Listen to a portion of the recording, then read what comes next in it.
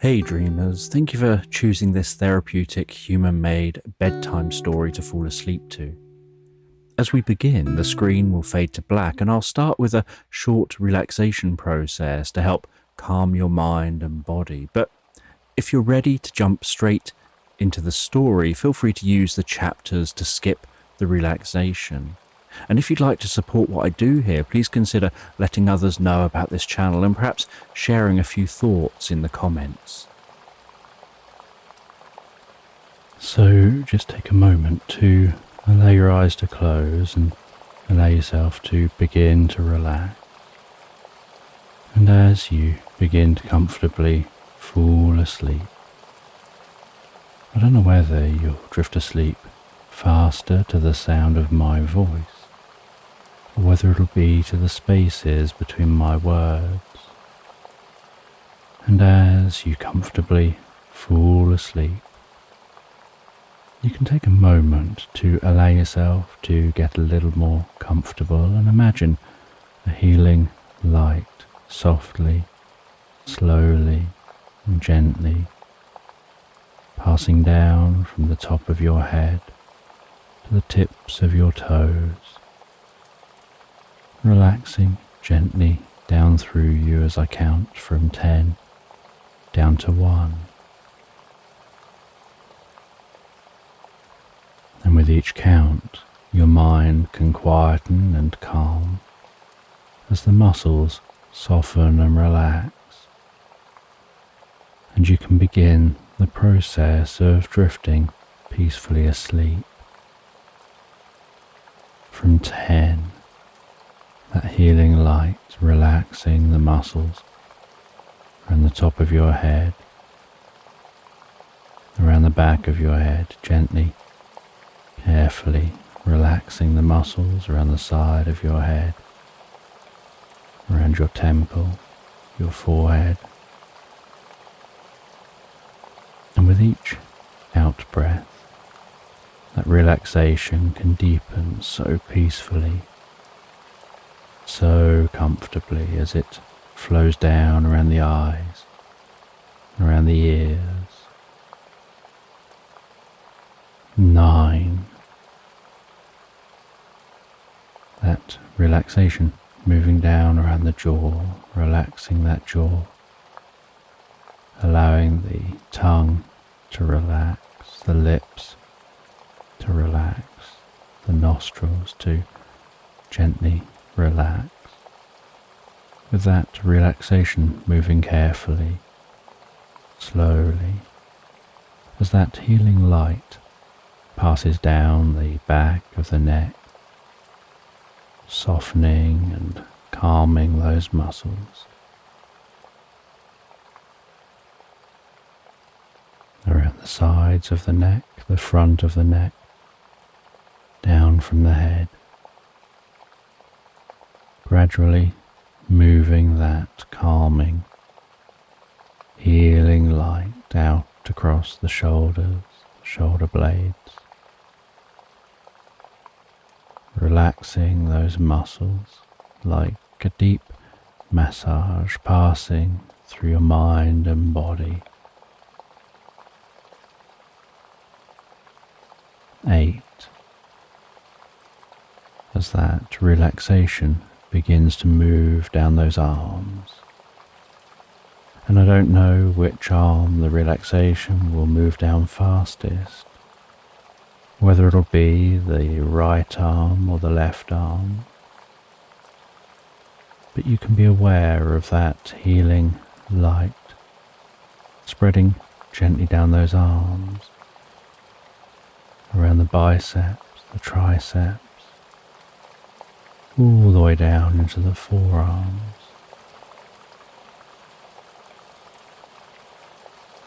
7. That relaxation moving down to the wrist,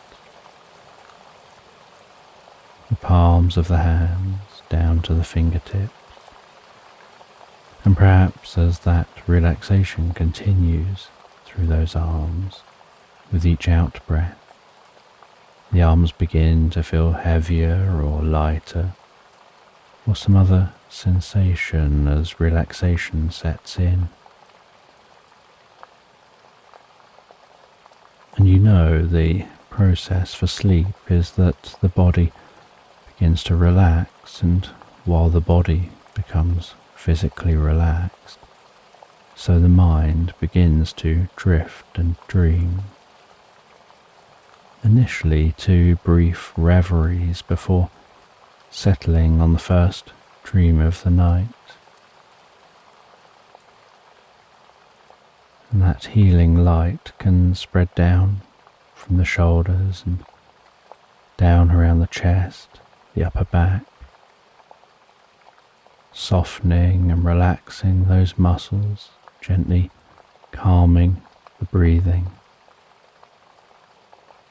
helping you drift deeper and deeper into the experience.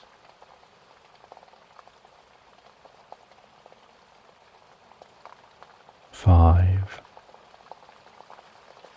The healing light moving down towards the stomach, the lower back, the sides, relaxing those muscles as it goes, bringing a deep sense of peace and calm to your upper body. 4. Releasing any tension, perhaps occasionally finding yourself shifting just a little to get a little more comfortable, with that relaxation spreading down around your buttocks, down into the upper parts of your legs.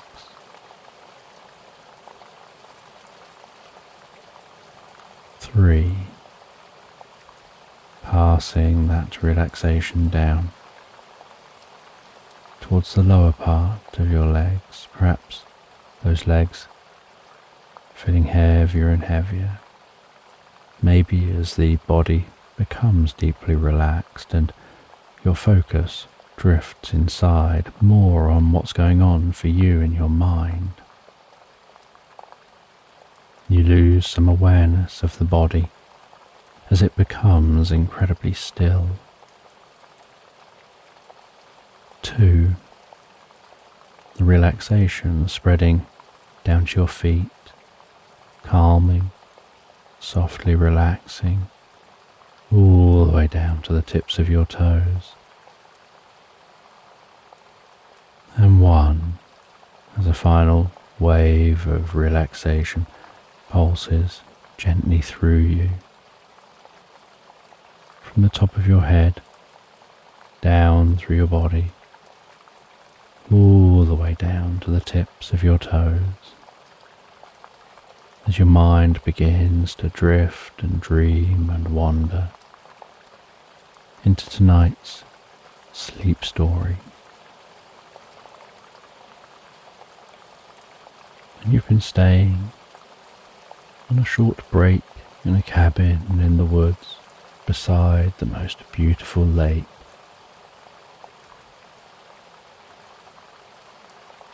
And every morning on waking up, you hear the sounds of the morning birds outside the cabin. The gentle rustling of the leaves in the trees.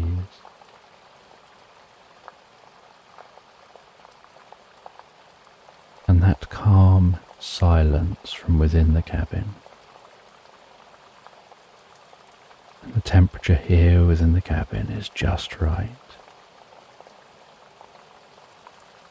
And every morning you wake up,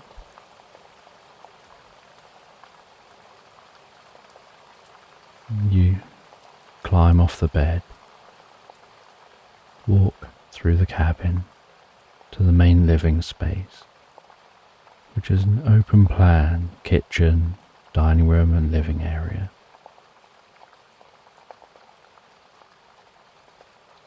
You prepare yourself some breakfast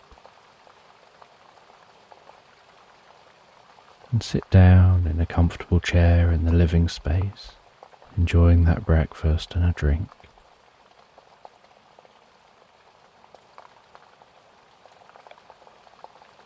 still aware of the quiet within the cabin and the sounds of nature outside the cabin, and that stillness here in the cabin.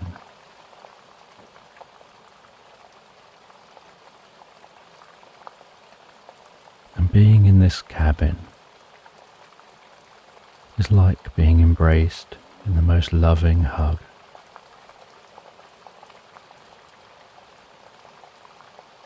The cabin feels like a security blanket wrapped around you.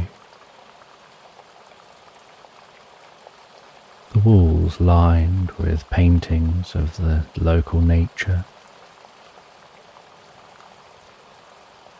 Rows of books on old wooden shelves. A slight scent of wood wafting within the cabin every time you move your head.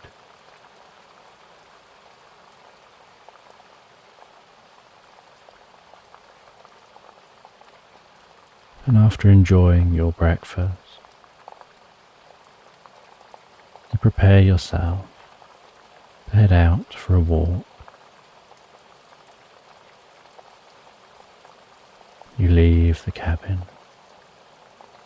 and as you've done on many occasions during your stay, you wander down to the lake's edge, and there's a small jetty jutting gently out into the lake water. The water lapping so softly on the shore. Ripples of light can be seen across the lake.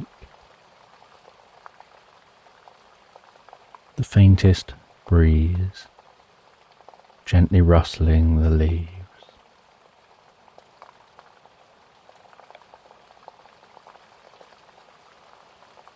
The occasional duck quacking on the lake.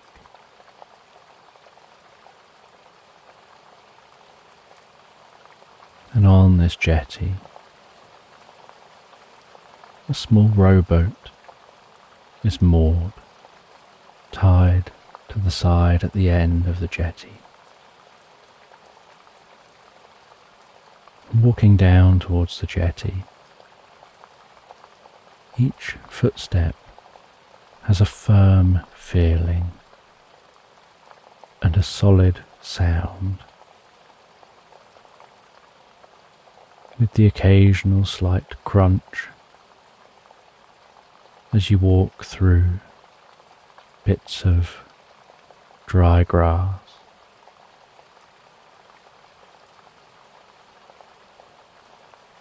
And a crunching sound as you get to the stones lining the edge of the lake.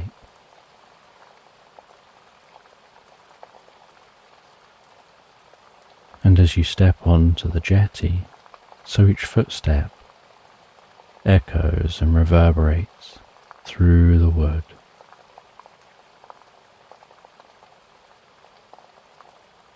And you can smell the freshness of the water here as you walk up onto the jetty.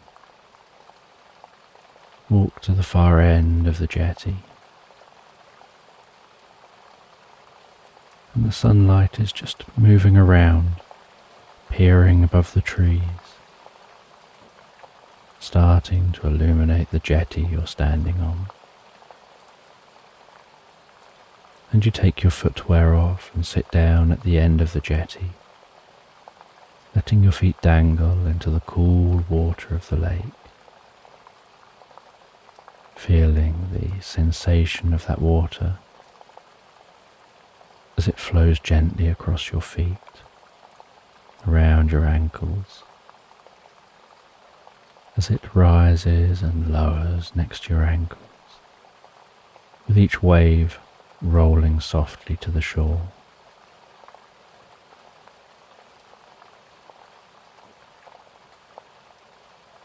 And after a while, as the sun continues to rise, you stand back up You untie the boat,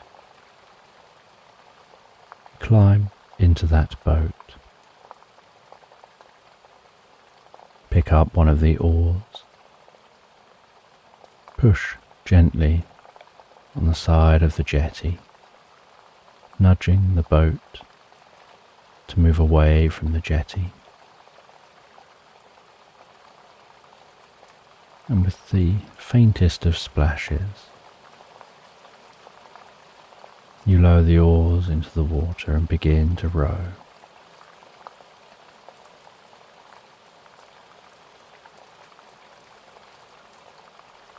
And you've been here a few days and you've gotten quite a good technique of rowing the boat.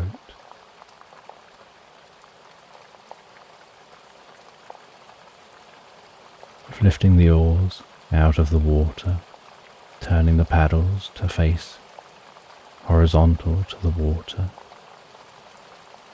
As you lean your arms forward and your whole body forward, making the paddles move diagonally behind you,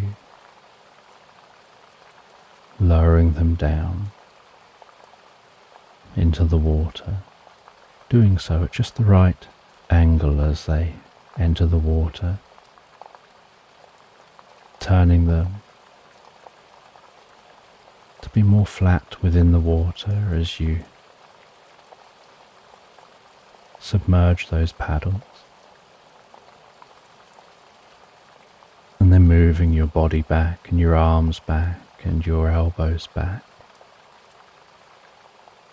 as you pull the paddles through the water, propelling the rowboat through the lake.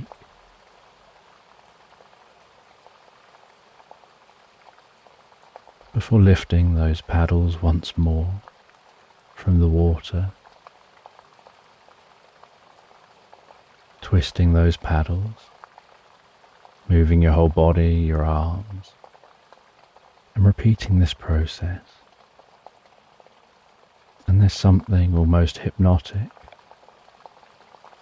about the rhythmic nature of rowing a boat. And you quickly pick up quite a lot of speed, seemingly quite effortlessly, as you row out into the middle of the lake. And in the middle of the lake, you pull the oars into the boat. You settle yourself down and rest for a minute. The sun rising gently. The boat wobbling just slightly on the water. The sound of the water lapping gently and softly against the side of the boat. Just enjoying these moments of peace and calm, the stillness of being out on a lake, with nothing around for some distance.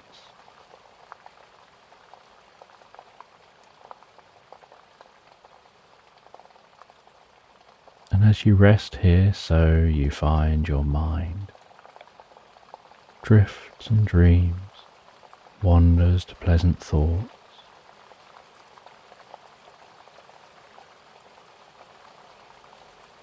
After enjoying peace for a while,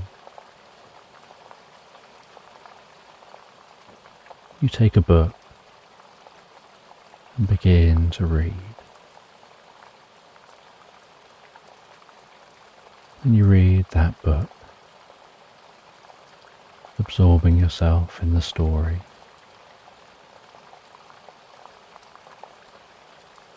Almost becoming unaware of the passage of time.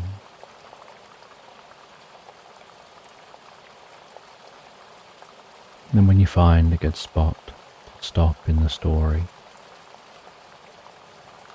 and you feel like lunchtime is approaching,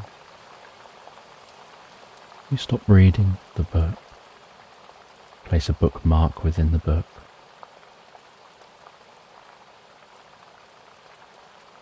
You place that book down beside you. You grab some sandwiches you've prepared to eat.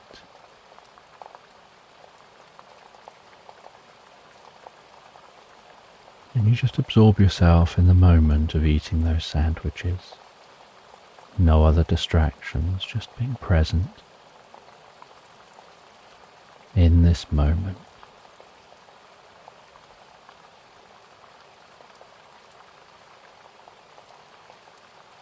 And this opportunity to escape the hustle and bustle of everyday life, to find the safety and security, tranquility within nature,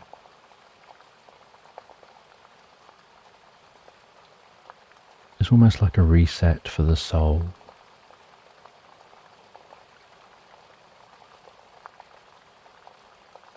And after eating the lunch,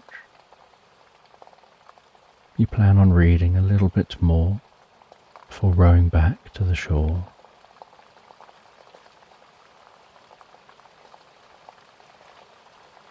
And you've done this pretty much every day that you've been here. You've woken up, you've gone for a wander in the woodland, and after exploring the woodland around the cabin, you decided that rather than sit indoors and read, or sit under the shade of the trees in the woodland,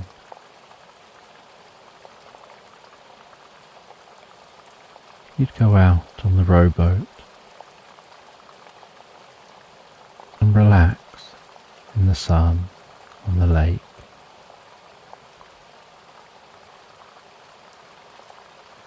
Being in the heart of the sounds of nature, allowing the sounds of nature to just wrap gently around you.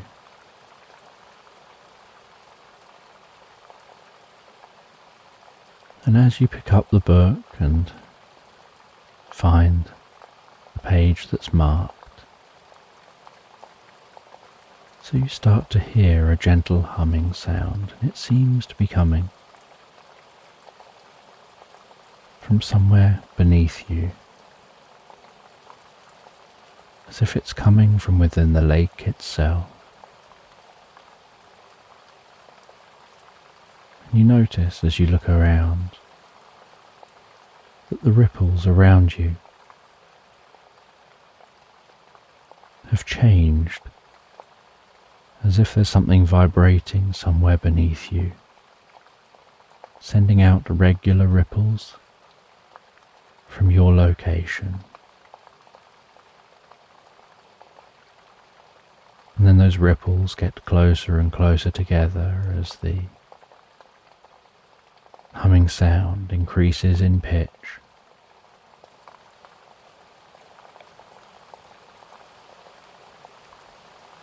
And then you start to notice a light under the water.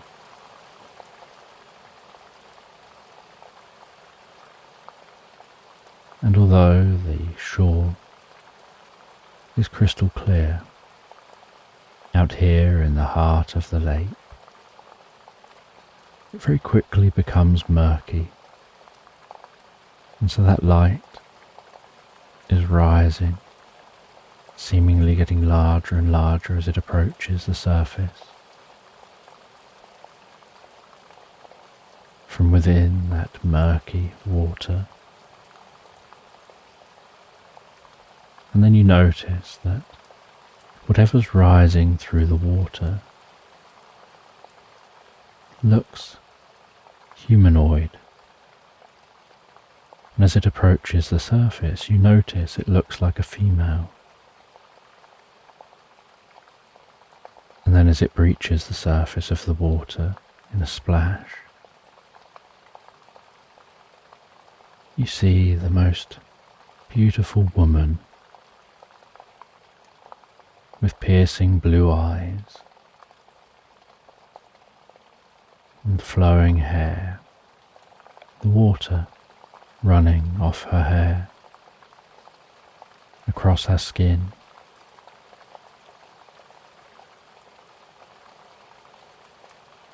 And she has the softest voice as she says that she's the lady of the lake. And she seems to be hovering half out of the water, somehow managing to have far more of her body out of the water than you would be able to if you were treading water.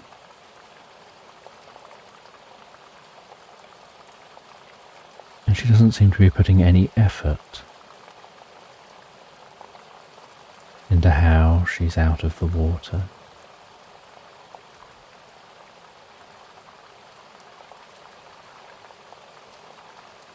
And she tells you that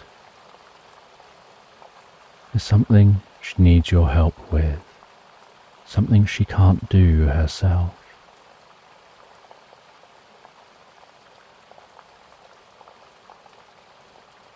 And she takes a bracelet from her wrist, asks you to place your arm out.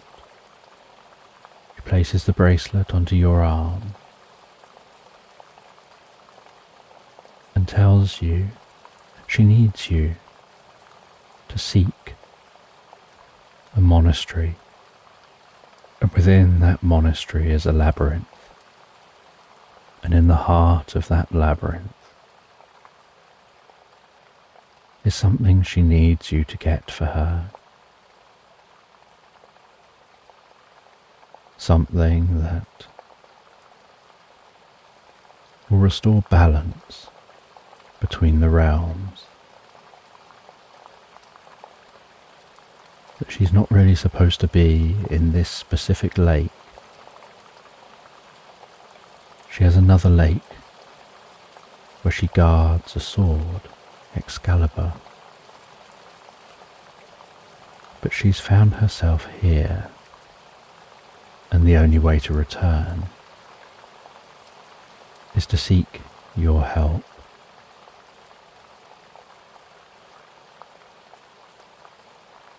And in the heart of the labyrinth will be a blue crystal, and that blue crystal will fit within the gap, within that golden bracelet that she's just placed on you. And when you return that, it'll help her to be able to get back to her own realm. And you ask her why she can't do this journey herself. And she seems to leap from the water and dive headfirst under the water.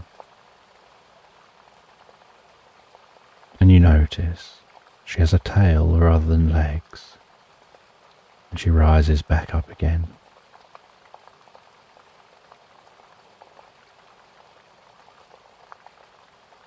And you ask, how are you supposed to find this monastery?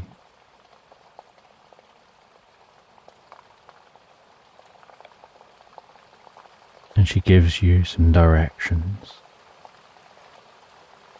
telling you where it is you need to go, and in what direction, and signs that you'll notice that will let you know you're approaching that monastery.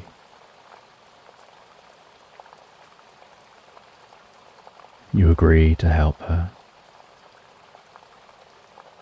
and she disappears back under the water, and there's stillness once more.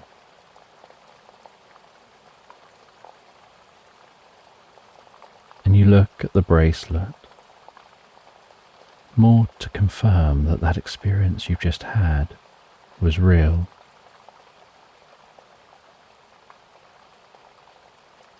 And it's already during the afternoon, and it sounds like you've got quite a way to go.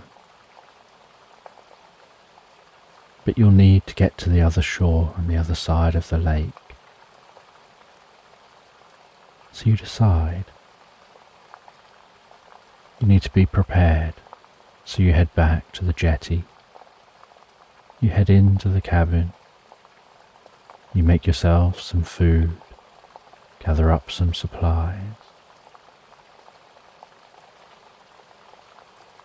You grab some bits for camping. And there's still a few hours of daylight. And you decide you'll set off now, get to the other side of the lake. Walk for a few hours, and then you'll camp the night, and you'll already be in a location that'll give you a head start when you wake up to make the journey you need to make. And so once you've gathered up those supplies, you head back down to the jetty, back onto the boat, and you row that boat to the fading sun across that lake. As the low light turns the water an almost orangey colour, with light sparkling gently on the tips of the waves. You reach the far shore. You row extra hard towards a smooth part of the shore, so the boat slides up a little way onto the shoreline. You walk to the front of the boat and climb out, jumping a little to clear as much of the water as possible.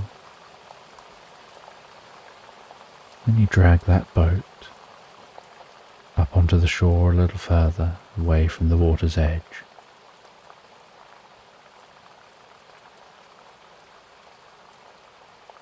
And then you set off a little way into the woodland this side of the lake.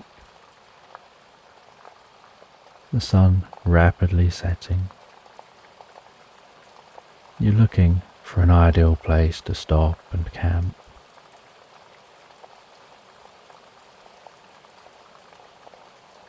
And just for safety, you want to make sure that it's not too close to the water's edge,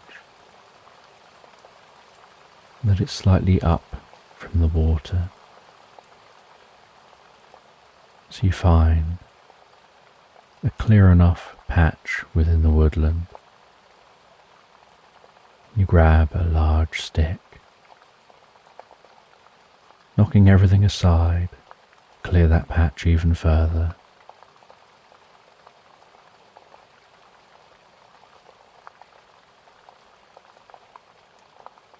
Then you pitch your tent. You dig a small pit. You make a small fire. You have something to eat. You sit awake in the tent as the fire burns down to the most gentle glow. And once the fire is just a gentle glow, so you relax back into the tent and comfortably, easily and effortlessly fall asleep.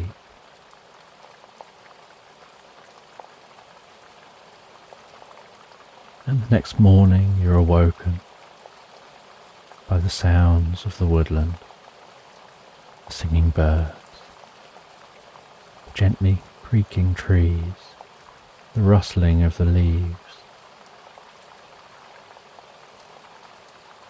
smelling how fresh the air smells, how cool the air is. Exiting the tent and having a stretch, and something to eat before packing everything away, covering over the fire pit, continuing on your journey through this woodland. And there is no clear path, and so you're just having to push your way through the woodland, weaving around trees, climbing over fallen logs,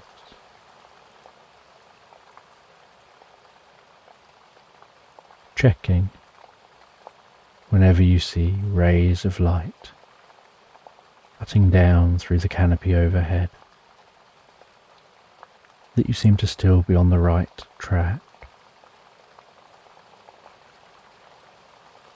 And it takes most of the day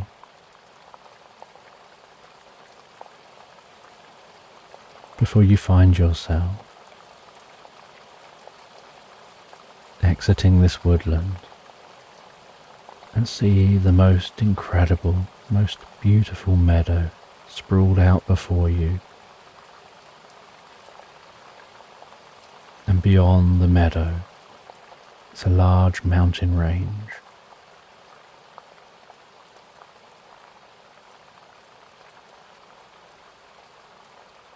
So you begin to walk through this meadow. And as gold now sets in, so you take in its beauty and stop once more to set up camp and rest for the night.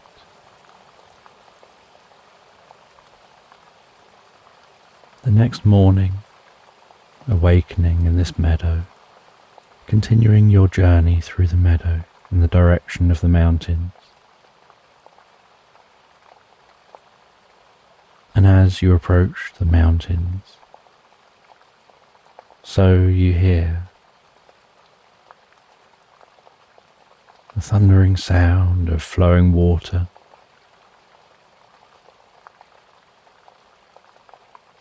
and it sounds like so much water you can even begin to smell it in the air, although you're yet to see that water.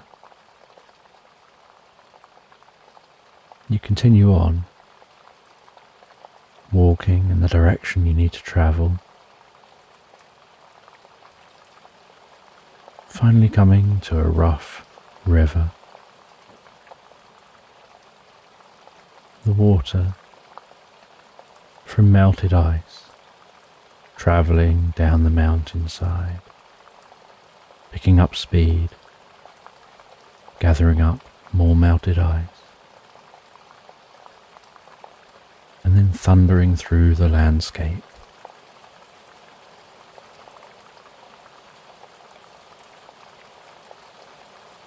And you wander along the edge of the river, looking for a crossing. And you walk in the direction of the mountains, following the river round, heading upstream, hoping that somewhere as you get closer to the mountains will be a way to cross.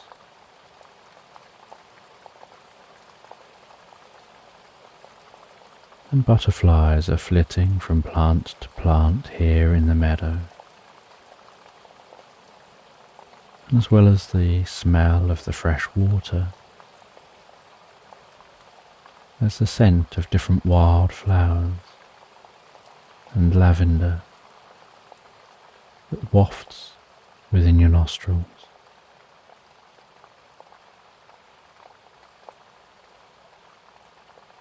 And while walking around the outside of this river, you spy in the distance what looks like a stone bridge. And as you approach that stone bridge, the first time on your journey so far, you see there's some kind of road or path leading to the bridge, and then leading on over the bridge and then towards the mountain. And she walked down to that path, up and over the stone bridge. You follow that path, the other side of the stone bridge, continuing on towards the mountains.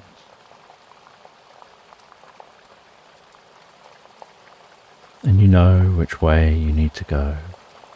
You're just now figuring out what the safest way of getting there is, and whether this path will take you there. And the path takes you up to the mountains.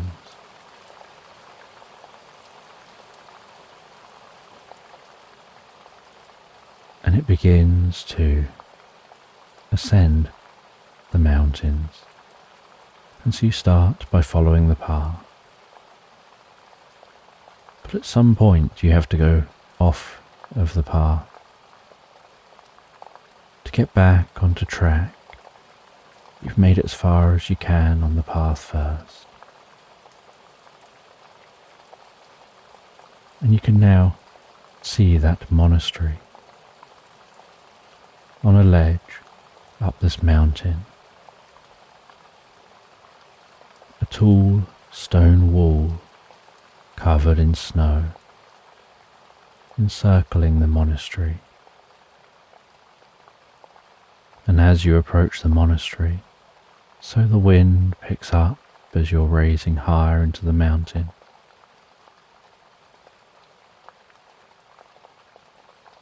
And among the sound of the wind, you hear the sound of bells being struck. You approach that monastery.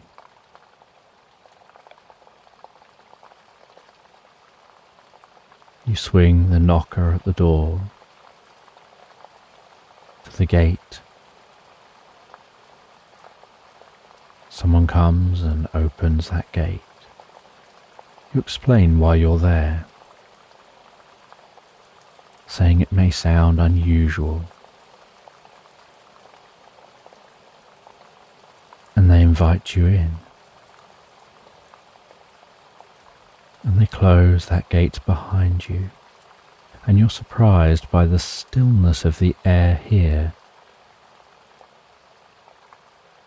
within the walls of the monastery.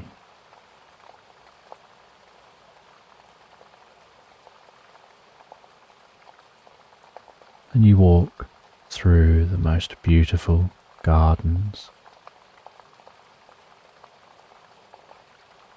and carefully raked sands,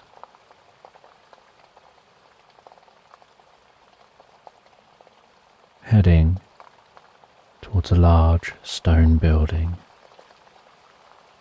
that's partially embedded within the face of the mountain.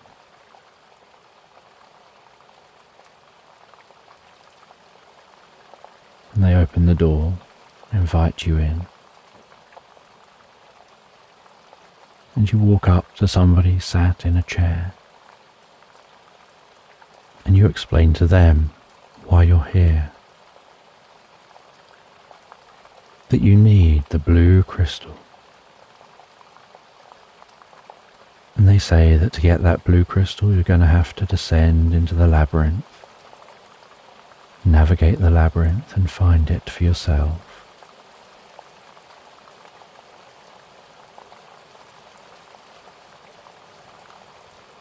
And you're curious if they know why this rift between the realms has opened up. But you choose not to ask, feeling that they'll tell you what you need to know. And they show you to a door at the back of this space, and this door leads into the mountain itself. They open the door, they gesture for you to descend. So you descend those steps, going deeper and deeper into the mountain, before you find yourself in a vast labyrinth. And this labyrinth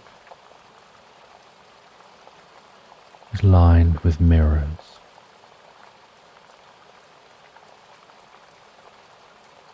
are lights lining the labyrinth.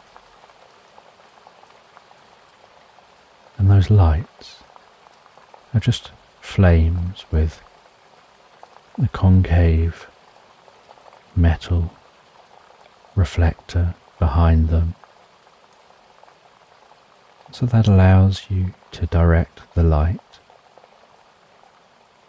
deeper into the labyrinth, helping it remain light between one light and the next.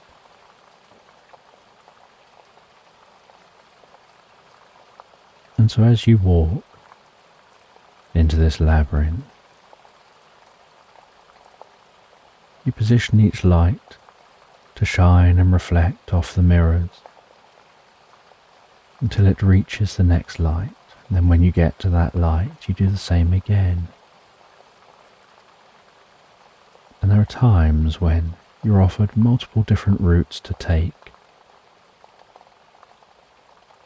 And you find that you occasionally take a route that leads to a dead end and have to backtrack. But because you're bouncing the lights down to each other light,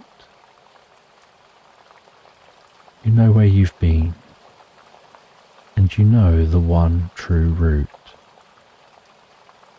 Because each time you backtrack, you direct the light down a different path, bouncing it down that path to the light down that path. And if you don't return because it's the correct route, the light remains showing the way.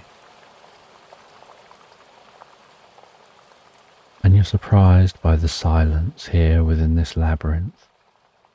There's a slight rumbling sound, which could just be the sound of the wind hitting the mountains, and that reverberating through the land. But other than that, there's just stillness and quiet, and a dull thud of each footstep you take. And after quite some time, you find your way to the heart of the labyrinth, where you see a plinth, and on that plinth is a sparkling blue crystal. You pick the crystal up and place it within the bracelet, and the whole bracelet now shines with light, as if it's gathered energy. You follow your light trail back out of the labyrinth. You head back to the main area of the monastery, and you find that it's now night time. And so they invite you to stay for the night rather than risk descending the mountain in the dark. They show you to a room, and it's a very simple bed in a very simple room, and yet something about it is so comfortable and deeply peaceful as you fall asleep.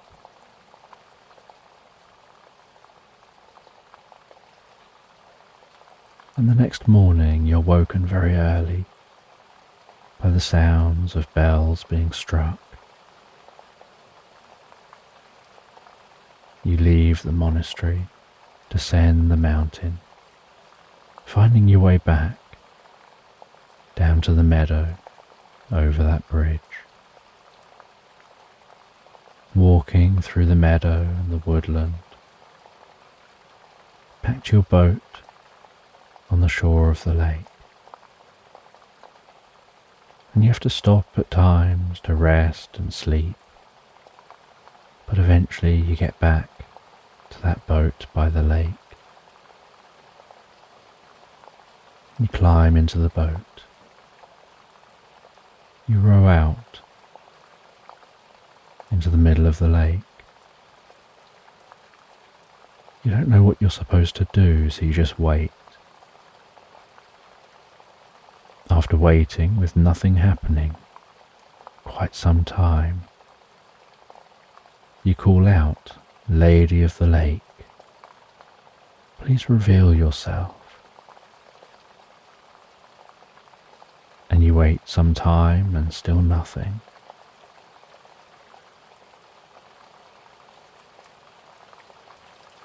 Until eventually you hear that humming again. You see the surface of the water vibrating and rippling. Then the lady of the lake breaches the surface of that water. You say that you've done the task. You hold out your arm with that bracelet on it, and the blue crystal embedded in the bracelet, and that bracelet gently glowing. And the lady of the lake removes the bracelet from your wrist, places it onto herself, and a flash of blue wraps around her, almost like a blue force field passing from her wrist out, around her hand, then up her arm, and then around her whole body. And once it's covering her whole body, then it just disappears.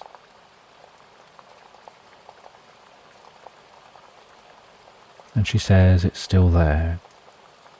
It's just now complete. And she can now return. The path back to her own lake is now accessible.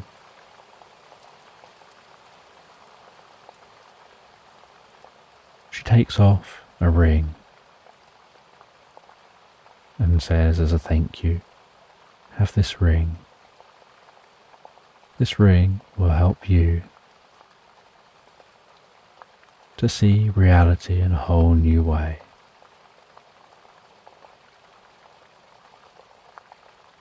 To feel a deeper connection to reality.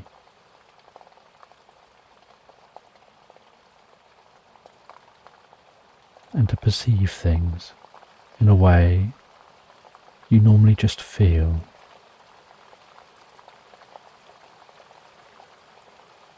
And you place that ring on your finger as the lady of the lake descends beneath the water, and a flash of electric blue appears under the water just for a moment, and then there's stillness and silence.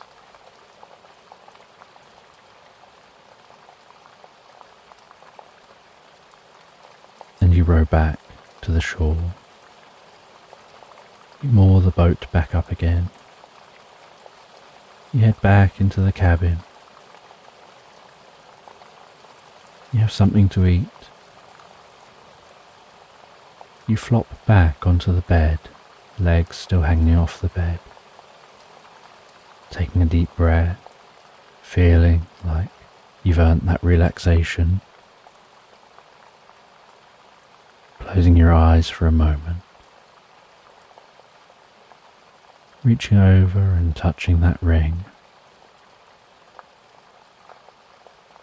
And feeling a deep connection with the world around you. Like you can understand and notice there is more here in this world that you've felt for a long time, but now you're aware that it's there. As the sun sets, you look out the window from the bedroom into the forest. Do you think you notice something moving within the forest, and you see there are fairies flying around, flitting in streams of sparkling light.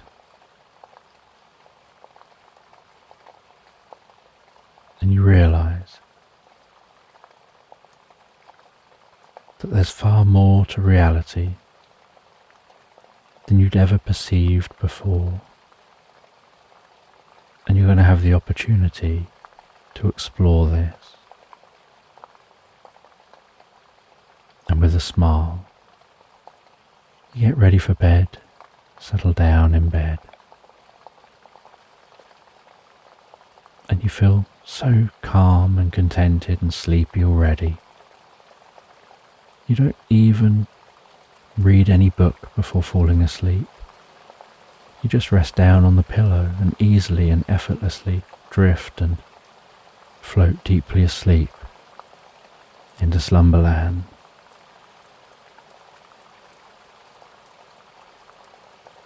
So in tonight's sleep story, you follow Raven the hedgehog as she meets a curious goose called Faith, and they set off together on a quest, travelling through meadows and woodland to a mountain monastery where Raven engages in a magical ritual that brings a deep connection to the world around her before journeying back home, changed and with a new purpose in life. So just take a moment to allow your eyes to close and allow yourself to begin to relax. And as you begin to comfortably drift asleep, I don't know whether you'll drift asleep faster to the sound of my voice, or whether it'll be to the spaces between my words. And as you comfortably fall asleep, you can take a moment to allow yourself to get comfortable and imagine a healing light softly, slowly and gently passing down from the top of your head to the tips of your toes, relaxing gently down through you as I count from 10 down to 1. And with each count, your mind can quieten and calm as the muscles soften and relax. And you can begin the process of drifting peacefully asleep. From 10, that healing light relaxing the muscles around the top of the head, around the back of your head, gently, carefully relaxing the muscles around the side of your head,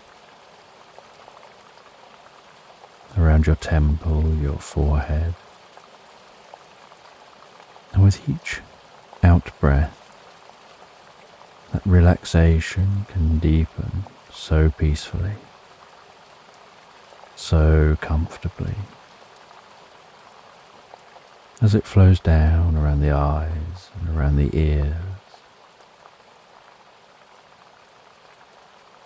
9. That relaxation moving down around the jaw, relaxing that jaw, allowing the tongue to relax, the lips to relax, the nostrils to gently relax. With that relaxation moving carefully, slowly, as that healing light passes down the back of the neck, softening and calming those muscles around the sides of the neck, the front of the neck, down from the head, gradually moving that calming, healing light out across the shoulders, the shoulder blades, relaxing those muscles like a deep massage passing through your mind and body. 8. as that relaxation begins to move down those arms. And I don't know which arm the relaxation will move down fastest, whether it'll be the right arm or the left arm. But you can be aware of that healing light spreading gently down those arms, around the biceps, the triceps, down into the forearms. 7, moving all the way down to the wrist, the palms of the hands, down to the fingertips. And perhaps as that relaxation continues through those arms, with each out-breath that you take, the arms can begin to feel heavier or lighter or some other sensation as relaxation sets in. And you know the process for sleep is that the body begins to relax.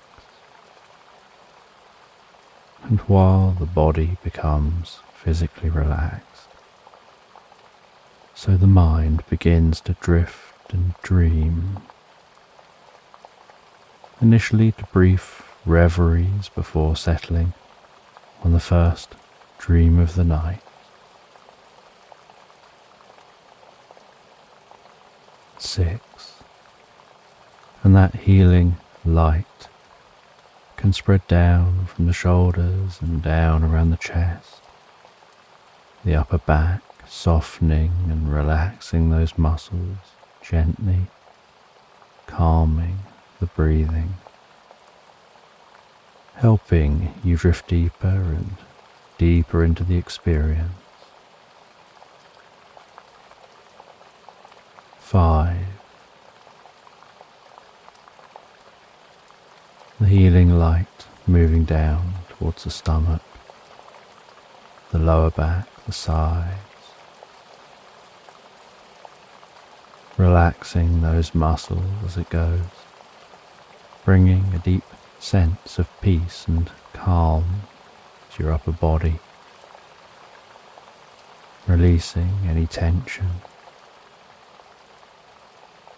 Perhaps occasionally finding yourself shifting just a little to get more comfortable. 4. With that relaxation spreading down around your buttocks, down into the upper parts of your legs. 3. Passing that relaxation down towards the lower parts of your legs, perhaps those legs feeling heavier and heavier, maybe as the body becomes deeply relaxed and your focus drifts inside more on what's going on for you in your mind. You lose some awareness of the body as it becomes incredibly still. 2. The relaxation spreading down to your feet, calming, softly relaxing, all the way down to the tips of your toes. And 1. As a final wave of relaxation pulses gently through you, from the top of your head, down through your body, all the way down to the tips of your toes, as your mind begins to drift and dream and wander into tonight's sleep story. And the mist clung firm, like a stubborn blanket refusing to lift from a sleeping landscape. As the morning sun lightly raised its head above the horizon, Raven the hedgehog wandered out from beneath a hedge on the edge of the meadow, wading through the mist as it parted around her in soft, slow, ethereal ripples. Raven headed through the meadow to the herb garden for something to eat. She prepared her food and then thought about what she'll do with her day. She decided that she'd clean some of her most precious items in the stream at the far side of the meadow. She headed back home, placed her cart outside of her home. The cart had wheels made of densely woven grass and sticks for spokes, and twigs for the body and handles.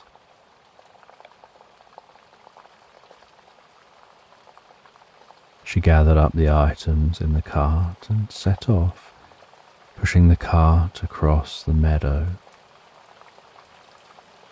The cart leapt about as it went over the uneven grass. The dewdrops, which had been happily clinging to the grass, spraying everywhere as the cart pushed through that grass, parting the mist. Water droplets rode Raven through the meadow as she continued down towards the stream. The items in the cart clattering and clanging.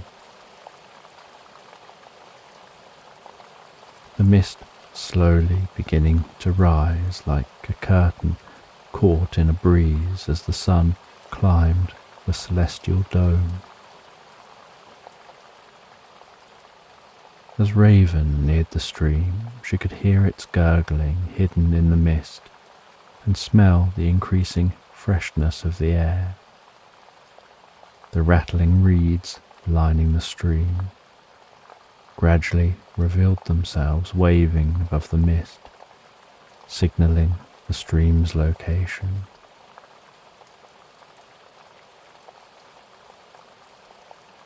Raven slowed as she approached the stream. Along with the items it carted to the stream to clean, Raven was doused in the meadow's moisture. She unloaded the cart onto the bank of the stream, placing everything in the order she planned to clean it. Largest items first, so that they could be the first items placed back into the cart. Smallest items last, to go back on top in the cart and to fit into the nooks and crannies of the other items. By the time she'd unloaded the cart and organised the items, the mist was letting go of its final hold over the land. The sky was bright, blue and clear. The meadow was clear in all directions as far as the eye could see. Butterflies and bees had now come out to dance from flower to flower. Raven began cleaning the first items, moving them into the edge of the stream, the water splashing around the items as she shimmied around them, rubbing and cleaning them in the flowing water. Then moving the items near to the cart to dry out in the sun, ready to be placed back into the cart to take back home.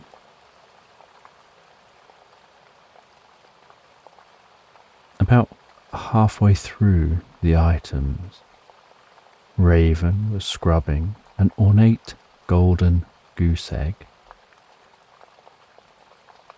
She'd received this egg as a gift many years before from her good friend Bear the seagull from Senegal, who claimed the egg was magic. Bear found the egg buried in the heart of a stone circle that was thousands of years old.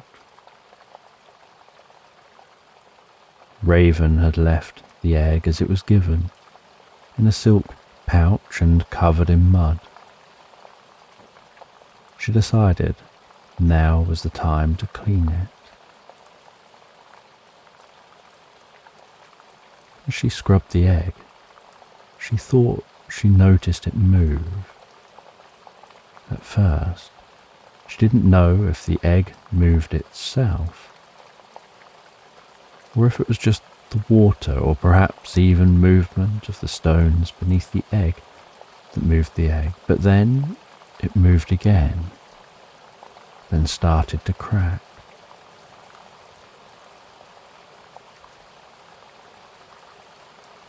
Raven wondered if perhaps she'd accidentally broken the egg by getting it wet.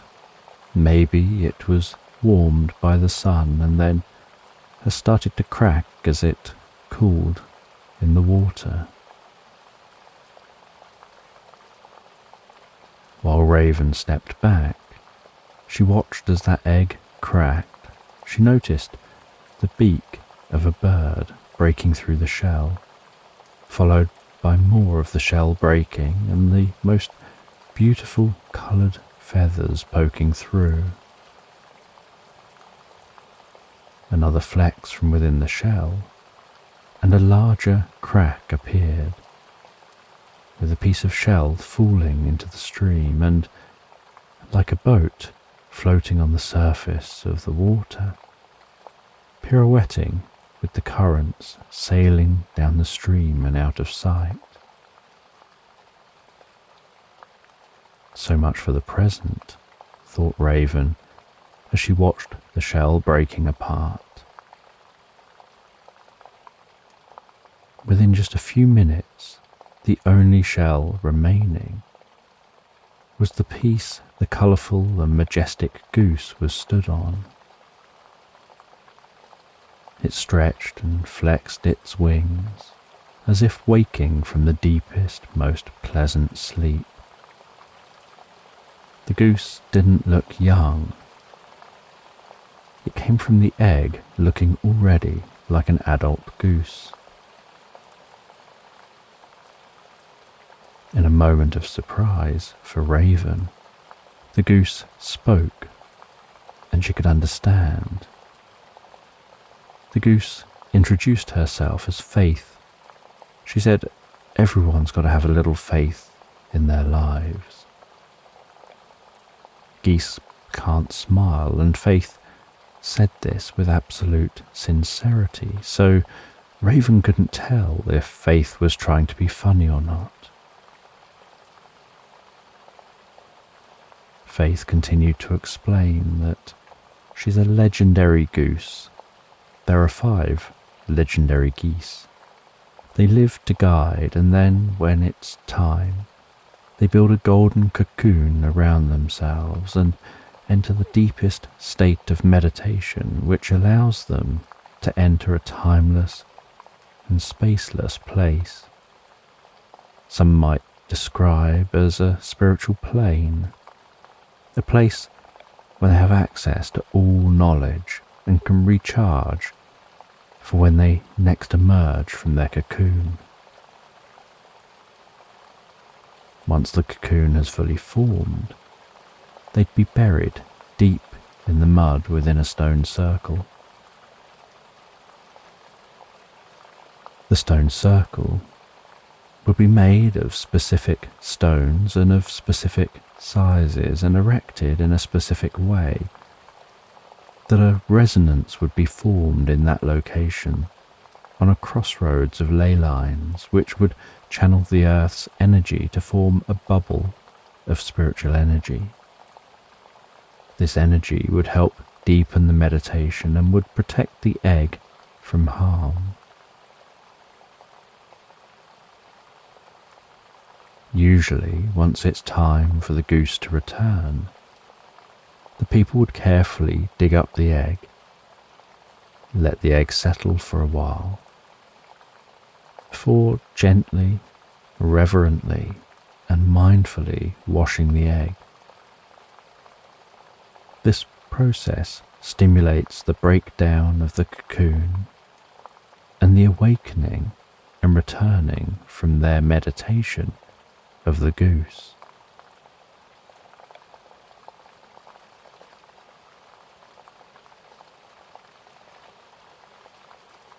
Raven apologized for triggering Faith's awakening, stating that she didn't know. She was just trying to clean the egg. She didn't realize it would wake a goose. She said, "If you've been transported here, a long way from where you were buried, and awoken here by me at this time, does that mean you've been woken at the wrong time by the wrong being in the wrong place?" Faith explained, "There are no mistakes. There is no wrong time or wrong place or wrong being. I awaken for the right being at the right time in the right place. I am here. The time is now. This is the present. This is your present." While talking, Raven begins to carry on washing the other items.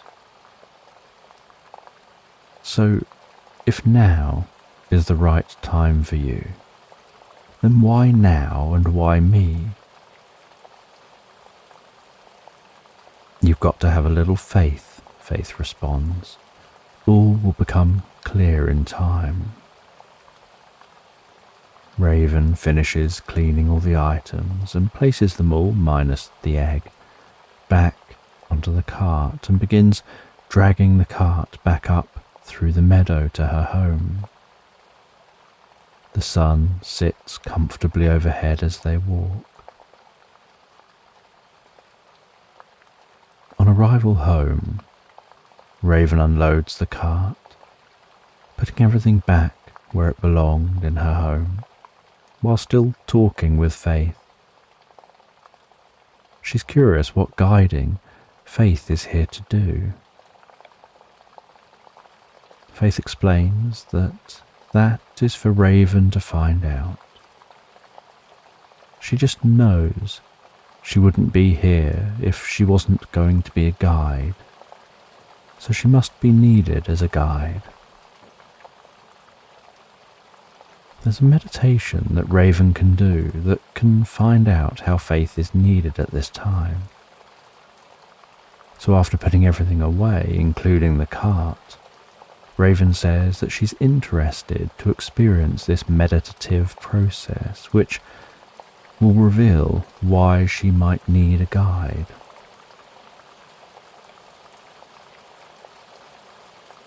Faith instructs Raven to sit quietly on the edge of the meadow. Close your eyes and take a moment to center yourself with a few deep, comfortable breaths. Breathe in comfort and relaxation, and breathe out any tension and worries. That's it. Notice the sounds around you.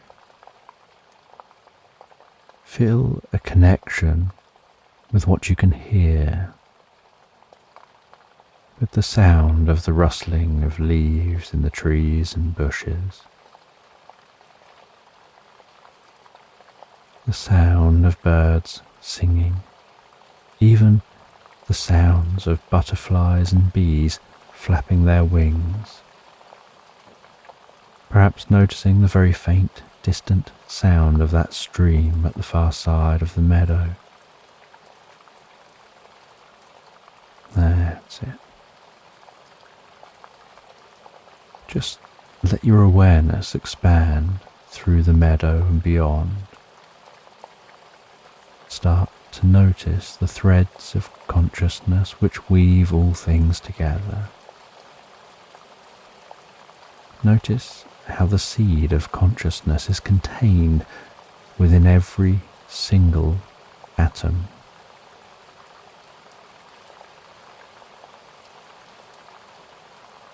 Begin to understand that consciousness is about the flow of information. Consciousness arises when enough information can move. And there's a difference between consciousness and conscious awareness. Something can have consciousness and not be aware of that fact. The awareness requires a feedback loop and a state of slow decay.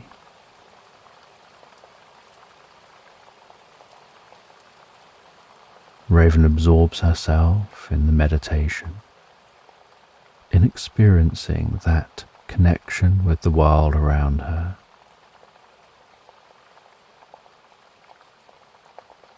Faith continues, and you can begin to drift on the river of consciousness, flowing through the landscape in a way you never have before. And if you let go and give in to the experience, you can flow through all consciousness at once, following all paths and experiencing all possibilities.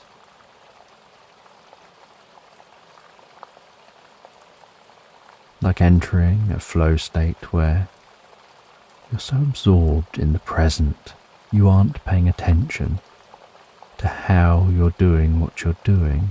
You're just doing.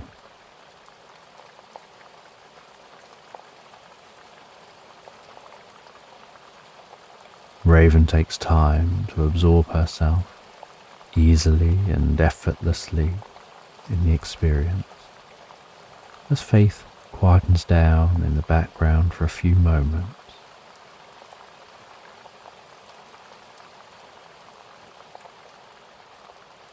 That's it.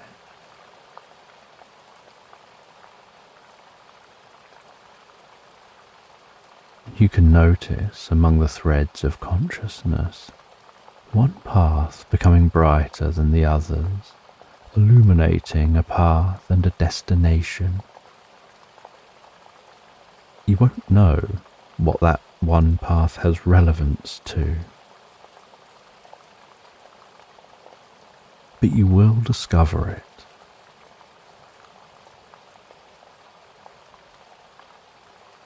The raven notices out of all the gently pulsing and humming strands of light which surrounds her, one strand begins to pulse brighter and louder, forming a path through the landscape to a bulb of light in the distance beyond her reach. Hold on to that, Faith says, as you begin to drift back to the here and now. That's it.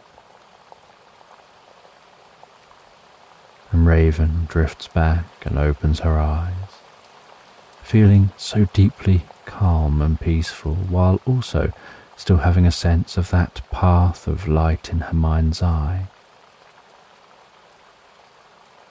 That path you've discovered is the one to be taken. I'll travel with you on your journey to help guide you. At the end of the journey, you'll meet with the elders where they'll give you a magical elixir. That elixir will do what is needed for you. Once my work here is done, you'll engage in a ritual which will return me to the earth until the next time that I'm needed.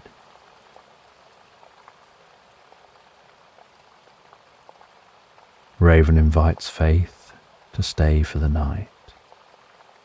She prepares dinner and engages in discussing Faith's long life and her many experiences and encounters. She shares about her time in Egypt, where she had to help a young prince to find what they needed to become the first pharaoh. She helped a farm boy to learn how to lead a community and prepare to weather a drought. She helped a fisherman discover a new land for his people. She helped a woman to understand the power of the earth's lines of energy and how those lines can be stitched together through the use of standing stones, positioned strategically on crossroads of the lines. That woman was able to spread this knowledge through her community, to build the first stone circle and then through other communities, construct stone circles around the globe. This gave Faith many places which she could settle down to rest.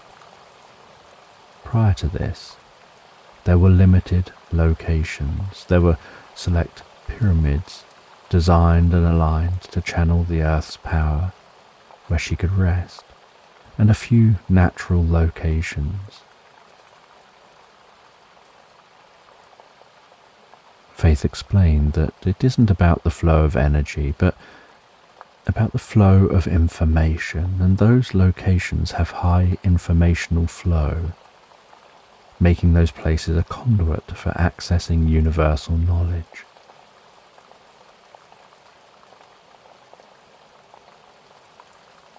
The next morning, Raven and Faith set off on a journey, following that glowing strand of light.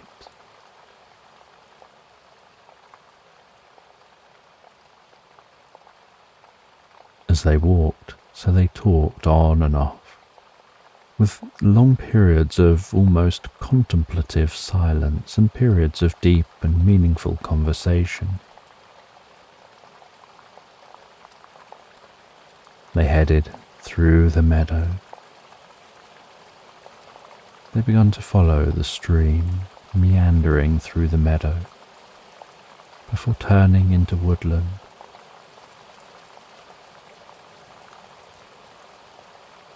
Raven may have smaller feet and legs. She's much more used to walking through this landscape. Faith had to waddle through. She could fly to where they were going, but she would arrive long before Raven, so she decided to walk.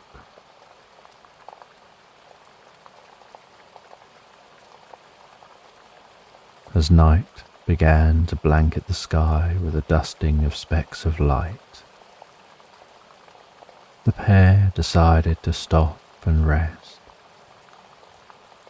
Faith shared more tales, but also wanted to listen to Raven's stories to learn more about her.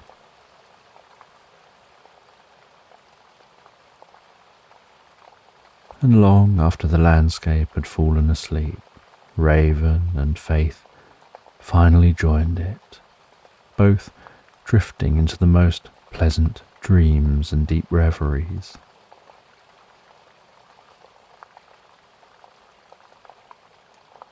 They woke up to the gentle warmth of the morning glow spreading across the landscape. They took a moment to stretch and have something to eat before continuing on their journey.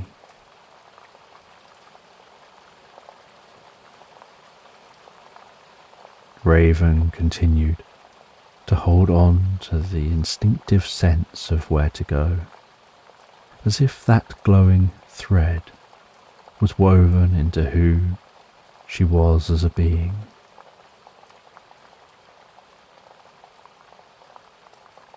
They continued walking through the woodland, listening to the echoing sound of birds singing the sound of a woodpecker drumming away on a distant tree, and watching the dancing streams of light filtering through the dense canopy overhead. After many hours of walking, the bright light of open countryside became the backdrop to the far side of the woodland. And the pair continued to walk towards the light, eventually exiting the woodland, looking over rolling hills made up of a patchwork of fields and meadows. Sheep and cows filled the fields, while many of the meadows contained rabbits and deer eating the grasses and wildflowers. Raven scampered over to one of the rabbits and explained that they were on a mission following an invisible path. But strangely, the path seems to have an unusual vibe in this location. Almost like there's more than one way to go, with one way being quicker than the other. The rabbit shared that there's actually a secret tunnel buried deep inside one of the rabbit's burrows. And if you're willing to dive into a rabbit hole, perhaps that secret tunnel is the quicker route to take. The rabbit showed Raven and Faith to the rabbit hole and said, "Head down there and take a left turn. There you'll see right in front of you a small wooden door. Pass through that door and perhaps it'll be the fast track you're looking for." Raven and Faith wander along the rabbit hole, each step reverberating along the walls of the hole,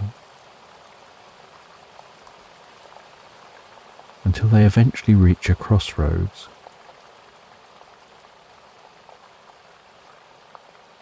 At the crossroads, they turn left and walk to the door they see in front of them.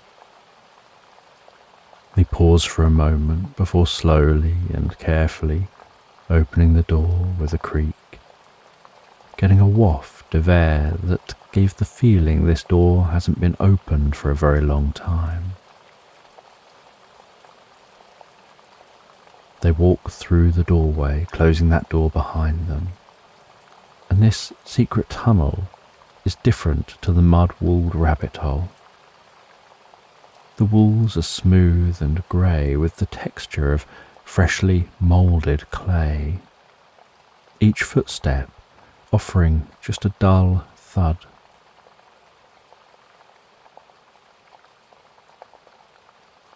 Raven continues to feel the pull in the right direction as they walk.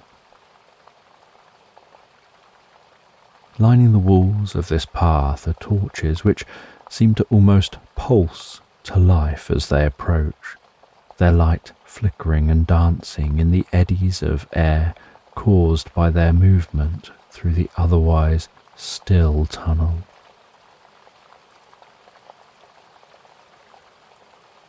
Looking forward into the darkness, it looks like there's so far still to travel. So it comes as a surprise when, after what feels like not that long has passed, they notice a door faintly illuminated in the distance. They arrive at the door, and as they open that door, they're greeted by nighttime in a meadow, looking towards the shadow of a tall mountain range, only noticeable by the absence of stars the mountains are blocking. They walk out from the secret tunnel, turning to close the door behind them, noticing that the door is embedded in the wide trunk of an ancient tree. Raven mentions, "We're nearly at our destination. It's just up in the mountains ahead." As it's night here, They decide it's better to rest for the night and finish the trip in the morning rather than trying to ascend mountains in the dark. The next morning, the two travellers begin their mountain ascent, following a winding path which weaves up the face of one of the mountains. They can see what looks like a monastery carved into the rock of the mountain itself. "That's where we're headed," said Raven to Faith. Faith could fly on ahead, but continued to decide to just walk along with Raven, travelling at a hedgehog's pace. And the higher up the mountain they climbed, the stronger and colder the mountain wind became. Eventually, they reached the monastery. The entrance to the monastery was a grand wooden door with a thick, giant knocker and thick metal studs. And Raven tapped gently on that door. And in comparison to the sound of the mountain wind, which was shuttling across the landscape and thundering past their ears, the tapping barely makes a noise.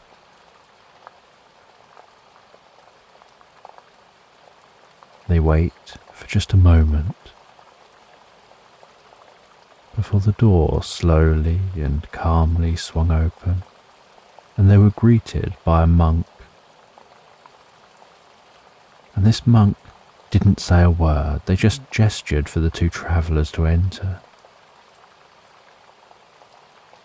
Raven and Faith entered the monastery, the door being closed behind them.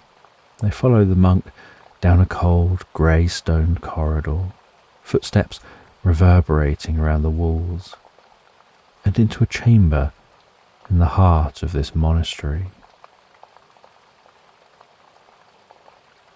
Within the chamber sat a circle of chanting monks sitting around a pool of water, the water vibrating in resonance with their chants, creating somatic patterns.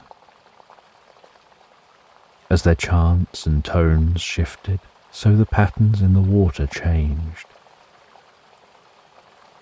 Raven was guided over to the circle of monks.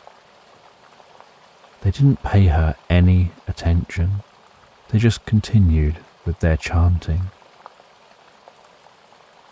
The monk crouched down to Raven's height, picked up a small sacred cup, held it by the lip of the cup between the fingertips of their left hand, while placing their right hand palm up underneath the cup and resting the cup gently upon their palm. They turned the cup 120 degrees clockwise, released their fingers back to the starting position, turned the cup 120 degrees clockwise again, repeated the process of moving their fingers back, starting position, and turned the cup 120 degrees clockwise one final time, before sliding their left hand gently down the side of the cup, moving the cup slowly towards Raven. Raven took the cup from the monk. The monk gestured for Raven to head to the pool of water, then gestured for her to dunk the cup into the vibrating water. She dipped the cup under the water, filling the cup and raising it back out of the water.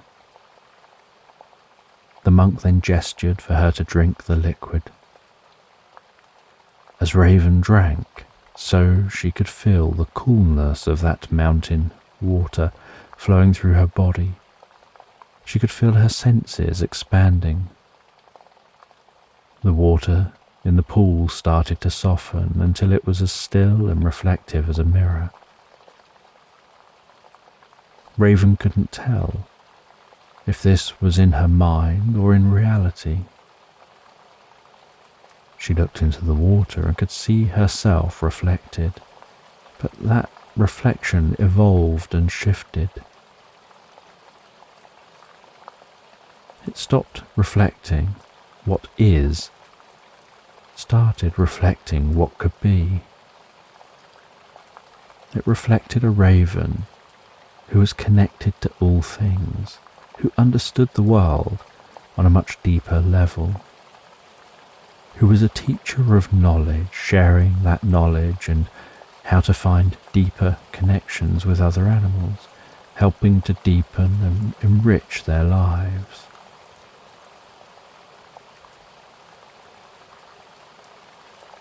She watched as swirls of light and colour slowly fill the pool behind the reflection of herself. The moment feels timeless, almost like a moment outside of time. As the moment begins to fade, Raven began to notice the sound of the chanting returning, the movement of the water returning, and a sense of time returning. She backed slowly away from the pool, and she could feel that something had shifted inside of her. She handed that cup back to the monk, and Faith said, "It's time to go, time to head to the location where you'll perform the ritual which will return me to the earth until I'm next required." They left the mountain monastery and made their way through the cold, walking back down the mountain. At the foot of the mountain, they decided to stop for the night, as it had been a very long day. They discussed what had happened, the experience Raven had had. Faith shared her thoughts on it. She said that very often the being who needs the support doesn't realise they need it. They don't realise there's a special path for them to tread. And often, even after they start on their new path, they don't know the impact they're going to have. They just feel a calling, almost like a drive in a direction of change. The next morning, they began their travels to Stonehenge, and it was a long walk south that took them many weeks to complete. But in that time, a deep bond formed between the two of them. At Stonehenge, Faith walked into the heart of the stones. Raven took her position in a specific location outside of the stone circle, and she began the ritual which involved reciting a specific incantation, followed by performing specific gestures and movements in front of the sun. With this, a humming built up from within the stones, followed by an electric blue pulse that struck at the heart of the circle. Faith began to glow blue as she curled up, and a golden shell began to form around her body from the base upward. And the process took a few moments to fully form that cocoon. And once formed, the electric blue strands of light began dancing on the ground beneath the egg, churning up and vibrating the mud as the egg slowly and carefully sunk beneath the surface back into the earth. And once fully covered, the light immediately disappeared in a flash of silence. Raven stood watching nothing happening for a moment and reflected on her time spent with Faith. Everybody needs faith in their life, she said to herself, as she turned and began the long journey home. In a moment of rest during her journey, while she was pondering her experience and her connection with all things, she felt a presence, faith. She noticed that faith was here. Faith was a part of all that can be connected with. Faith is always with you. Faith is journeying through universal knowledge, learning, developing and preparing for when she's next needed, while Raven continued to journey home. And once finally home, looking forward to taking on her role as a teacher and a guide in her own right, Raven rested for a while, ate some dinner, took some time to read before heading to bed, feeling that pleasure of settling down in your own bed after time away, and finding it so easy and so effortless to drift and float peacefully asleep into Slumberland.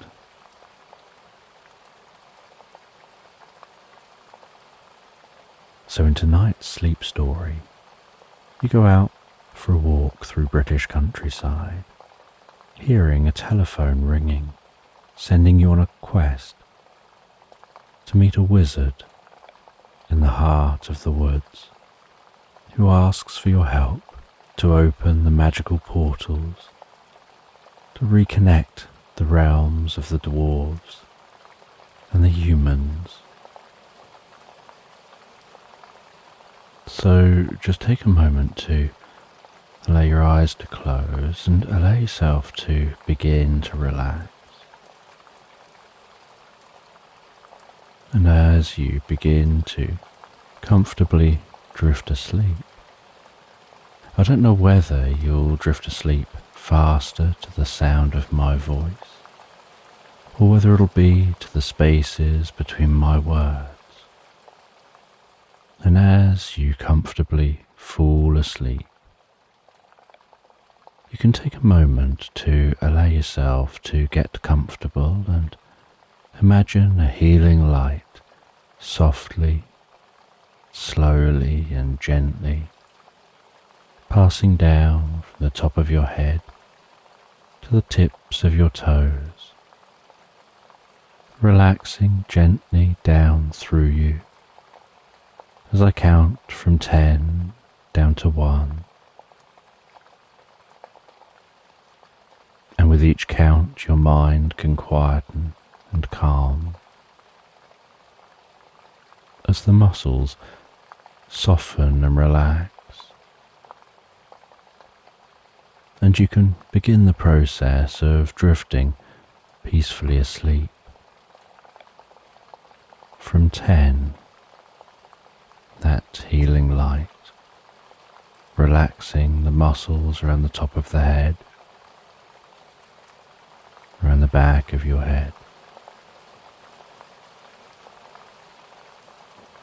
Gently, carefully, relaxing the muscles around the side of your head, around your temple, your forehead.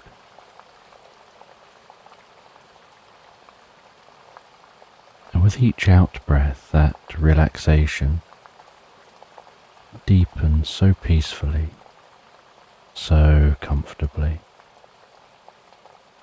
as it flows down around the eyes and around the ears.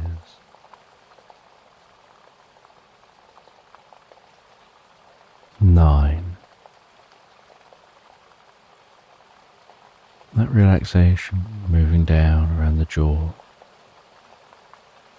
relaxing that jaw, allowing the tongue to relax, the lips to relax, the nostrils to gently relax.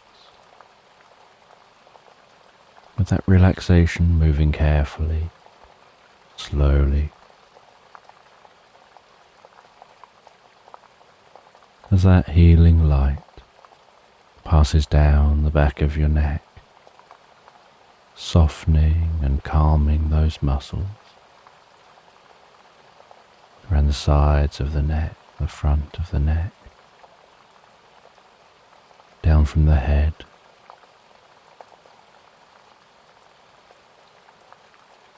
gradually moving that calming, healing light out across the shoulders, the shoulder blades, relaxing those muscles like a deep massage passing through your mind and body. 8.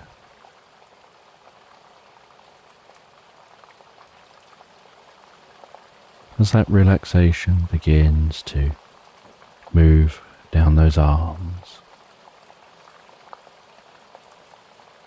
and I don't know which arm the relaxation will move down fastest, whether it will be the right arm or the left arm. But you can be aware of that healing light spreading gently down those arms,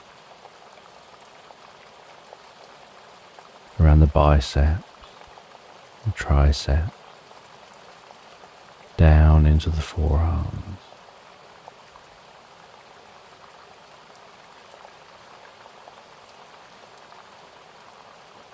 Seven, moving all the way down to the wrists, the palms of the hands, down to the fingertips.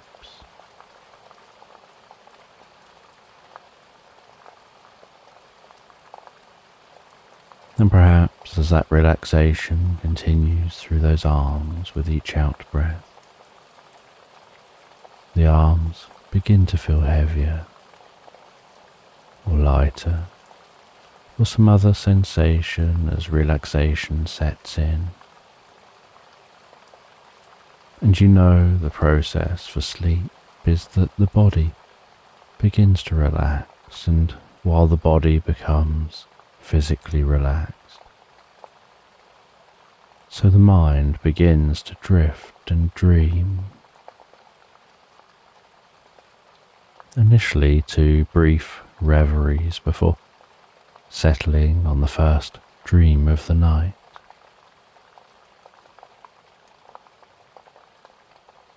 6. And that healing light can spread down from the shoulders and down around the chest, the upper back, softening and relaxing those muscles, gently calming the breathing,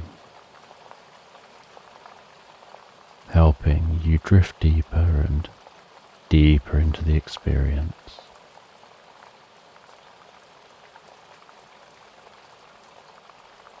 5.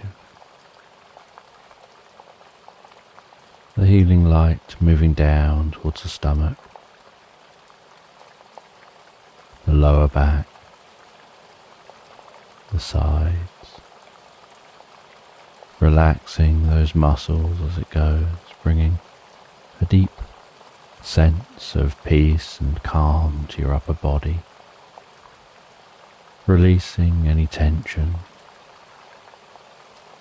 perhaps occasionally finding yourself shifting just a little to get a bit more comfortable.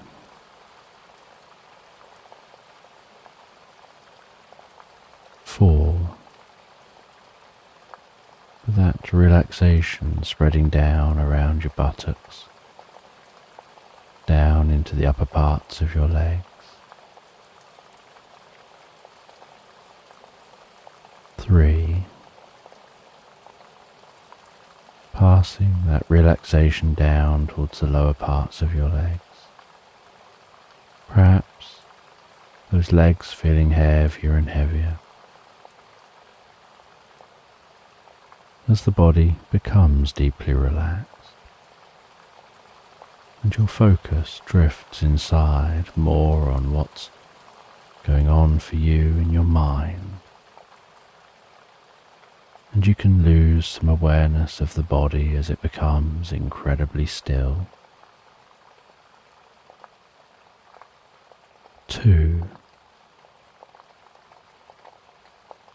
The relaxation spreading down to your feet, calming, softly relaxing all the way down to the tips of your toes. And 1.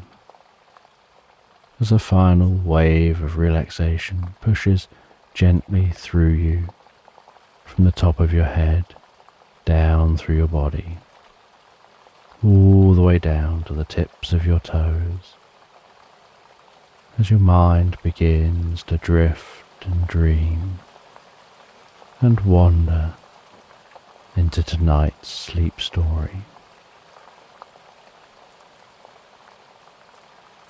And as you relax into the sleep story, you find yourself wandering down a country lane. And as you wander down this country lane,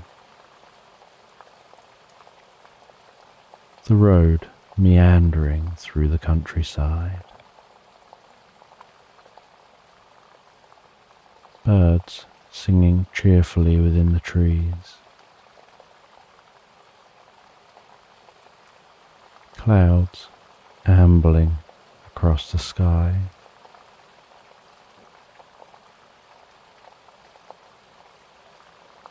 you see a red phone box in the distance.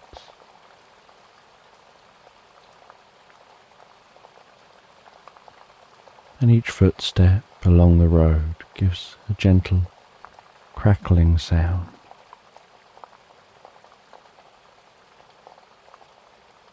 Each stride brings you closer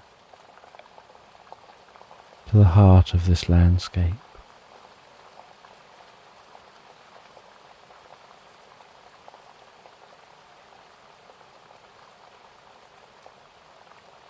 And while you walk through the landscape,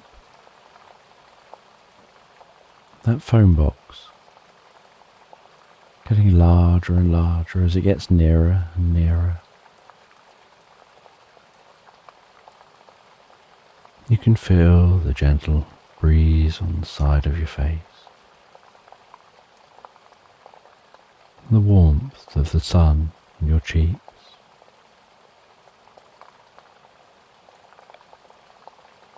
Hearing the rustling of the wind blowing through the tops of the trees.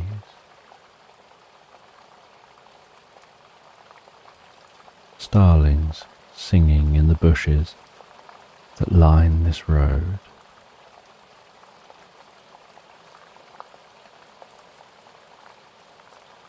And as you near that phone box, you can hear the sound of it ringing.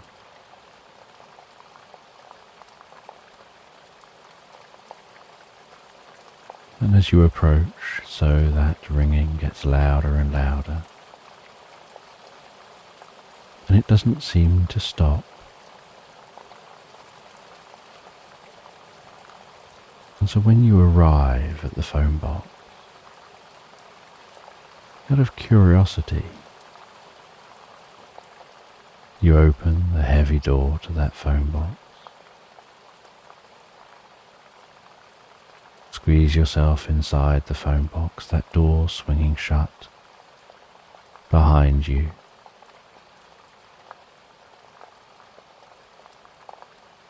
And then slowing down to close very slowly behind you the last few centimeters. That phone ringing before you. A stillness to the air within the phone box.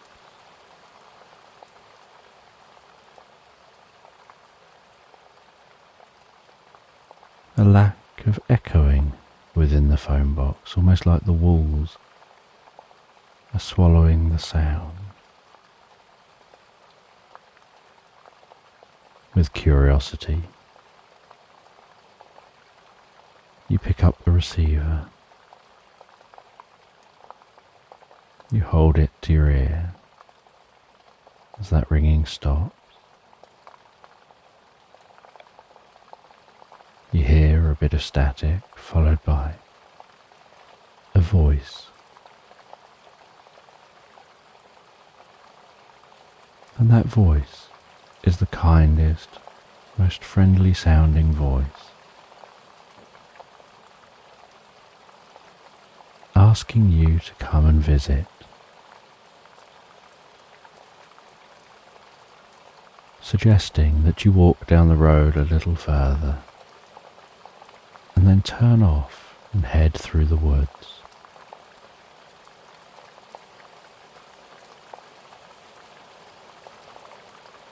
And then the phone hangs up.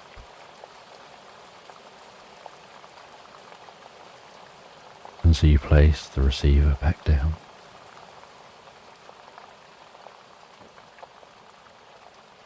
Push your way back out of that phone box and continue on your journey.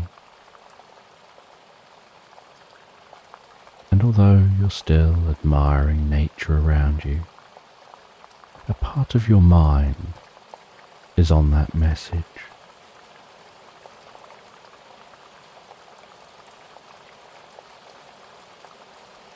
And whether whoever made that phone call made it specifically for you or anyone who was walking past that phone box,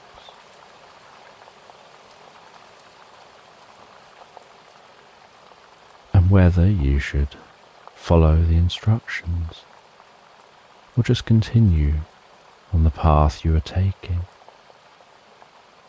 Your plan was just to be out walking for a while. You're staying in a nearby bed and breakfast within a local village, and you're out on a country walk. You're following this road on this country walk. But do you continue to follow the road?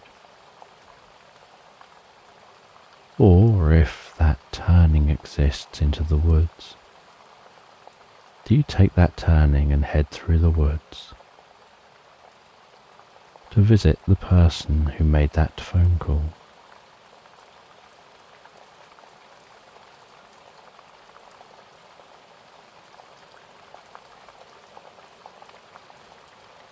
And while you walk, so you see a large bird circling gracefully overhead, observing the landscape below. You see a family of deer in a field. You bob up and down slightly as you walk, so that your head, each time you bob up, can see over the hedge alongside you, until you reach a gate into the field, and you stop for a moment at that metal gate. Head over to the gate. You rest your arms on top of the gate and your chin on top of your arms, looking out across the field, watching that family of deer. How peaceful and still they seem. Just enjoying some food.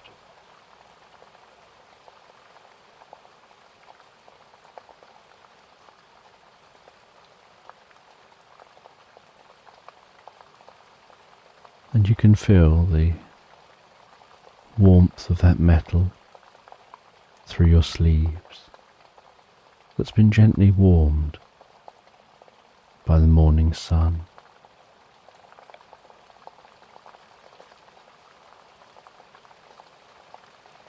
And after watching those deer for a while, you continue on along the side of these fields, heading towards a wooded area. You can see the way that at the wooded area, the trees arch over the road from both sides, almost locking fingers in the middle, creating a comfortable, cool tunnel.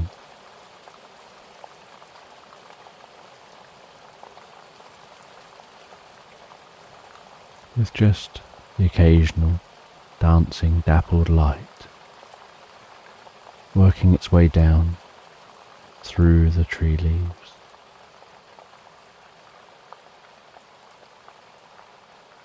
And as you approach the edge of the wood, so you notice that there's a fence running alongside the wood on either side of the road.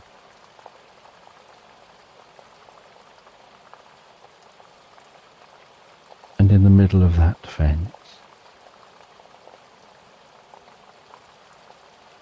is a stile on both sides of the road, and a muddy footpath cutting into the woodland.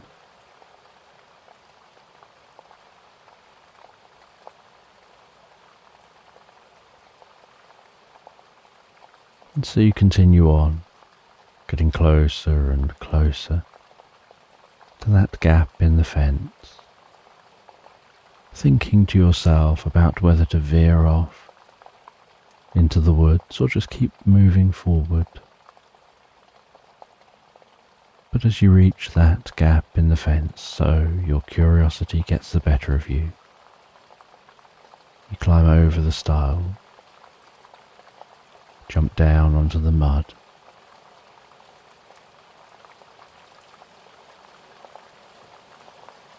and begin to walk into that woodland.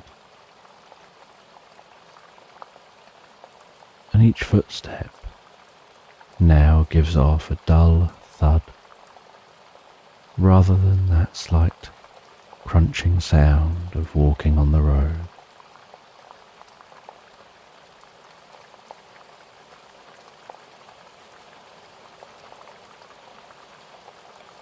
And birdsong echoes through the woodland, making it hard to pinpoint exactly where within the woods the birds singing are situated.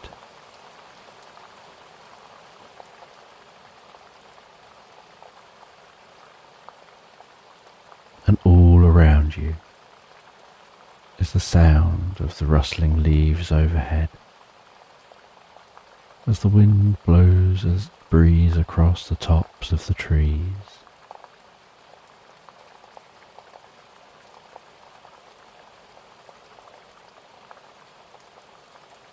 And you follow this path, initially the path being very straight, and then it begins to weave and turn, as if it's been created to avoid causing harm to any of the trees, placing the path where it can go, that fits around the nature that's already here.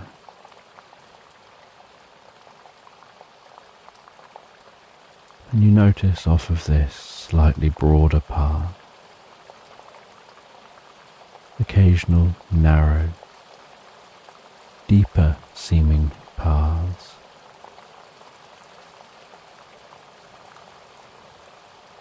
often flanked with ivy and leafy plants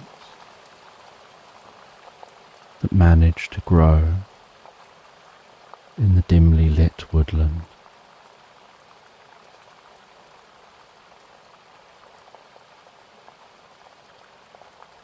And you recognize that these are trails from centuries of animals finding their own paths through the woodland, which sometimes cross the human path.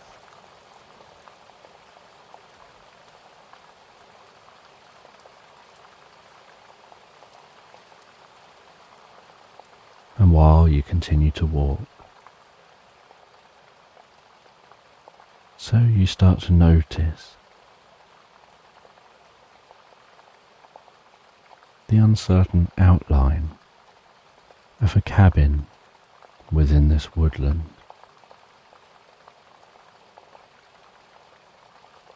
Its clear lines broken by the trees and branches between you and it.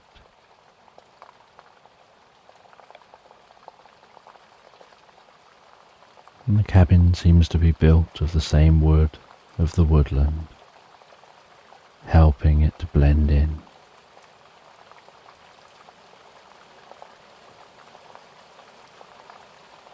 And you meander towards that cabin.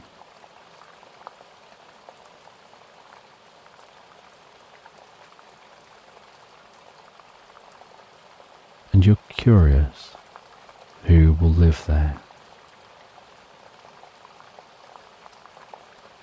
And interested to find out whether they are the ones that definitely made the phone call, and why you.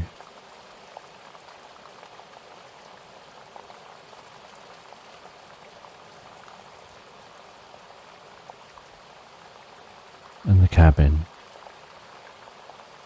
as you head out into a slight clearing,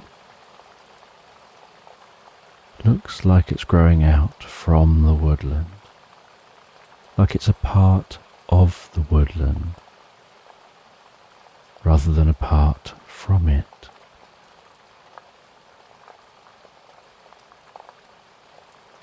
And you walk up to the door. You reach for the knocker on the door, fingertips pausing for a moment, and then taking hold of that cool knocker, feeling the weight of that in your hand, and tapping it gently against the wooden door.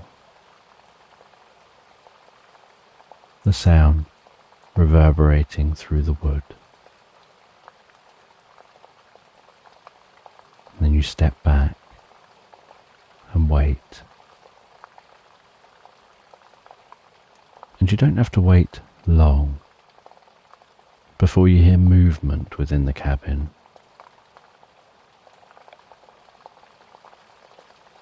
And then a latch going on the other side of the door. And then the door, carefully and slowly, being swung open to reveal the friendliest looking old wizard,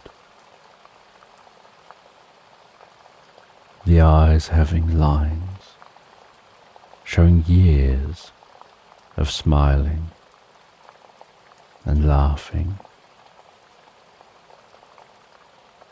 and their face instantly lighting up on seeing you,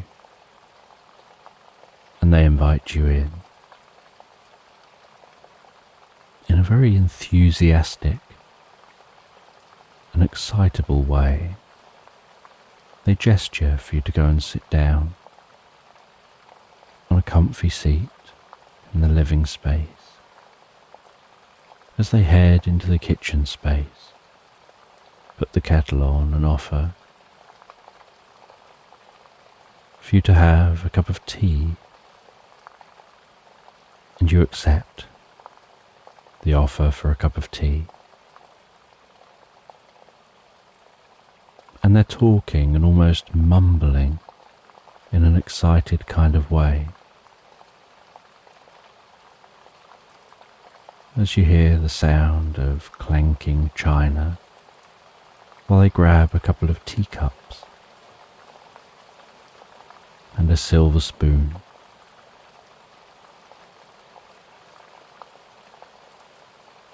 And they grab a teapot, and they make up that tea in the teapot. They place the teapot onto a tray and a tea cozy over the teapot. They place those cups onto the tray and the spoon. And then, with a slight bit of fidgeting, they carry the tray over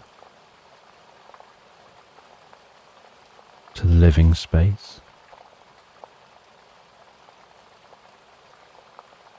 They place it down onto a table beside the chair you're sitting in.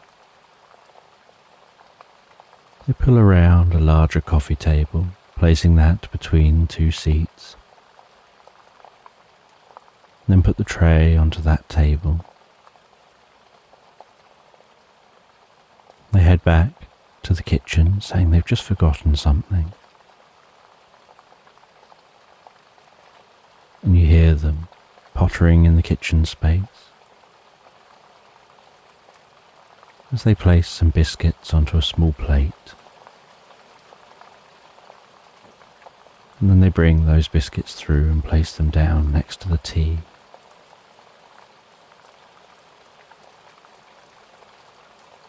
And they seem so excited to see you, although you've never seen them before. You're pretty confident you don't know them and they shouldn't know you.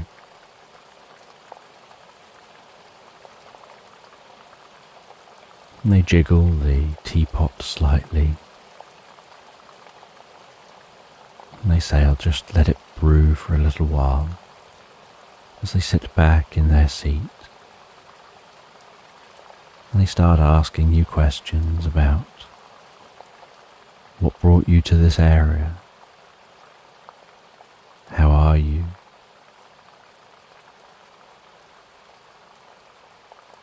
What do you think of the weather? How have you found this place so far?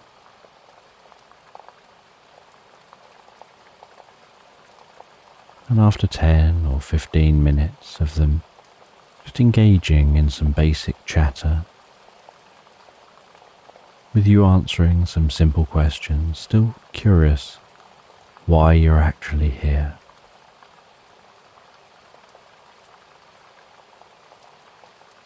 they lift up the teapot, resting the 3 middle fingers of their other hand on top of the centre of the teapot on the lid, and carefully tilt that teapot and pour the tea into the cups.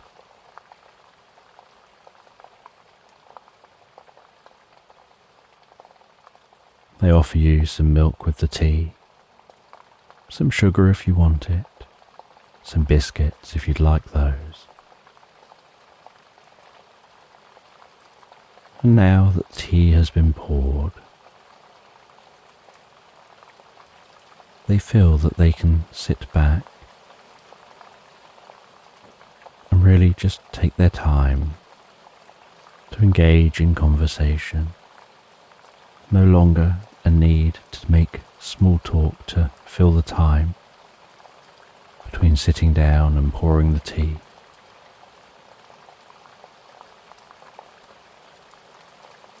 They say that they had heard from a friend about your arrival visiting the village.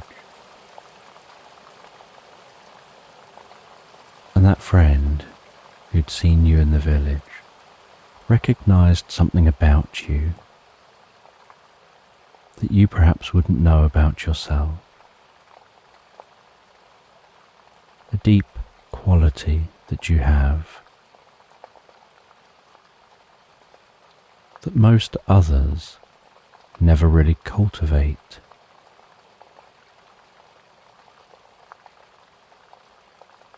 And so they knew that you were the right person.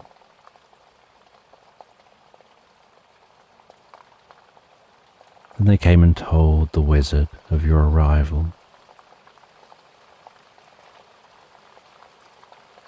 And they told the wizard what you looked like.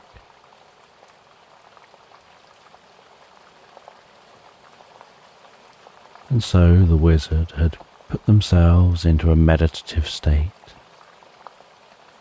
where they slow their mind.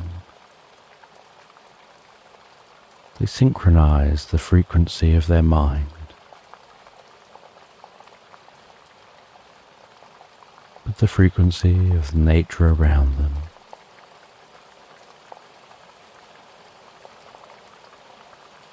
And they perform a meditation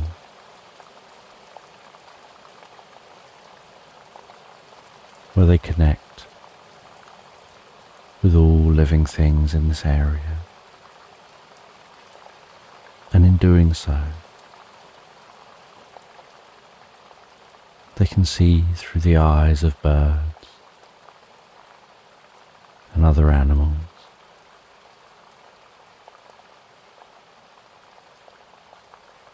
And so flying high as an eagle overhead, they saw you setting off, wandering along that road. And as they saw you getting into earshot of the telephone, they began to ring you to see if you would come here.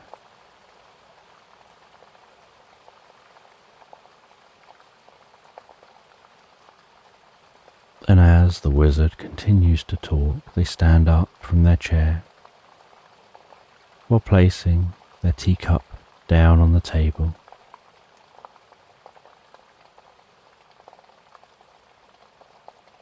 They head around the back of the chairs, heading over to a large wall of books, skimming their finger across the books as if searching.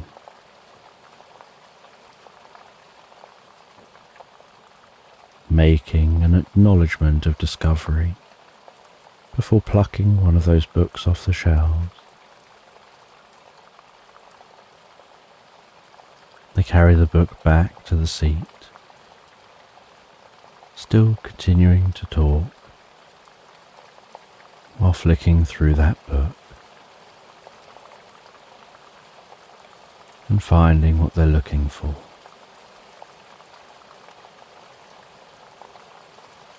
And they talk about how there was a dwarven realm, and one of the access points to that realm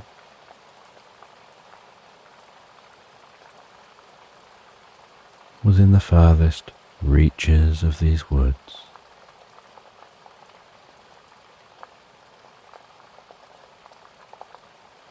And then a wizard, a long time ago, cast a spell, sealing the portal to that dwarven realm, preventing them from accessing this world and from us accessing theirs. And in doing so, locking off a huge amount of knowledge and wisdom. But only the right person has the power to reopen that portal.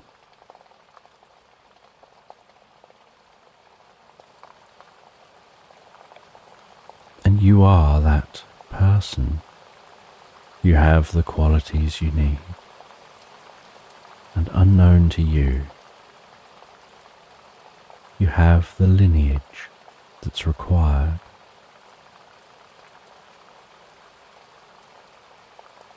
And And they can recognize it in you straight away, something in your eyes, in your mannerisms, in the way that you speak and focus your attention.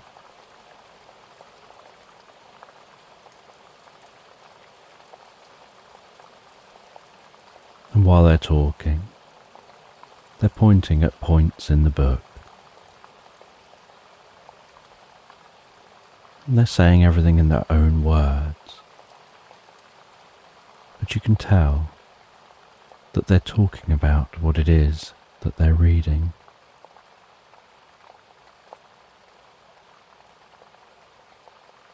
They say they'd like your help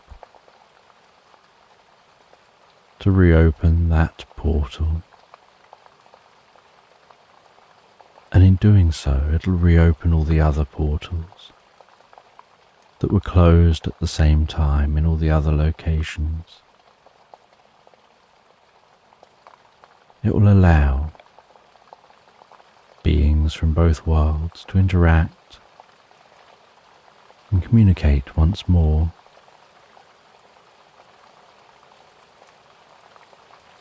It just requires you to go to the portal,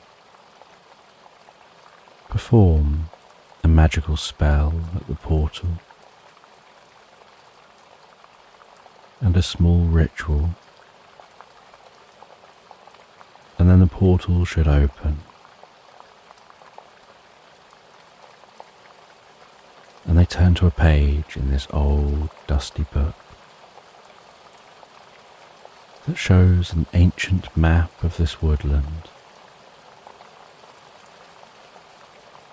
They point to where this cabin is on that map. And there are no paths marked on the map.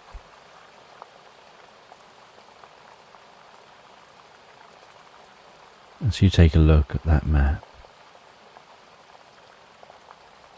you try and see any landmarks that could help you to know when you're heading in the right direction. And the wizard tells you the direction of travel. That as long as you're heading in that direction, then you should find your way. And they then say that they've got an idea to help you further. They close their eyes. They rest their hands around the teapot. They begin to deeply and comfortably chant a magic spell. And some faint blue steam comes out the spout of the teapot.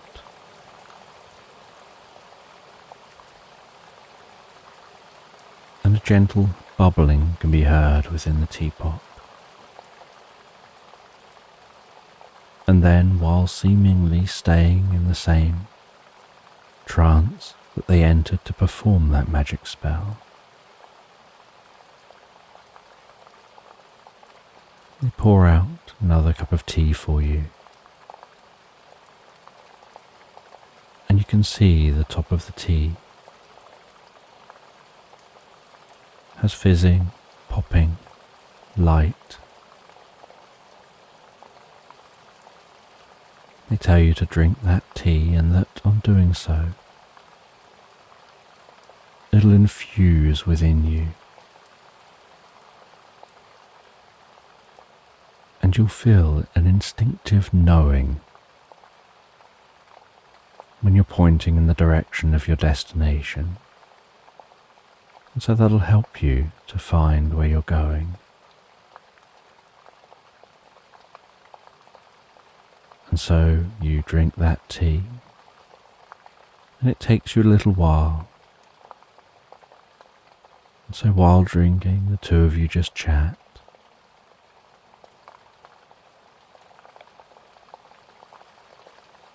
And after drinking, You set off from the cabin. You try and recall the direction you need to go. You begin walking in that direction, and there are no paths in this direction. And you can feel that instinctive sensation that you're going the right way.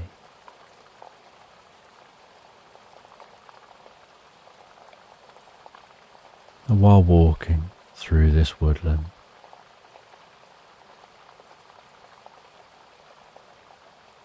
there are birds singing softly, the occasional hoot of an owl reverberating among the trees.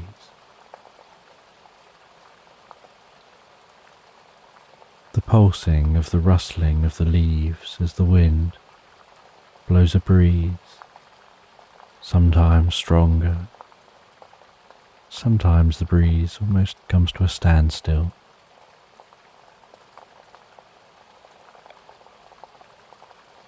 You weave yourself around trunks of trees. The rough feeling of the bark beneath your fingertips.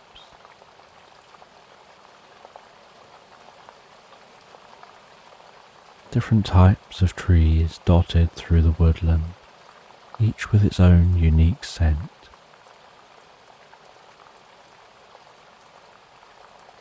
The smell of pine, the smell of oak,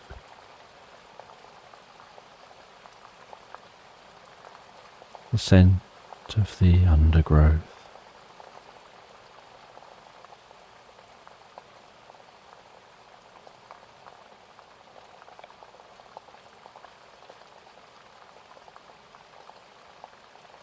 And while you continue to walk, so the day continues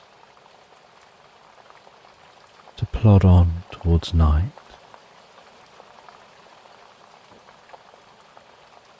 And so as the sun begins to set beyond the woodland, you stop and set up a camp. You clear a space. You dig a pit and create a small campfire. You light that campfire and have yourself something to eat and drink. You make a shelter from some branches and leaves. You place many leaves down in your shelter. Add some smooth padding. And after eating and having something to drink, you tuck yourself into your shelter and listening to the sounds of nature around you and feeling so deeply relaxed, you drift comfortably asleep.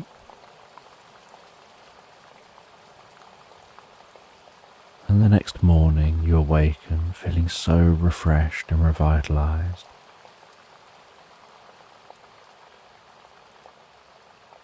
And very little direct sunlight makes it into the woodland, but the glow within the woodland gets lighter and lighter as the sun continues to rise. And a mist within the woodland gradually dissipates, rising up through the trees, revealing the depth of the woodland once more. You clear everything away, continue on your journey, and you instinctively know the right direction to go. And as you continue walking, so you faintly hear the distant sound of flowing water.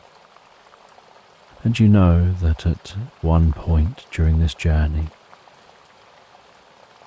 You have to follow a stream and then cross over just before the stream turns for you to remain on track. And so you begin to head towards that sound of flowing water.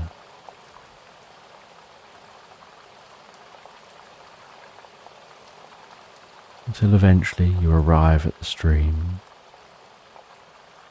and this stream cutting through the woodland allows a bit more light from overhead. And you can notice along the edge of the stream the fluffy patches of grass and other wildflowers, making the most of this light here. And you follow the stream, the air smelling fresher near this water. And just at the point the stream begins to turn, you know that's your cue to cross. And so you give a little leap to the other side of the stream, continue on your journey. The sound of the stream gradually fading into the background behind you.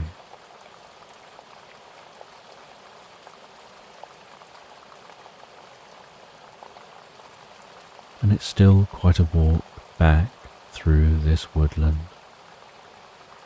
sheltered from the sunlight overhead,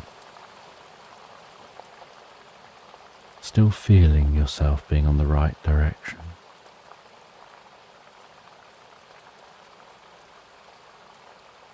Until eventually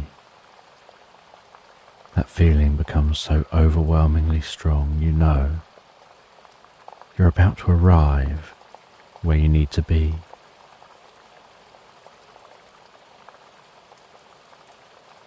And you see this grand old oak tree within this woodland, with its gnarled trunk,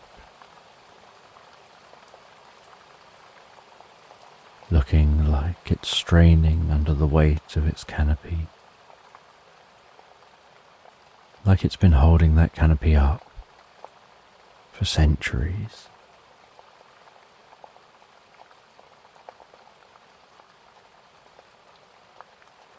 You clear a space in front of that old oak.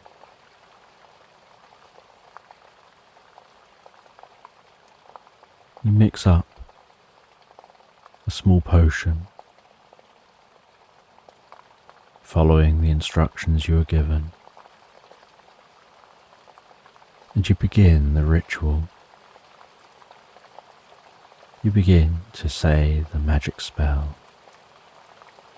pausing at the points you need to pause, to drink some of that drink.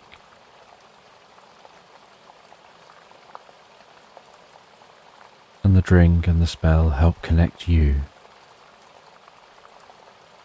with a different frequency, a frequency between realms that allows you to start to see that portal before you. It begins to form on the trunk of that old oak tree, like a slightly glowing, pulsing, electric blue, swirling tunnel that seems to be blocked off, like there's a door trapped over the front of it, and chains wrapped around that door. And you know that this is only a psychic representation to help you to understand this portal is currently trapped shut. There isn't really a door and chains blocking the portal. It's really magic which is preventing the portal from opening. And so you continue on with the magic spell. And as you do, you see those chains begin to glow brighter and brighter, from electric blue through to white, before appearing like they're becoming brittle and then breaking and falling from the door and the trunk. And the planks blocking the portal can be heard to splinter and crack before shattering and falling away. And the large wooden door blocking the portal begins to crack and splinter until that too explodes and disintegrates, and with a whir and a hum, the portal leaps to life, almost like a whirlpool suddenly created, where you see that increase in depth very quickly, as if sucked into the tree, into a nothingness, and a shimmering occurs around the outside of the portal. And then you see a flash of light in the heart of the portal, as if the other end of the portal is connected with the realm it was opening to.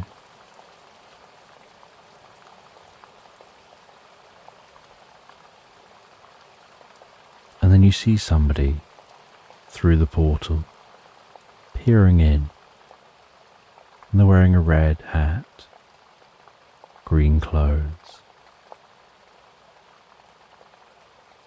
They seem short, but well built and strong. And one of those people steps through the portal. And although when you look through the portal they look so far away, like they're at the end of a long tunnel, when they step through, it's like they're just stepping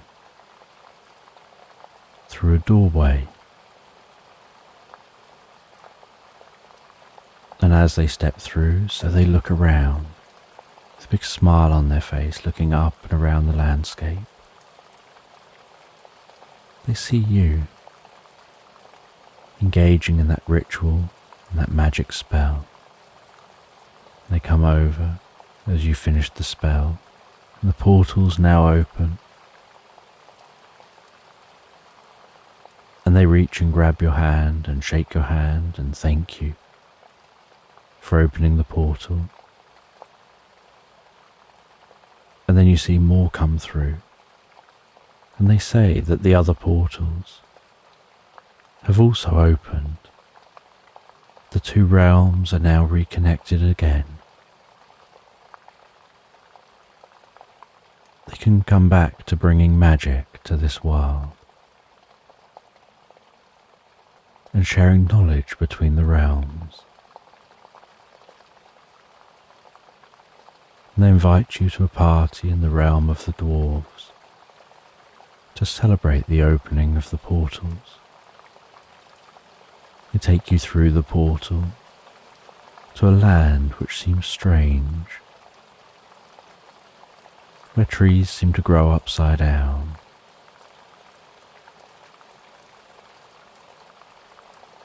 where everything is a slightly different colour to what you would expect.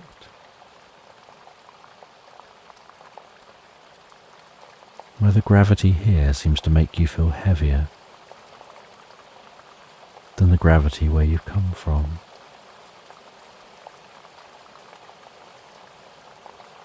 And they build a massive bonfire. They place log seats around the bonfire. They cook up a massive barbecue and have a feast fit for a king as they celebrate your help in opening up those portals, and you engage in that feast. And different dwarves come and sit next to you and share their knowledge and wisdom and answer your questions about dwarven society, about this place here, about their history, until eventually it's getting late and they let you stay with them for a while, and the next day you head back through the portal. You set off early, finding your way through the woodland. You head back to the wizard. You tell them about how you've helped. The wizard already knows.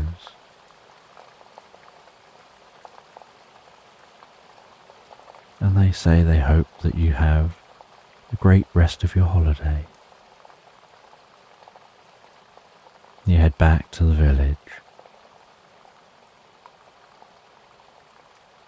And back at the village you're greeted as if you're some kind of a hero. As if somehow everyone here knew who you were, what you've just been and done. And you head to the bread and breakfast. And you head to bed, settling down so comfortably on your bed, feeling a deep sense of sleep waft over you. So happy to be in an incredibly comfortable bed rather than sleeping on the ground. And pondering the experience you've had. You drift and float, so deeply relaxed asleep, into Slumberland.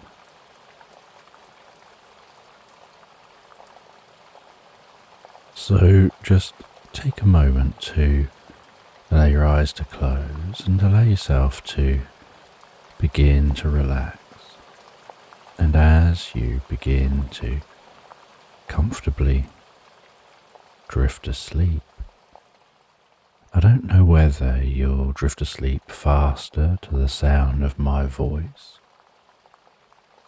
or whether it'll be to the spaces between my words. And as you comfortably fall asleep, you can take a moment to allow yourself to get comfortable and imagine a healing light softly, slowly and gently passing down from the top of your head to the tips of your toes, relaxing gently down through you as I count down from 10 to 1.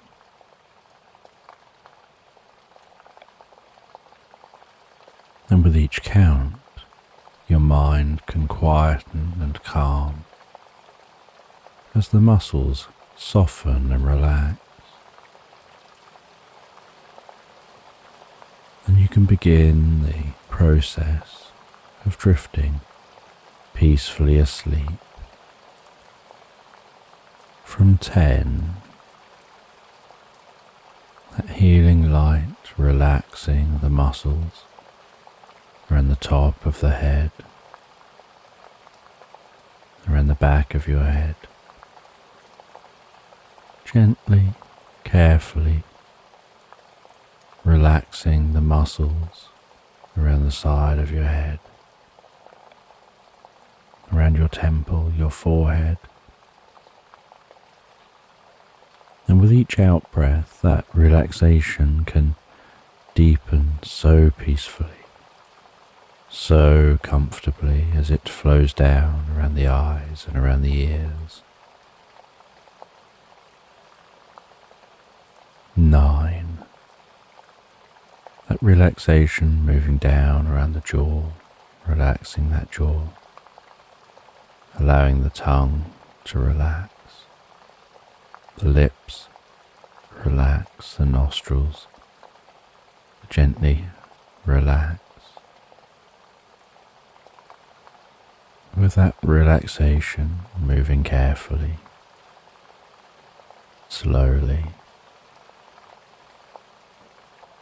as that healing light passes down the back of the neck, softening and calming those muscles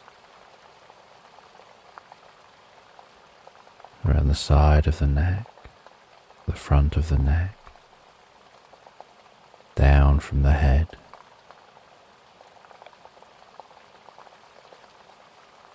gradually moving that calming, healing light out across the shoulders, the shoulder blades, relaxing those muscles like a deep massage passing through your mind and body. 8. As that relaxation begins to move down those arms, and I don't know which arm the relaxation will move down fastest, whether it'll be the right arm or the left arm, but you can be aware of that healing light spreading gently down those arms, around the biceps, triceps, down into the forearms. 7. Moving all the way down to the wrists, the palms of the hands, down to the fingertips, and perhaps as that relaxation continues through those arms with each out breath, the arms begin to feel heavier or lighter, or some other sensation as relaxation sets in.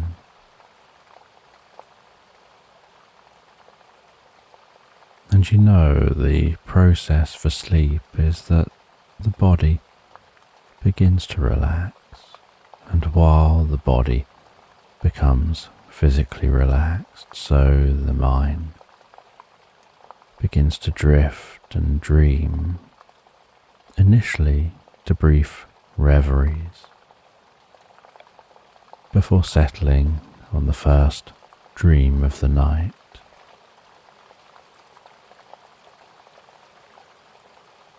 6. And that healing light can spread down from the shoulders, down around the chest, the upper back, softening and relaxing those muscles gently, calming the breathing, helping you drift deeper and deeper into the experience.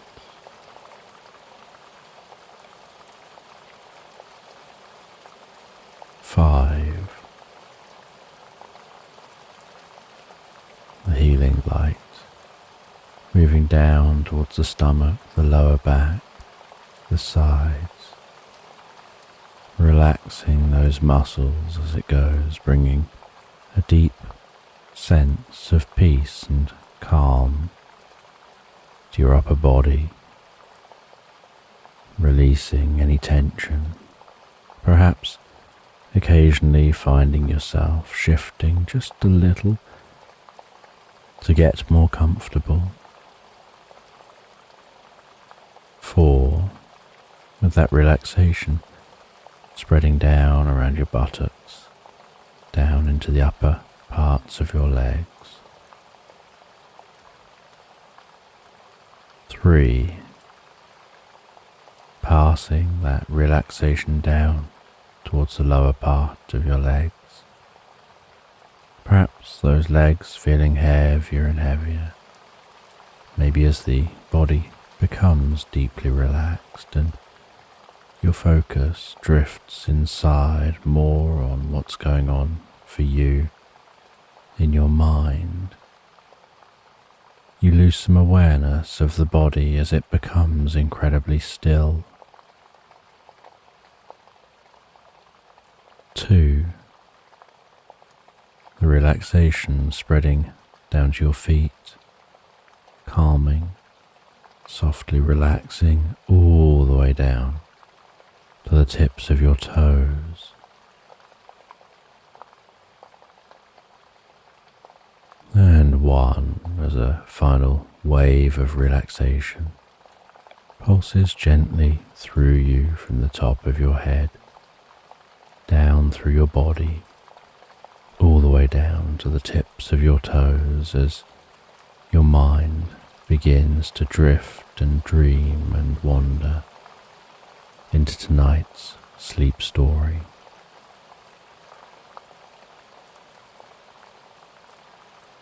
And you wake up one morning in faraway cottage, Slumber resting in the bed beside you. You say good morning before getting out of bed, making your bed and tucking your teddy Slumber comfortably into the bed. And the daylight is gently glowing through the closed curtains.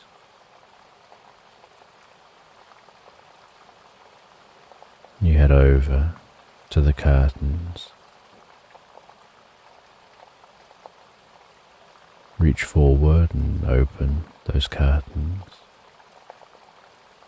First, lightly taking hold of one curtain, the fabric between your fingers, the weight of that curtain hanging down. And as you pull the curtain slowly and gently open, it slides across the curtain pole, the rings tapping softly against each other. Once open, you place a magnetic curtain tie around the curtain and take a moment to neaten the curtain up. Before opening the curtain on the other side, repeating the process slowly and carefully,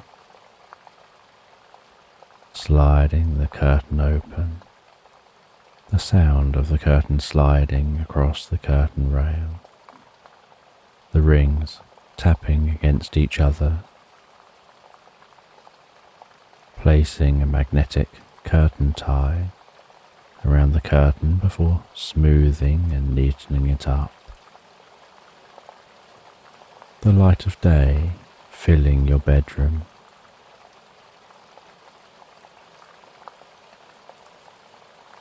You head downstairs to the kitchen to make yourself something to eat and drink.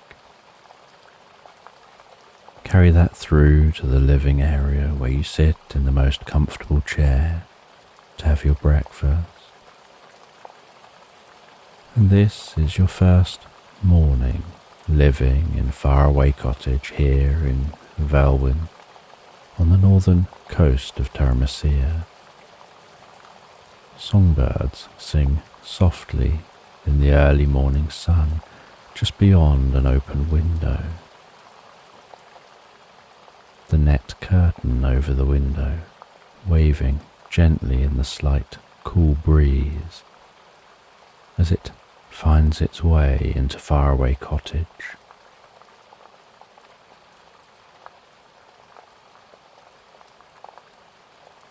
After eating breakfast, you prepare to head outside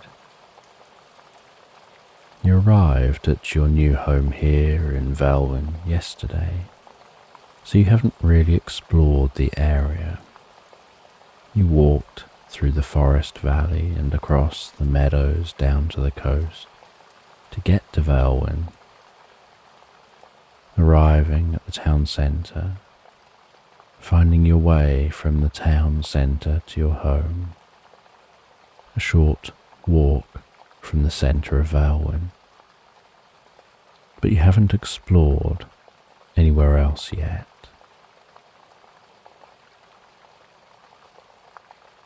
You say goodbye to Slumberland before picking up your bag and heading out of your cottage, walking through your front garden to the gate, opening the latch on the gate clanking as it closes behind you, then setting off to explore for a while. You look at a map of the area and see that there's a nearby lake. So you turn left out of your gate, following the road around in the opposite direction.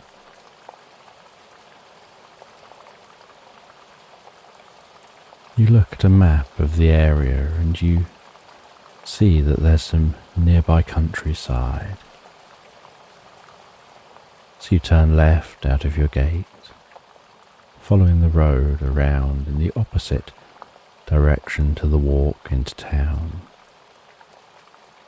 You meander along this road, passing other cottages, each one well spread out from each other and each with their own unique style.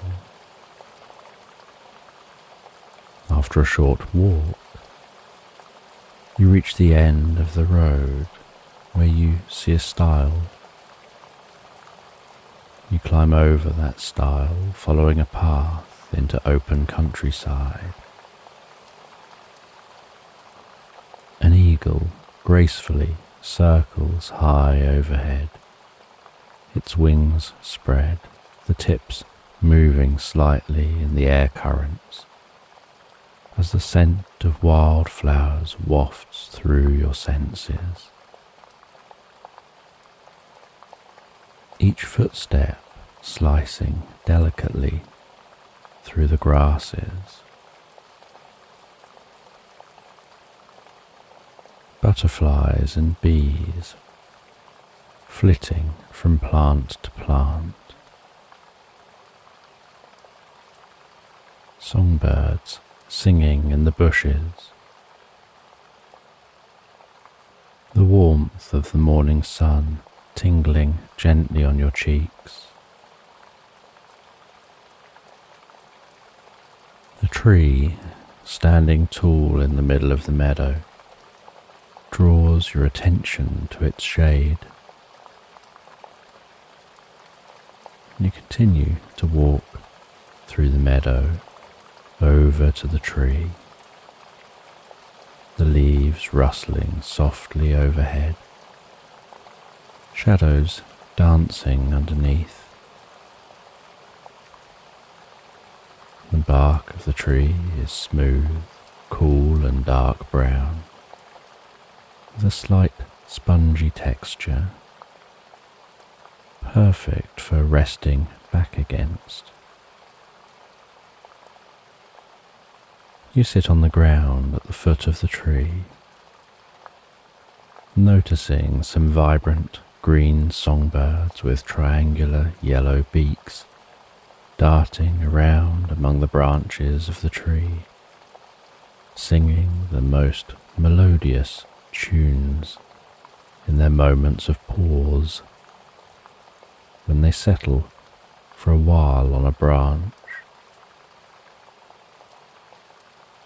before flitting around some more, occasionally dropping down to the ground, picking up a twig or two, or a beak full of grasses before flying that up into the tree to work on their nest.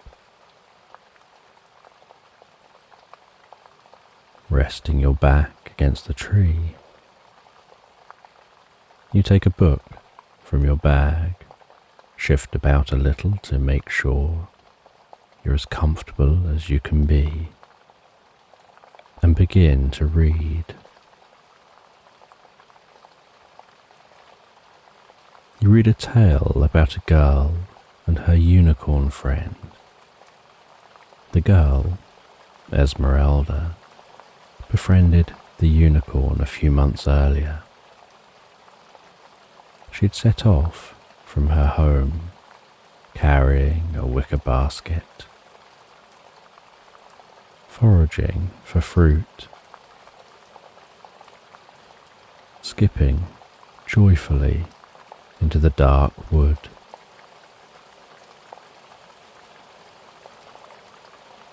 She always found herself mesmerized by the dancing shards of light piercing down through the canopy overhead, with particles floating and glinting in the light.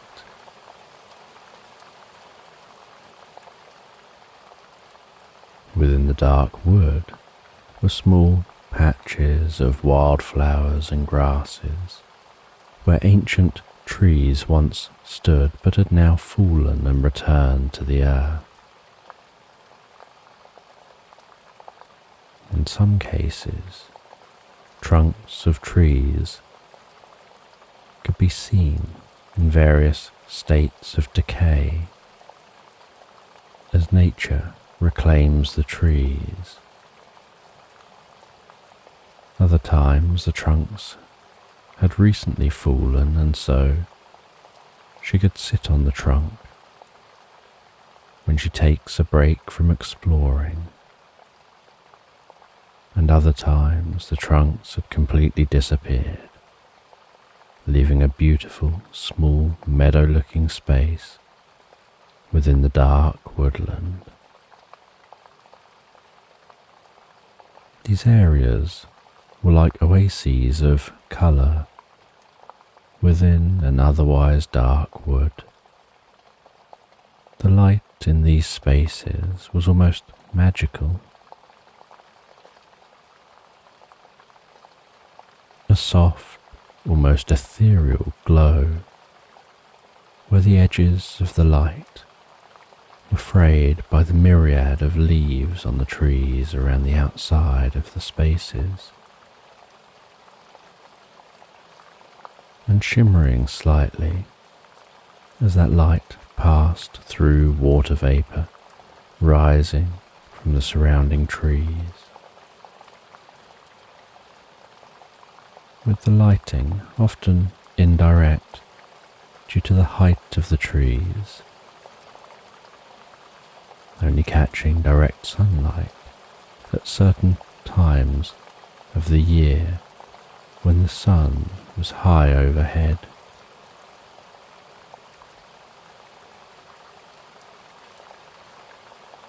And one day, in one such clearing, Esmeralda saw a unicorn grazing in the glow of the sun, its hair glistening like a million diamonds.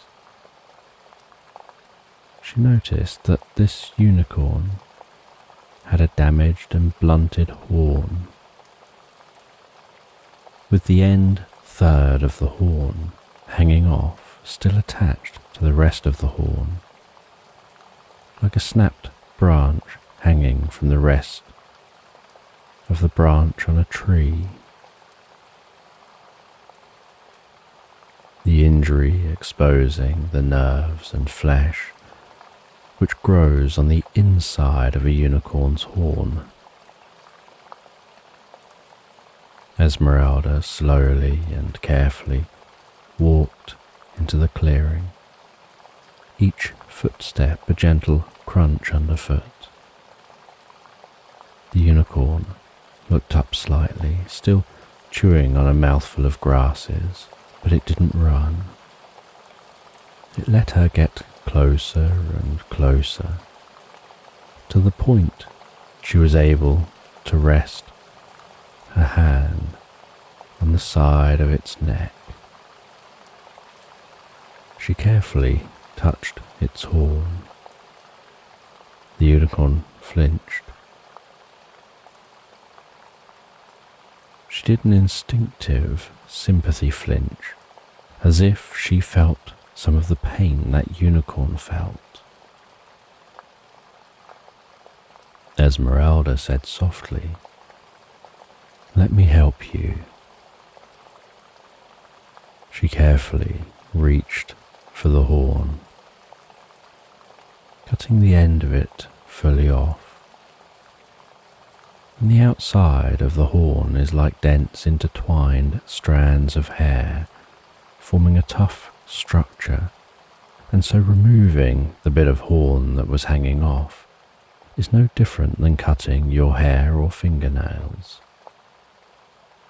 The bigger issue was the open wound at the end of what was left of the horn.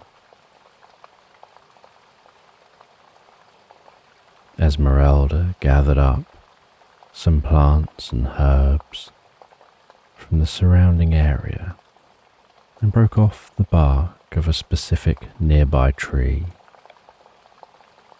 With another tree, she pierced the bark and gathered some of the thick, white, gloopy sap which flowed from the hole in the bark.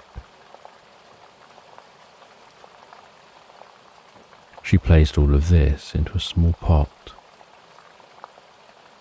heated it gently over a campfire which softened the sap before removing it from the heat, resting the pot on a large stone, and using a pestle, she crushed and ground up the mixture to turn it into a paste before returning it to the heat.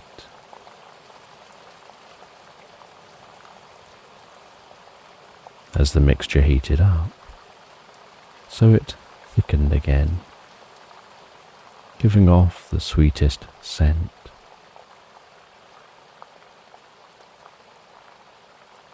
She removed it from the heat, let it cool just a little, before asking and gesturing for the unicorn to lower its head.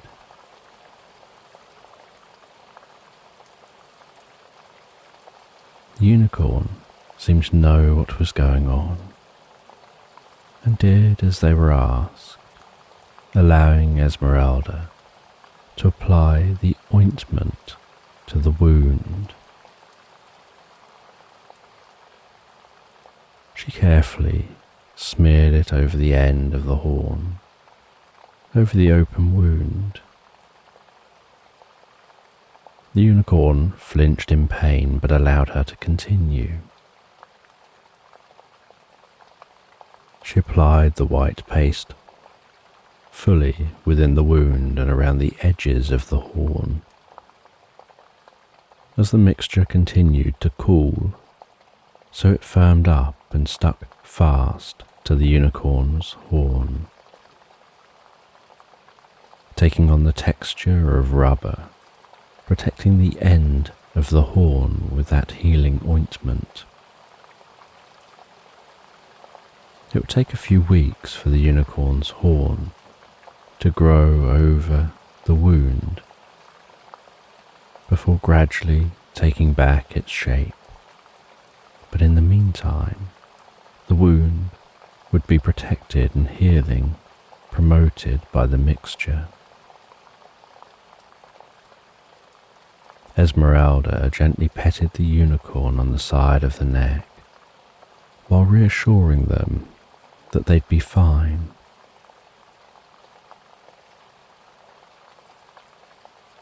She named the unicorn Flint. Esmeralda continued to gather fruit, now joined by Flint. Wherever Esmeralda went, Flint followed, and the two of them became best friends having many adventures together. Esmeralda was still often expected to head out to gather fruit and herbs, but Flint would often join her.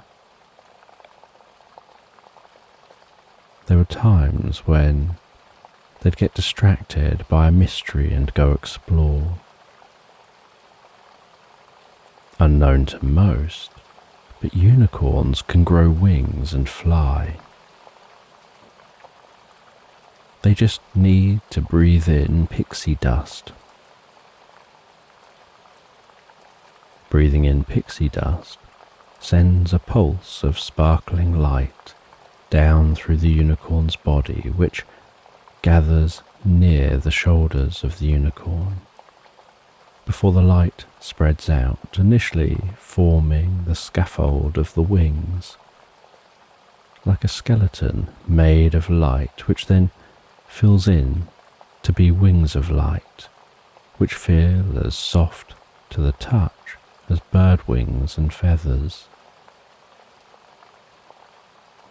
As unicorns set off to fly, they pick up speed to a gallop and then launch into the air on an ever-changing bridge made from specks of light, which appear before the unicorn and fade behind it.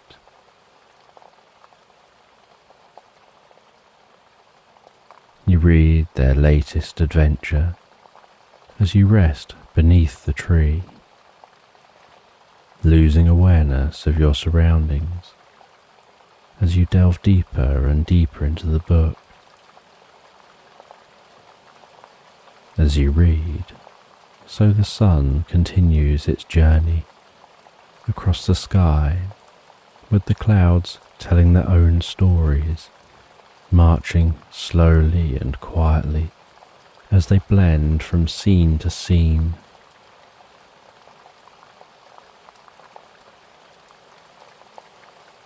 As the sun bathes the meadow in the golden light of the afternoon, so you stop reading, place a bookmark into the book, and grab a snack and drink from your bag. While eating, some inquisitive songbirds drop down to the ground, a short distance away from you, cocking their heads and hopping about a little, as if to try to get your attention and food. Their eyes looking at the food as you bring it up to your mouth, take a bite and then lower it back down again. You break off a bit of the food and throw it for the birds.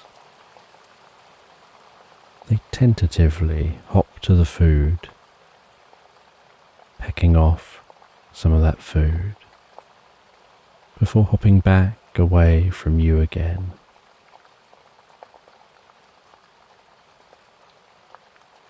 You smile gently as those birds nibble at the food, continuing to eat your food.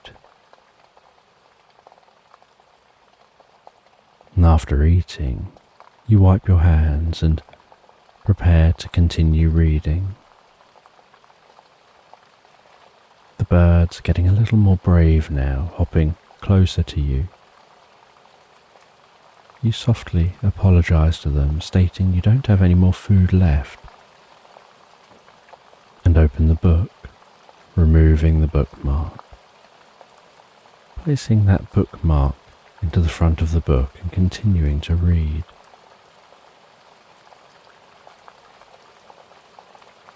The birds potter around you for a while in the hope of getting some more food, and when this isn't forthcoming, they eventually disperse back into the trees and bushes. By the time you finish the final pages of the book, The sun is creeping below the horizon, and the inky darkness of night is filling the sky. You pack everything away into your bag and head home. And once home, you say hello to Slumbear, place the book onto your shelves, and decide to wander into town to Grandpa's bookshop to find another book to read before bed.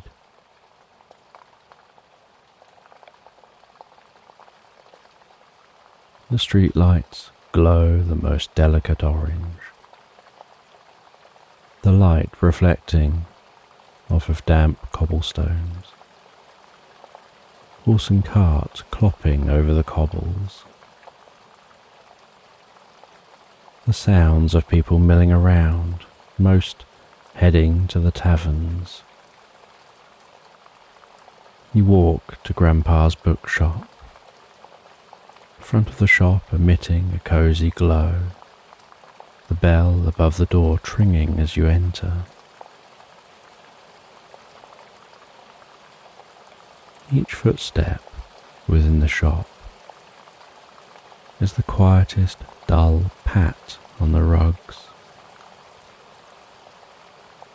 dust motes hanging in the air around the soft lamplights, stirred by your movement through the shop. Grandpa relaxing, reading a book in a comfy seat near the till. Grandpa welcomes you back, asks how you're settling into your new home. You share how peaceful and pleasant it is over at Faraway Cottage. You talk about wandering into the nearby meadow today, sitting underneath the old tree and reading the book you picked up from here yesterday. You've now finished reading that book, and so you want to find something else to read. You look around the shop, checking the different sections. You find a curious book, In Memory of Water. Grandpa explains that this is a really interesting and curious book. It's about a hilltop village where water contains memories that can be revealed in puddles.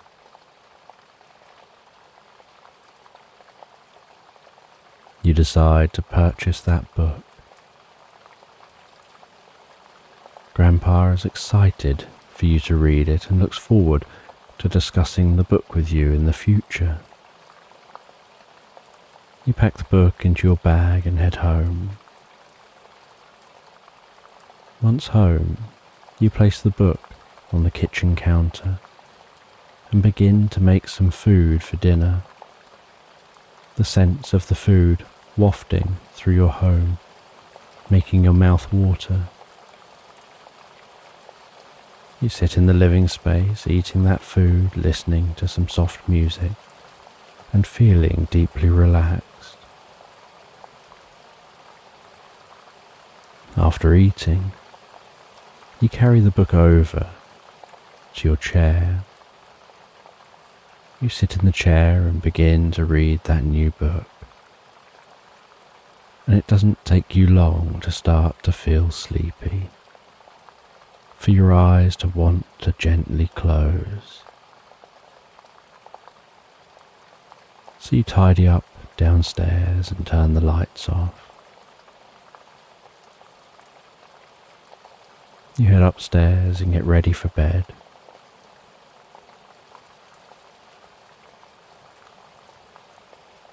You head into your bedroom,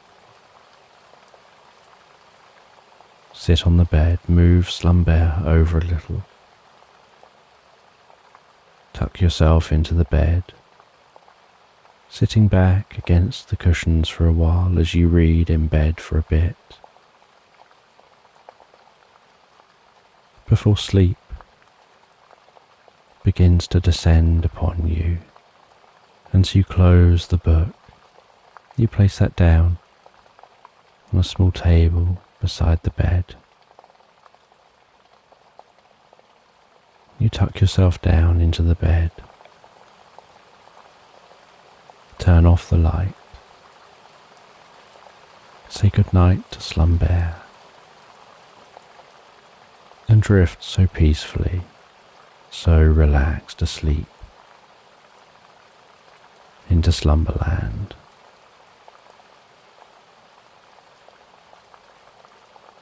So just take a moment to allow your eyes to close and allow yourself to begin to relax. And as you begin to comfortably drift asleep, I don't know whether you'll drift asleep faster to the sound of my voice, or whether it'll be to the spaces between my words. And as you comfortably fall asleep, you can take a moment to allow yourself to get comfortable and imagine a healing light softly, slowly and gently passing down from the top of your head to the tips of your toes, relaxing gently down through you as I count down from 10 to 1.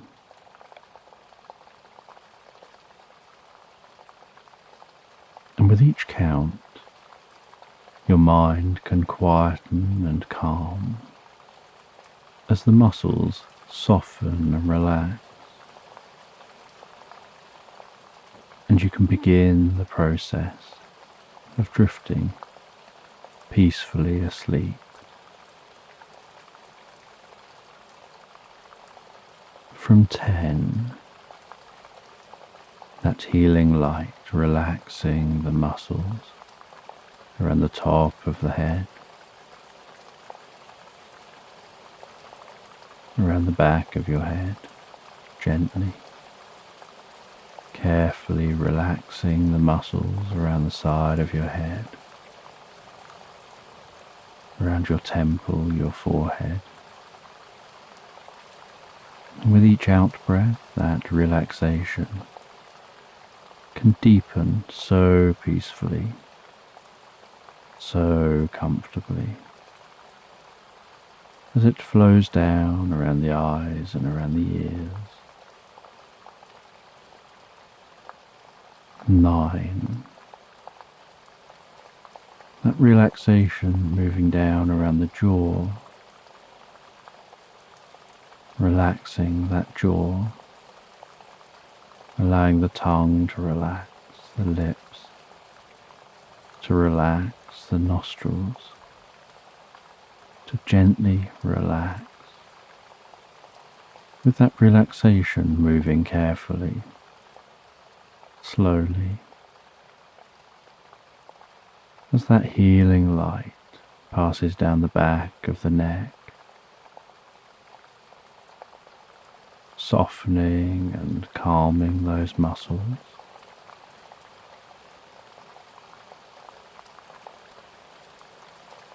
Around the sides of the neck, the front of the neck, down from the head, gradually moving that calming, healing light out across the shoulders, the shoulder blades, relaxing those muscles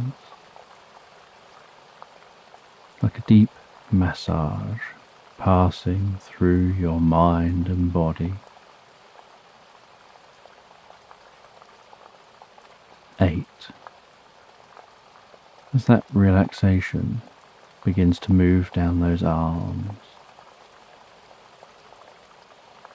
and I don't know which arm the relaxation will move down fastest, whether it'll be the right arm or the left arm. But you can be aware of that healing light spreading gently down those arms, around the biceps, the triceps, down into the forearms.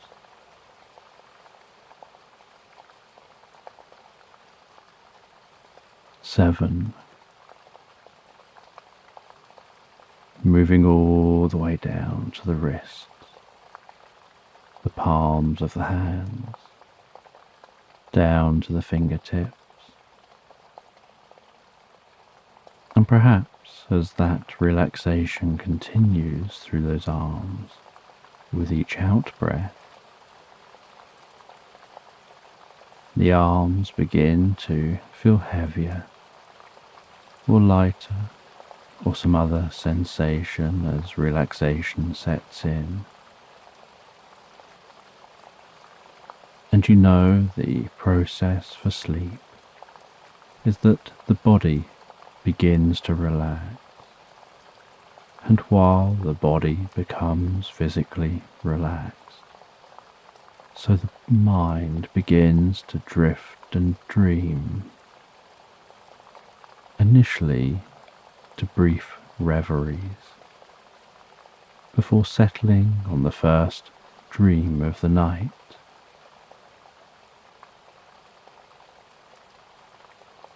6.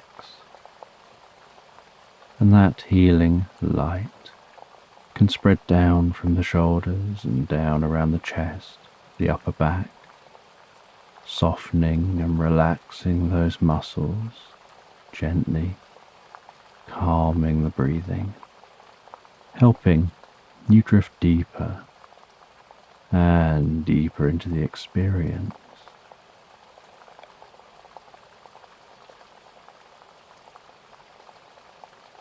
5. The healing light moving down towards the stomach, the lower back, the sides, relaxing those muscles as it goes,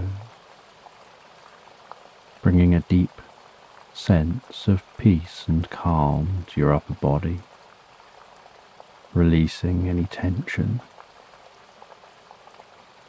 Perhaps occasionally finding yourself shifting just a little to get a little more comfortable.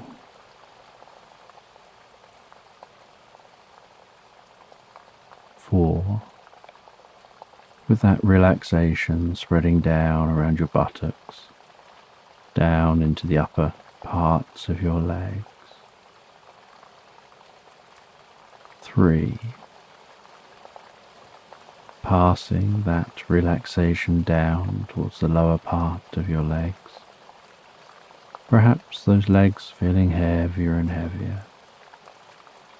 Maybe as the body becomes deeply relaxed and your focus drifts inside more on what's going on for you in your mind.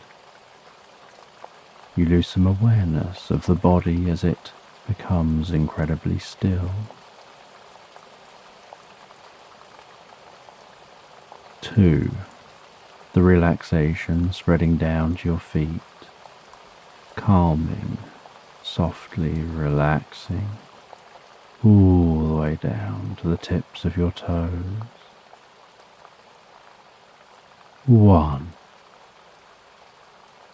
As a final wave of relaxation pulses gently through you, from the top of your head, down through your body, all the way down to the tips of your toes as your mind begins to drift and dream and wander into tonight's sleep story.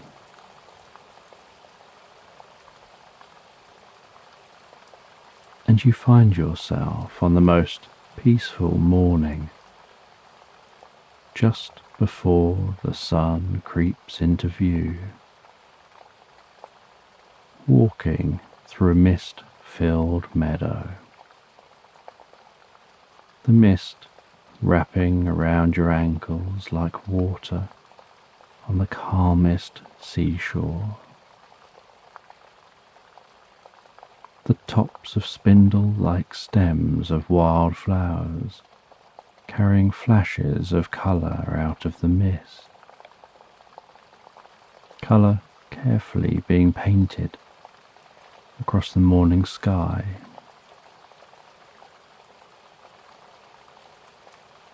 The sound of each footstep seemingly held within the mist as morning songbirds wake from their slumber, singing notes of joy to the morning sun.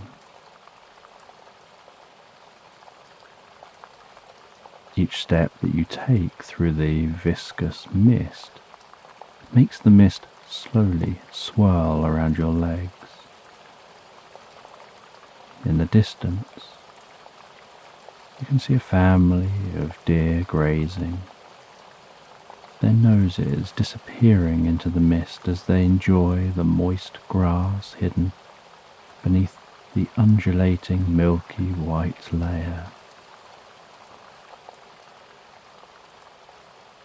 As the first rays of sunlight creep up over the horizon, so the mist begins to evaporate. Soft, fuzzy clouds rising gently into the air, slowly revealing the landscape,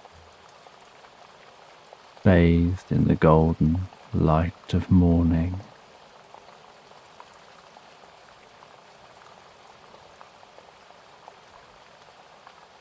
In the heart of the meadow is the most beautiful, raggedy old tree that looks like it's stood on this spot for an eternity.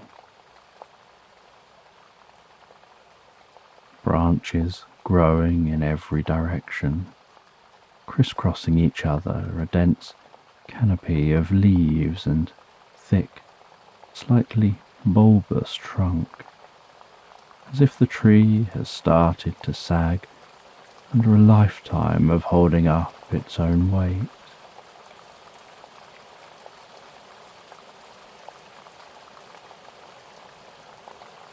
You walk towards the tree, the mist still dispersing. As you approach, you can hear a soft bell-like hum with the faintest twinkling sound which increases ever so slightly in volume the closer to the tree you get. Each time the wind delicately blows, the leaves on the tree rustle gently. The air is slightly cooler in the shade of the canopy, creating the calmest, cool breeze, cooled further by the tree's evapotranspiration. You reach out slowly, touching the bark of the tree with your fingertips, running your fingertips carefully around the trunk of the tree, feeling the rough yet slightly soft and cool texture of the bark.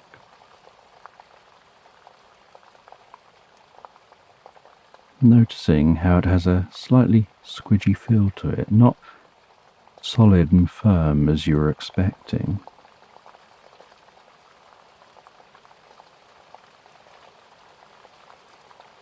In the coolness under the tree, as the sun continues to climb into the sky, you decide to stop and read a book.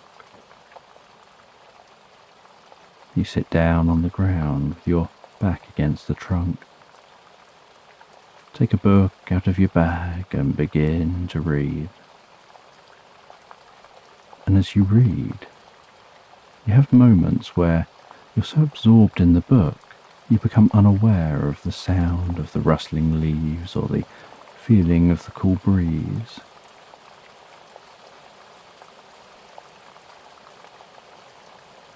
From time to time, often at the end of chapters, you gaze up and look out across the landscape, noticing how it changes slightly as the sun continues to arch its way across the sky. The way shadows change shape, getting shorter as the sun climbs before lengthening again as the sun begins its descent once more. Watching the shadows of clouds glide silently across the landscape.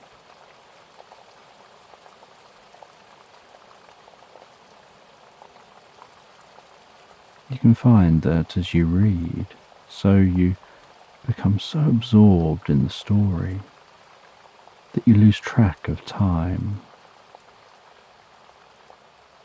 It feels almost like time stands still while reading.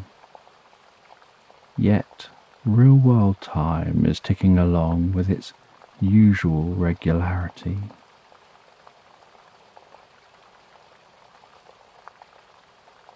You notice that you're nearing the end of the book and so decide to keep reading to finish it.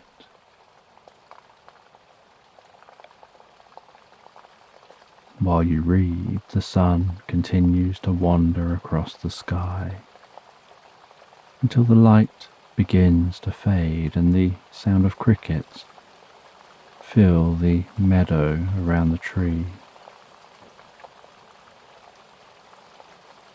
Finally, after hours of absorbing yourself in the story, you read the end. And with a sense of satisfaction, you close the book, run the palm of your hand over the back cover before placing the book back into your bag, noticing it's beginning to get dark. And as the last rays of sunlight fade behind the horizon, you decide to spend the night here under the tree. You grab your sleeping mat, which was rolled up and attached to your bag, and unfurl this across the ground. Before unrolling your sleeping bag across the mat, use your bag as a pillow, positioning this to rest your head on.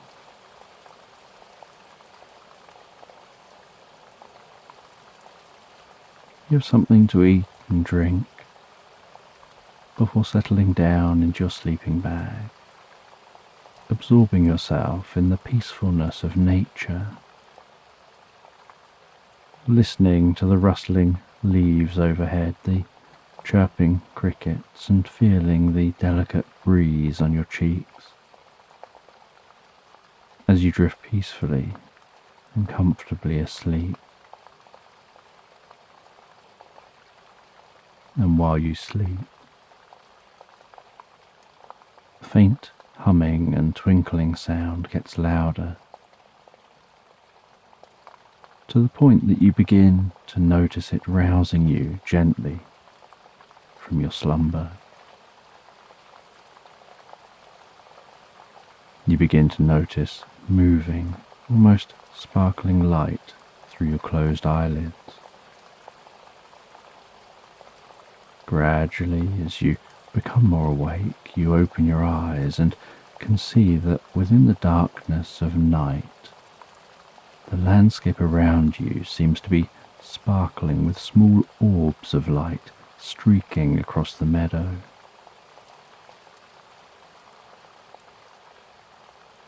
The sparkling light seems to be emanating from this tree, almost pulsing with the hum of the tree, each sparkle of light making a twinkling sound as it moves. One of the flying orbs of light flashes close past you. You notice that it looks slightly fuzzy around the edges, then the orb flies back towards you again, this time hovering before you. As your eyes adjust to the light of the orb, you can see that it's a small fairy, its body glowing golden, sparkling light, twinkling and crackling gently around the body, the blur of their wings beating rapidly behind them. They carefully maneuver themselves closer to you and begin to talk with the softest voice. They seem surprised that you can see them. They're intrigued by this. They say that normally the world of fairies is invisible. You mentioned that as you got closer to this tree, you could hear that hum and twinkling sound, which is now louder than it was then. The fairy wonders whether there's something about you and how you process reality that means you're more likely to be able to perceive this reality.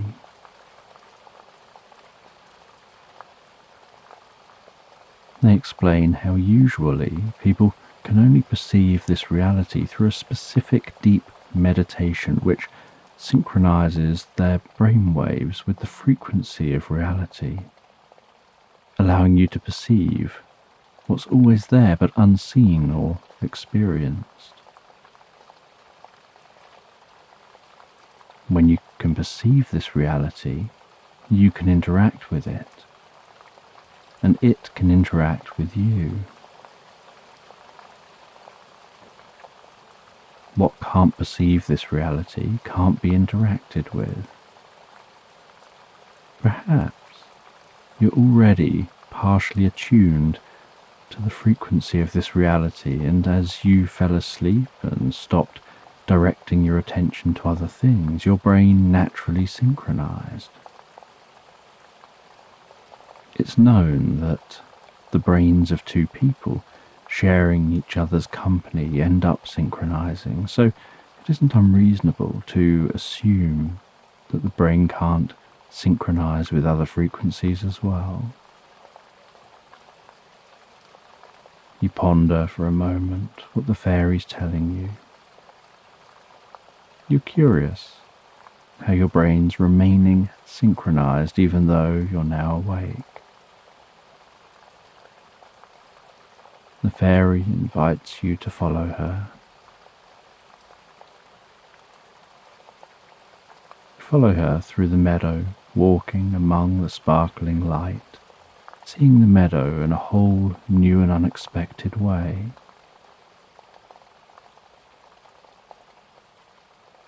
Each footstep you take leaves a patch of light behind which slowly fades. Looking behind you, you can see your trail of footsteps about 8 footsteps back, gradually fading. 7, 6, 5, 4, 3, 2, 1. You continue walking with the fairy, flying alongside you. She constantly flits around you, circling overhead, pulling back up next to your shoulder before flying around again.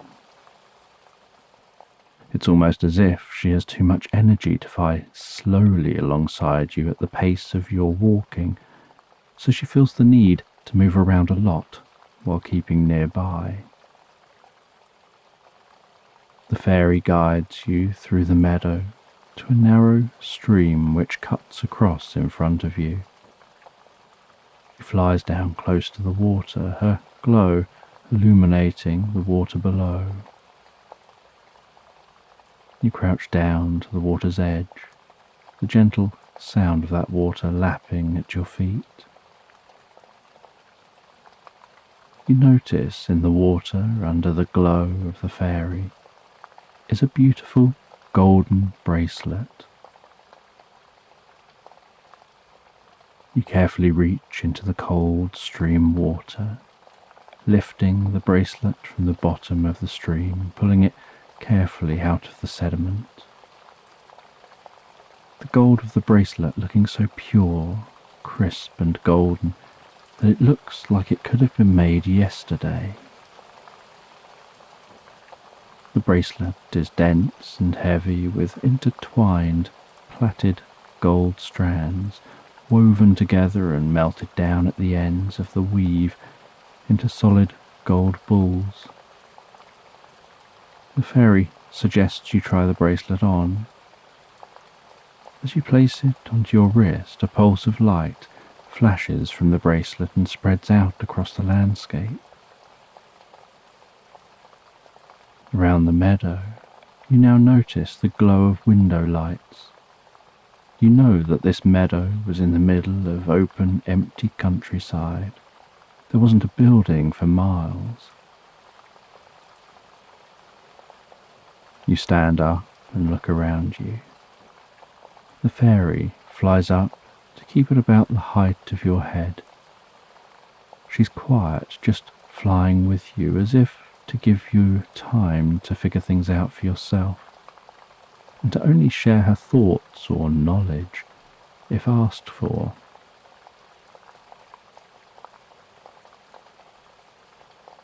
You turn around slowly, looking in different directions. There seems to be multiple window lights in most directions. You begin to walk towards the largest cluster of lights, with the fairy flying alongside you. As you walk through the darkness of night among the sparkling light, you realize that the lights look like they're coming from a small town.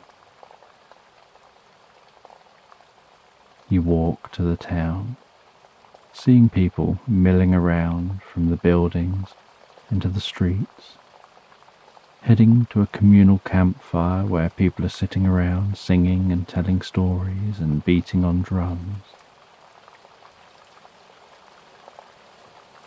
The fairy explains that this is an echo of the past contained within the bracelet. It's of a time there was a Viking settlement in this location. Eventually, the Vikings moved on, but for a time, they made this place their home. You walk among the villagers, watching as they go about their business around you. You feel drawn to what looks like a forge at the far side of the town, where you see a woman pumping air into a fire and working with strands of gold. She's pulling the hot, pliable gold out, making it like a narrow, long string, twisting it and folding it over itself, then repeating this over and over again, gradually making that pliable gold like rope, before letting it cool a little so that it's still pliable but firmer. She shapes it into the shape of a bracelet around a wooden arm before melting and shaping the ends into balls of gold, and then using water to quickly cool that bracelet. After doing this, she removes the bracelet from the wooden arm and places it into the water to cool quicker. Once the bracelet's cool enough to be completely solid, she places it onto a shelf. You continue to explore this town, people watching, listening to their music, watching their dancing, feeling deeply connected to the atmosphere here, so absorbed in the experience. You're surprised when morning arrives. You feel that it's arrived so quickly. With morning, you watch as people buy food from different market stalls in the town and other items. You see a mother and daughter head to the woman who made the bracelet, and the mother gets the bracelet for the daughter and carefully places it on her wrist. And the smile on her daughter's face as she lifts her arm up and stares at the bracelet, glistening in the sun. The girl heads off to play in the nearby meadow with her friends. You watch as she goes to play before focusing your attention on one of the buildings which catches your eye. You head to the library. Walking into the library, the first thing you notice is the same thing you notice in most libraries: the stillness. All of the books absorb any reverberating sounds.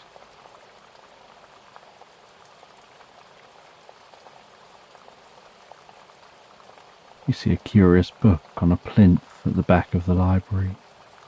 As you approach, you notice that it has the faintest purple glow, with the letters and words on the pages also faintly glowing. You can't read the writing, it just looks like handwritten symbols to you. The fairy explains that this book you are drawn to is the book of nothingness. It contains the secrets to letting go. The fairy flies around you, sprinkling magical fairy dust over you. As you breathe in that fairy dust, you notice the symbols on the pages changing to a language you can understand. The fairy explains that they've placed a temporary universal understanding spell upon you. While the dust absorbs into you, you'll be able to read what the writing says, and will also be able to understand all things. But after a short period of time, the dust will finish absorbing into you and will dissipate through your body, and you'll lose this ability. You begin to read that book of nothingness. It teaches you that nothing is at the heart of everything. Before everything was nothing. After everything will be nothing. Between everything is nothing. Within everything is nothing. Outside of everything is nothing. Nothing brings peace and calm. Nothing brings clarity and focus. Nothing opens your mind to everything. Everything can't be anywhere without nothing there first to make space for everything to come later. As you read, so you gain a deeper and deeper understanding. With each word, you become increasingly absorbed in the experience, as if being drawn into the book. You start to have a sense of walking through an ornate door into a dark, serene room, where everything, including your footsteps, is silent. You walk through this room to another door that's less ornate but more magical. Through that doorway, you find yourself in a room that's so dark and peaceful that you can't see anything around you, just the faintest outline of a distant door. You walk to that door, a very basic door. You carefully open that door, walking into the room beyond the door, discovering that you can't even feel the floor beneath your feet. All you feel is like you're a mind floating in space, where there's no up nor down, no left nor right, no back nor forth, no past nor future, just here and now, just stillness. You absorb yourself in that stillness, as if drifting deeper and deeper into some profound understanding, happening outside of conscious awareness, before discovering that the magic is slowly wearing off as the library begins to weave its way back into reality around you.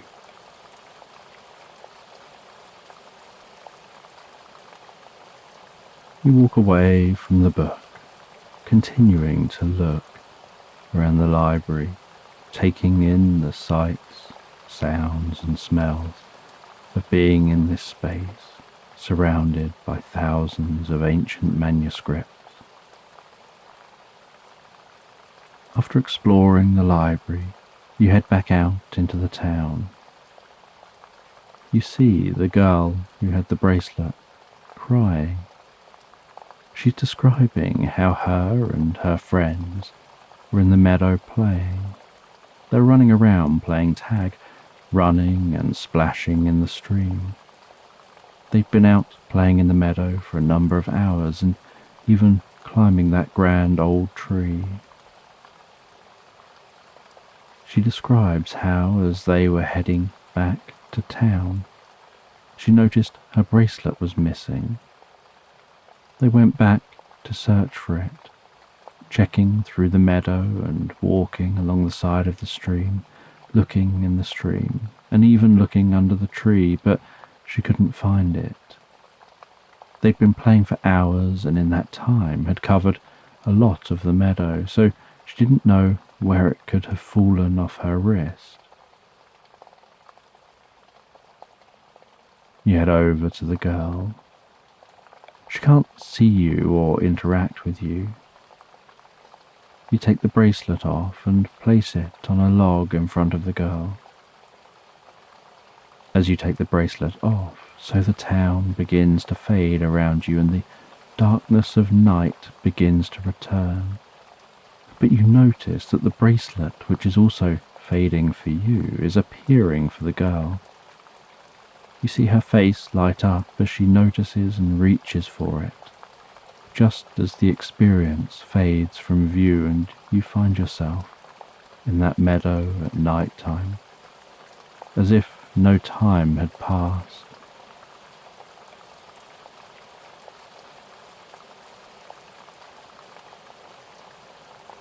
The fairy explains that there's more to reality than you realize. It's multi-layered and everything contains a memory trace of its history, and these memory traces can be observed and even occasionally interacted with. The fairy is as curious as you are about how you're managing to maintain your brainwave frequencies in sync with this reality. She decides to show you something. She guides you through the meadow again, and as you walk, so you leave behind those glowing footprints in the grass. She guides you back to the stream. You both follow that stream until it eventually begins to decline through small stepped waterfalls, weaving its way down through the landscape. You follow the stream as it flows downhill until it comes to a calm lake. You begin to walk around the outside of the lake, curious where the fairy's guiding you. After what felt like quite a long walk, the fairy stops at a large stone embedded within the grass. She asks you to lift the rock. It's heavy, but you manage this, noticing beneath the rock is a hollow, and in that hollow is what looks like a treasure chest.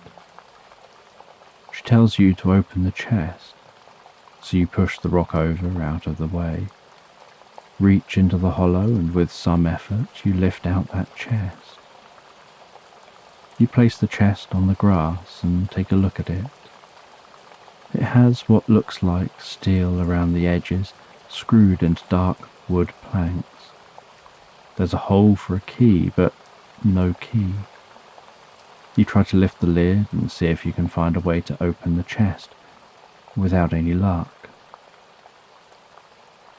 You say to the fairy that without a key, you can't open the chest. The fairy says that things aren't always as they seem. Sometimes people just find themselves focusing on what they think they're supposed to be focusing on, without realizing that their focus should be elsewhere. You look closely at the chest, trying to understand and find an alternative way into it. You handle the front, the top, the sides, the bottom, pushing on various parts of the chest, trying to find any clue. As you push on the middle left panel, you notice it moves slightly, sliding a little. You don't know if this is just because the chest is old or something intentional. You notice it seems to be stuck in one location, and with a little effort it unlocks and slides until it becomes stuck in another location. You check the middle panel on the other side, and the same thing happens. So you move that over to the other location until it clicks into place. Then you try the lid again, and with very little effort and the slightest creak, it lifts open. Inside the chest is a large, ancient book with an ornate cover. You carefully run your fingertips over the front cover of the book and down the side of the book, noticing its weight just from your touch, your fingertips sliding gently over the page edges, feeling the rough texture of the paper. You carefully lift the heavy book from the chest and rest it on your lap before delicately opening the cover and handling the pages.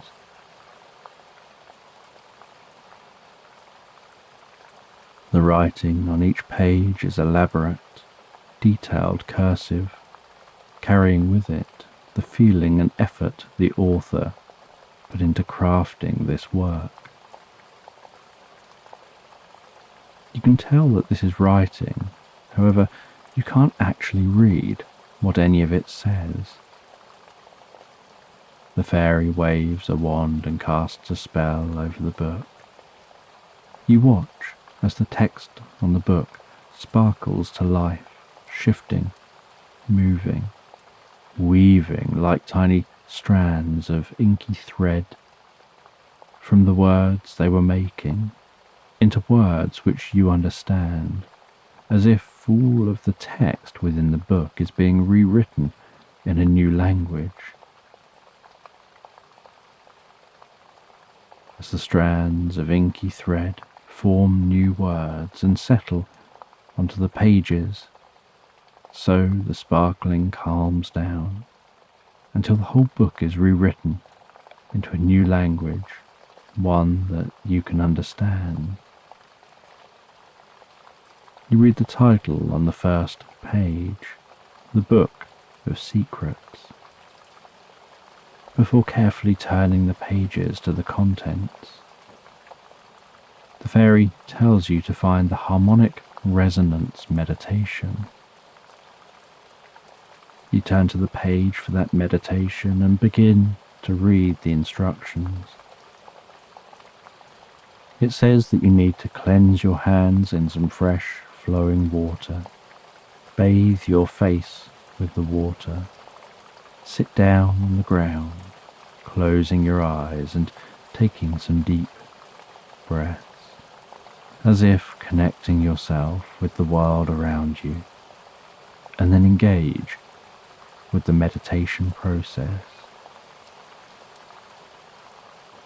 You head over to the water's edge, lowering your hands into the lapping water, splashing and holding that water to your face before heading back to the book, sitting down beside the book, reading the steps of the meditation and then closing your eyes and following the instructions. The fairy continues to fly around you. As you do this, and with your eyes closed, you can notice the fairy's light through your closed eyelids as she moves.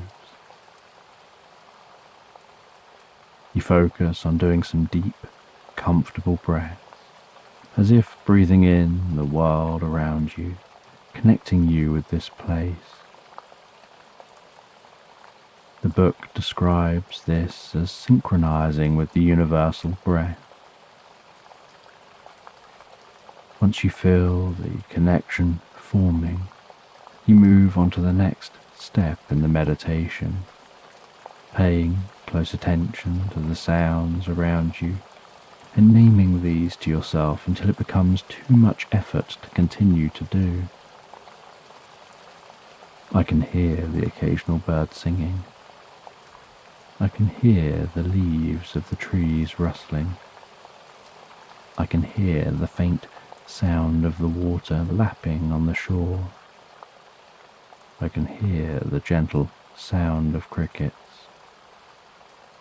I can hear the hum of the fairy.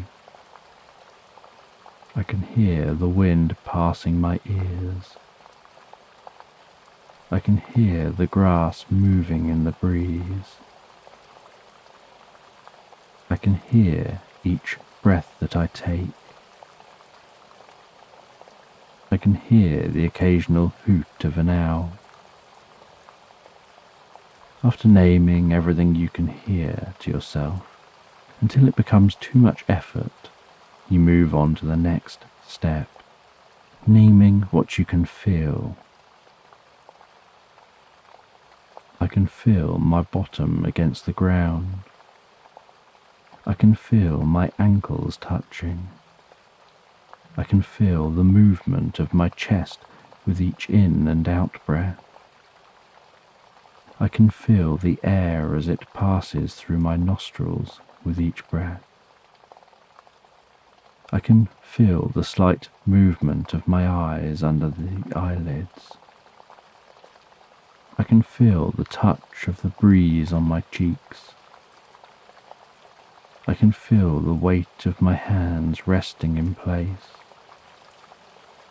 I can feel a sense of inner peace and calm.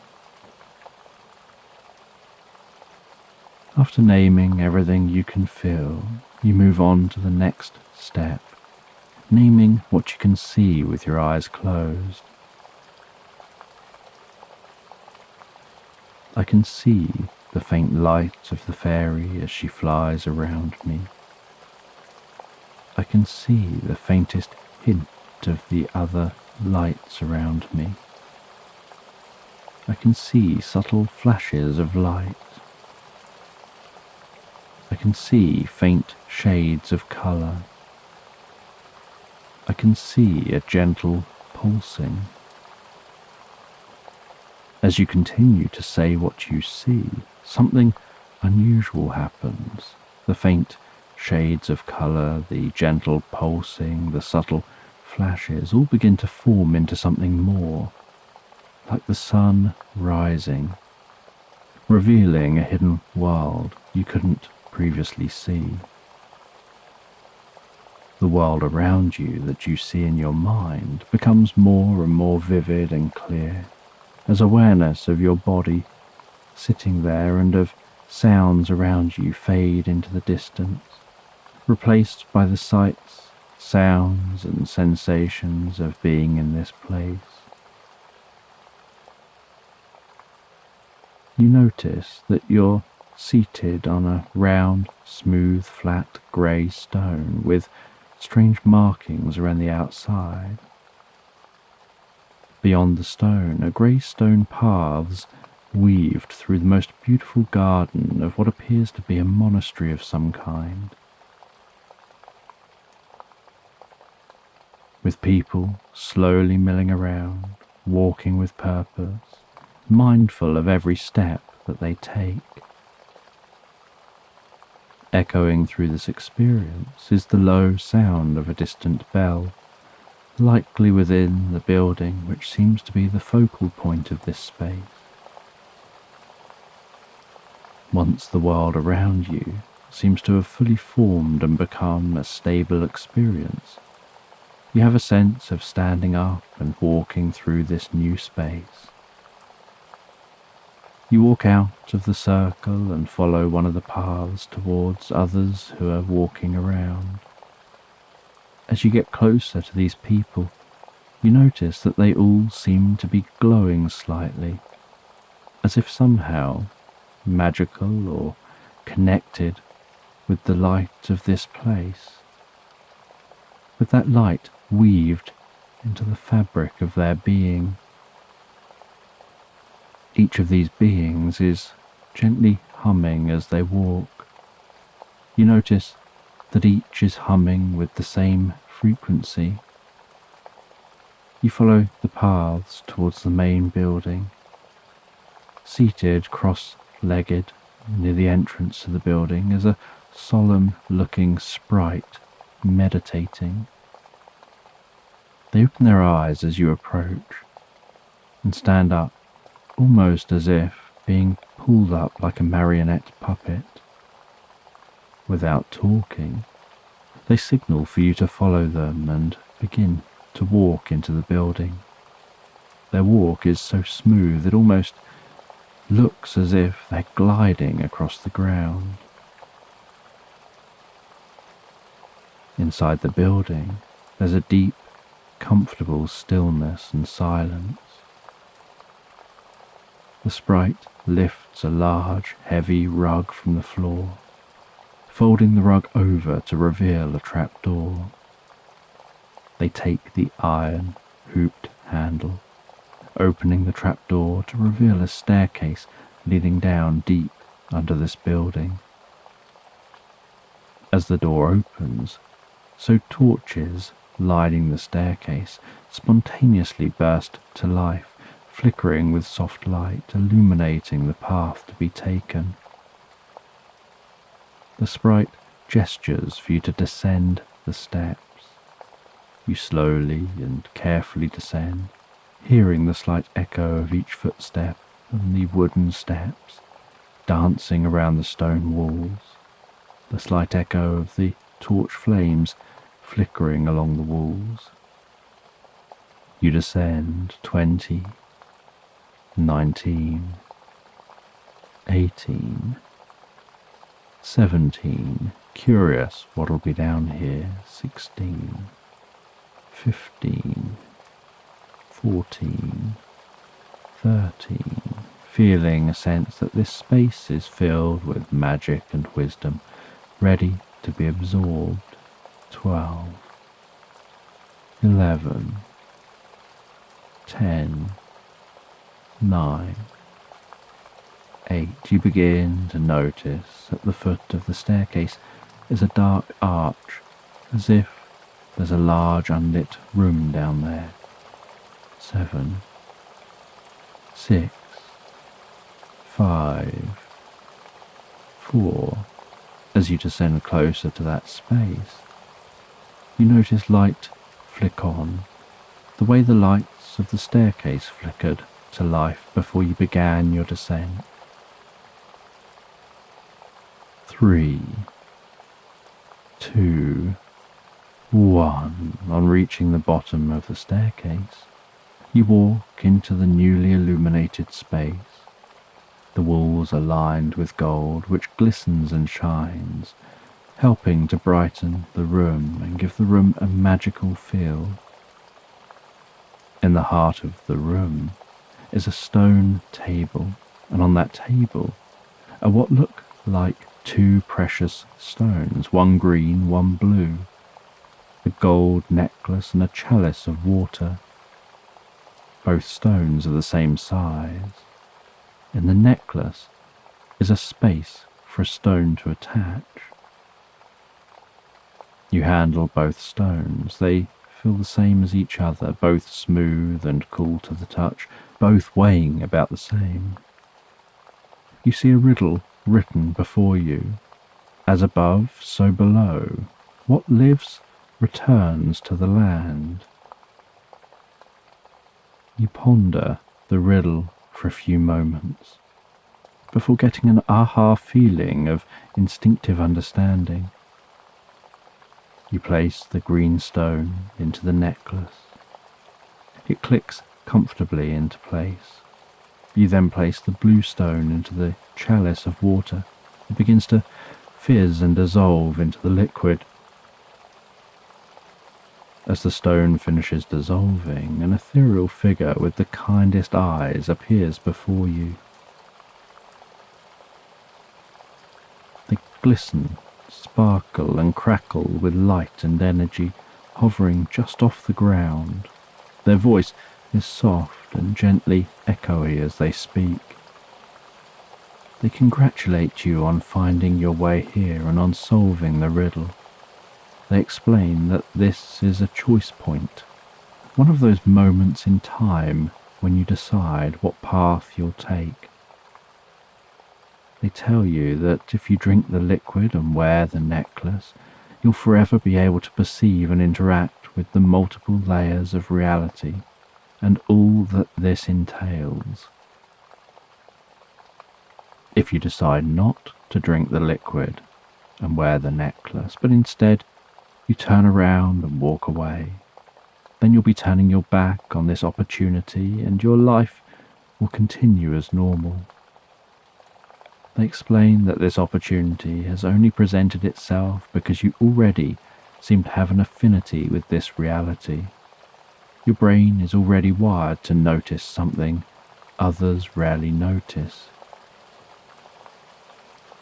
You slowly drink the liquid. It tastes like the freshest, most pure water you've ever had. You then place the necklace around your neck, and with this, the experience around you begins to fade. You find yourself back in the meadow, meditating. Following your experience, you open your eyes. The fairy says that they can tell what decision you made. As they fly near to you, so you can see the necklace around your neck, yet when they fly away from you, the necklace disappears. They say that it's a part of you now. You touch the top of your chest where you saw the necklace, and there's nothing there. They say that you now have the ability to see all layers of reality that very few people ever get to experience and interact with. The fairy spends a number of hours teaching you how to control your perception of realities, how to experience just your regular reality, how to change your state slightly to perceive this reality, how to see and interact with reality echoes. The fairy travels with you back to that old tree and says it's time for them to leave. You say your goodbyes before settling down again to sleep beneath that tree. You quickly drift into the deepest, most pleasant sleep. The next morning, you wonder if it was all just a dream. You test out what you were taught about changing state slightly. As you do, so you notice that other reality return. You then change state again, and that reality fades from your experience. Realizing the experience was real, you head home, curious about how this will shape your future, how you see and interact with the world around you. You head to bed, feeling that there's nothing better than when you get home from being away and have the opportunity to relax down in the comfort and familiarity of your own bed. And you easily and effortlessly drift and float peacefully asleep into Slumberland.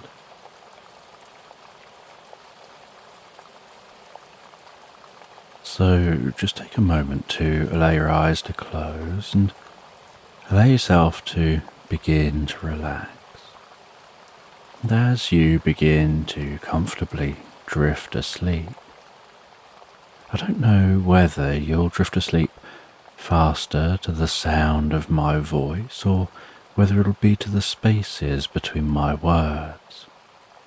And as you comfortably fall asleep, you can take a moment to allow yourself to get comfortable and imagine a healing light softly, slowly and gently passing down from the top of your head to the tips of your toes, relaxing gently down through you as I count down from 10 to 1. And with each count, your mind can quieten and calm as the muscles soften and relax, and you can begin the process of drifting peacefully asleep. From 10, that healing light, relaxing the muscles around the top of the head, around the back of your head, gently, carefully relaxing the muscles around the side of your head, around your temple, your forehead. And with each out-breath, that relaxation can deepen so peacefully, so comfortably, as it flows down around the eyes and around the ears. 9. That relaxation moving down around the jaw, relaxing that jaw, allowing the tongue to relax, the lips to relax, the nostrils to gently relax.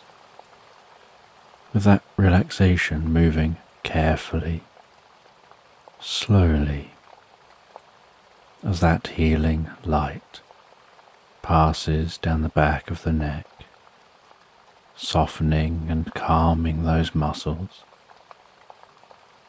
around the sides of the neck, the front of the neck, down from the head, gradually moving that calming, healing light out across the shoulders, the shoulder blades, relaxing those muscles like a deep massage, passing through your mind and body. 8. As that relaxation begins to move down those arms, and I don't know which arm the relaxation will move down fastest, whether it'll be the right arm or the left arm, but you can be aware of that healing light spreading gently down those arms, around the biceps, the triceps, down into the forearms.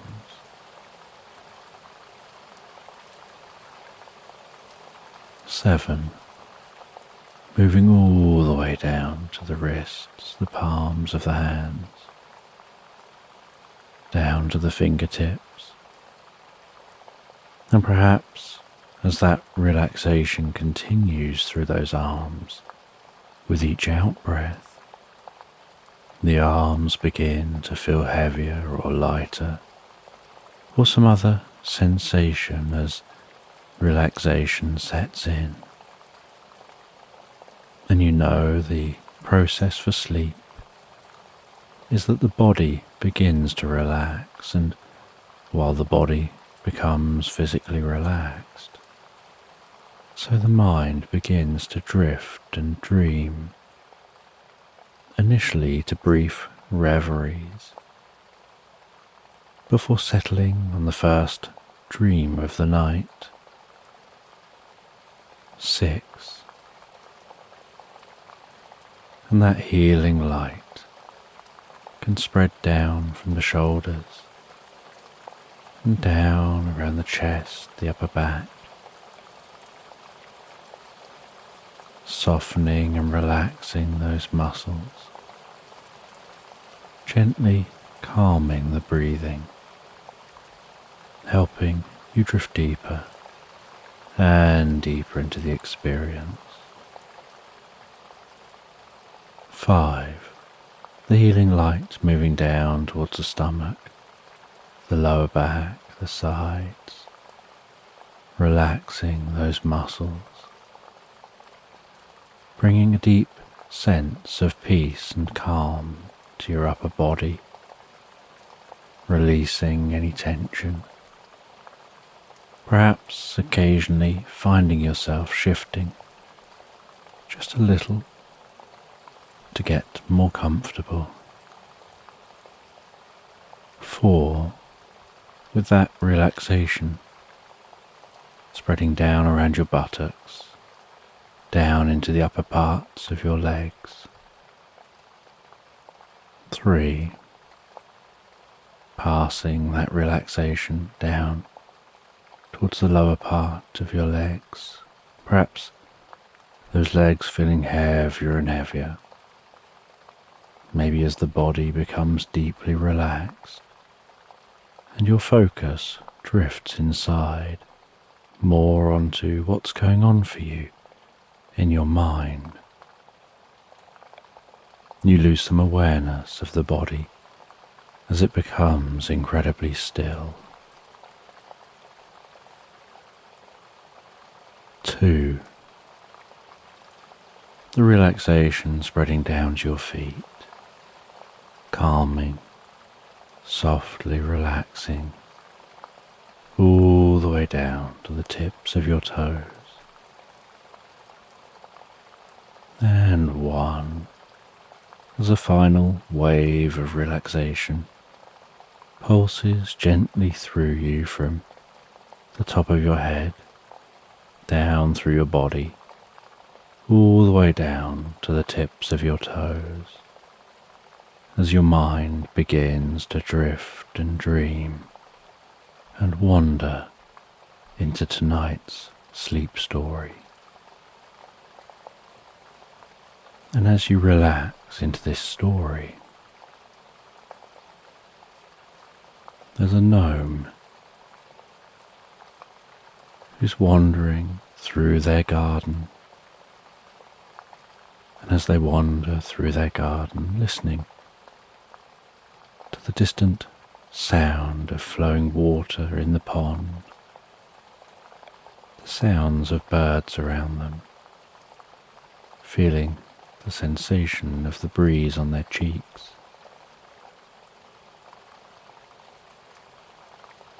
They smell an unusual scent. It doesn't smell like the scent of a flower they're familiar with. And they close their eyes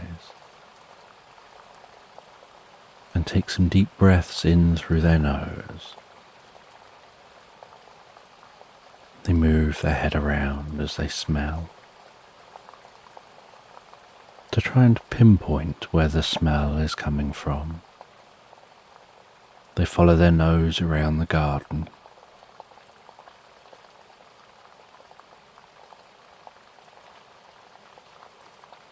They walk past the roses,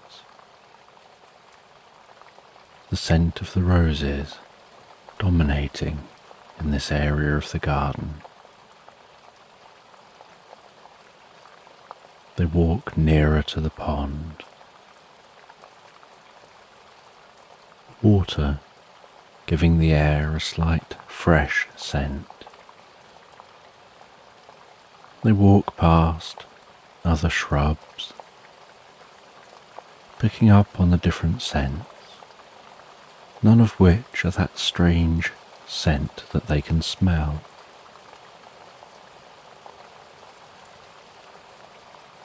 They find their way through their garden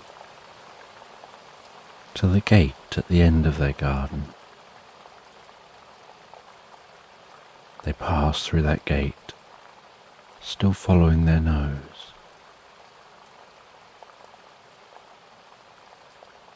They walk along the side of their garden.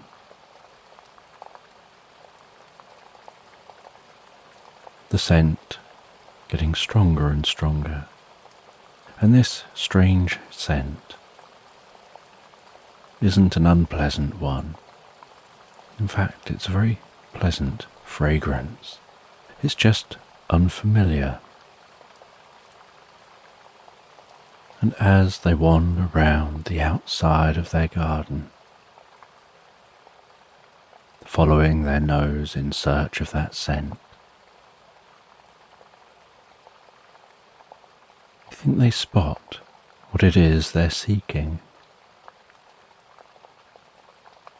There appears to be some unusual flowers growing beneath a tree. And they walk over towards that tree. A grand tree, a sturdy trunk, bushy leaves overhead, rustling in that gentle breeze.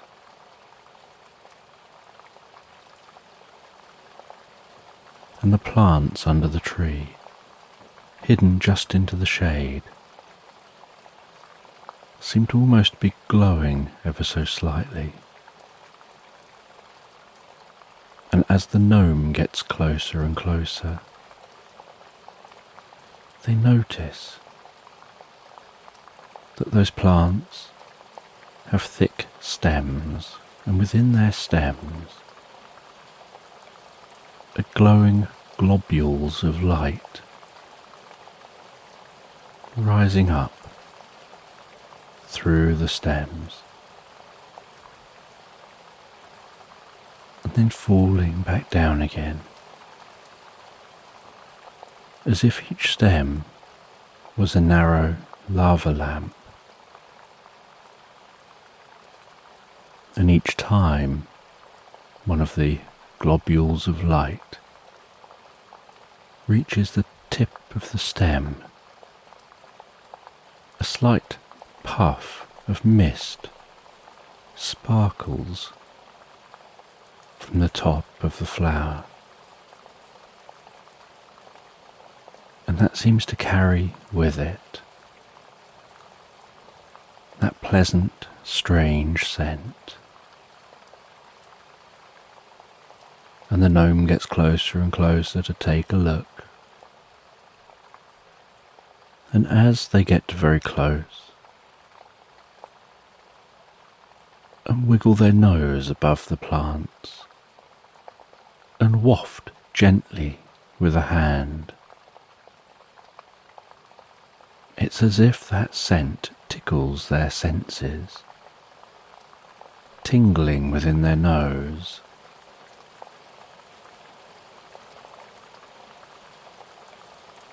It begins to shift their consciousness,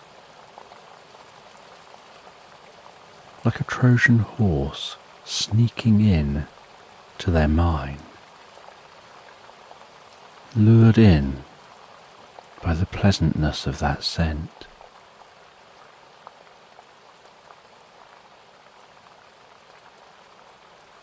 They sit down on the grass, a short distance from that tree. They close their eyes. They allow themselves to be drawn into that shift in consciousness. They imagine in their mind's eye those globules of light rising up the inside of the stems before falling back down again, as if bringing well-being, peace and harmony to the flower at the top, while taking away any stress and carrying that down to the roots, passing that down into the ground, making the plant at the top so pure and fresh, so pleasant.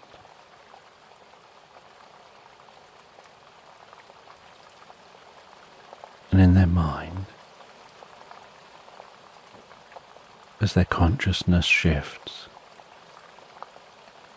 they see a second plant in their mind's eye, then a third, then a fourth, each one following the same process.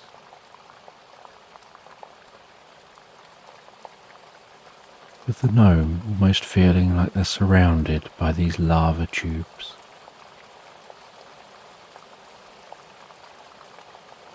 And they notice in their mind's eye that the petals of the plants begin to hum and whistle the most pleasant and delicate tune.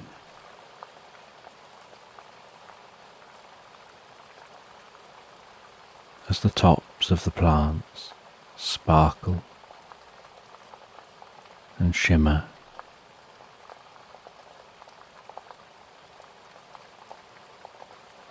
and they feel themselves drawn deeper and deeper into the experience. They notice themselves drifting away from an awareness of their surroundings into the inner experience.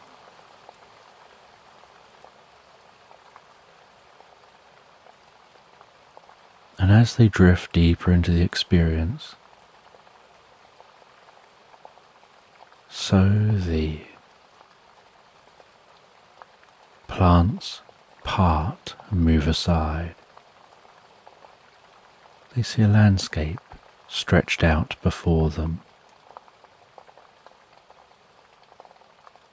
They stand up. They begin to walk across this landscape. A little way through the meadow is a grey, ragged rock. And sitting on that rock is what looks like a handmade envelope. They walk over towards that rock.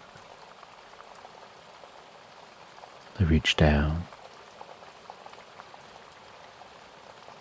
They carefully pick up that envelope, feeling the weight of the letter, the movement of the envelope, the way the air catches it as they turn it in their fingers. They move that envelope carefully in front of their nose. They smell that this envelope is delicately perfumed.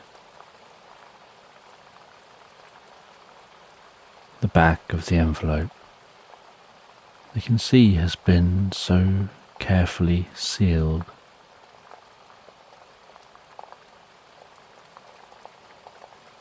The writing on the front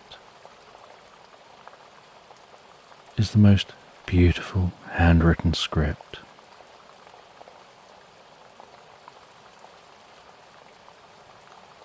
They run their fingertips gently across the envelope, feeling the texture of the paper. Run their fingers across the edges of this envelope, feeling the smoothness of those edges. They hold the envelope up to the light and can see the shadow of the letter inside.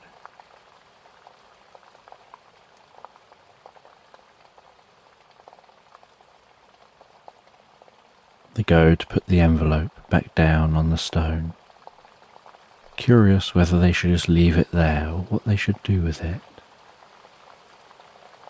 But as they go to lower that envelope, they hear a soft whistle that draws their attention. Before noticing, the whistle fades into the sound of a million twinkling, sparkling lights rising from that stone.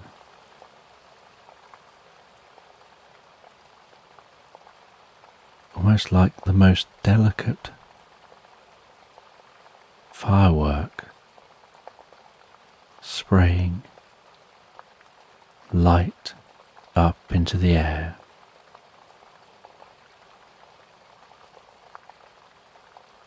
the slightest hiss. Looking down at that stone as the sparkling light recedes.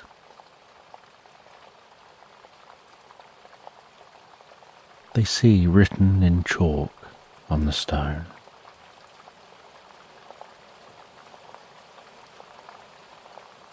"Take this letter in the direction of delight,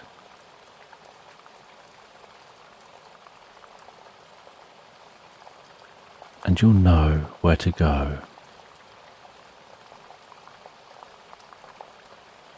and deliver this letter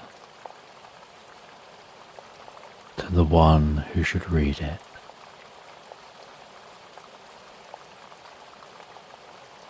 And the gnome carefully places the letter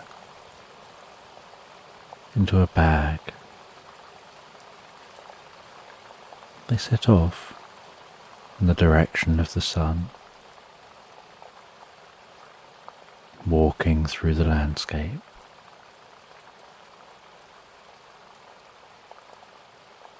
They follow that sun as it passes across the sky.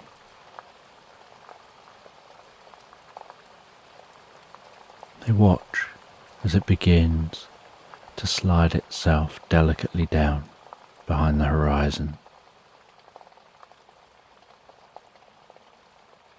tucking itself away for the night. And as it does, they take this moment to stop and rest, and they wonder if they're following delight.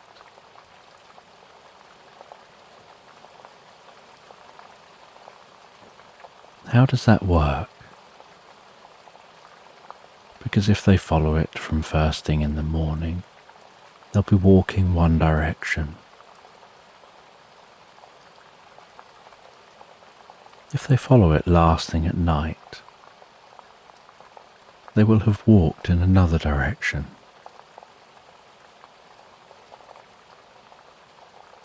If they follow it all day, they'll be walking in a strange route where they're permanently changing direction as they go. And at this time of year, the sun passes largely overhead. So once midday has passed, it seems to almost pass in a straight line. They wonder who this letter is for, how far they'll have to walk.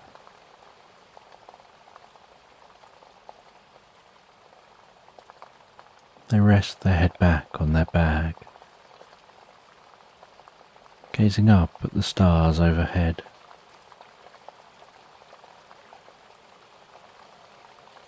Relaxing on that grass, feeling the cool breeze as evening turns to night.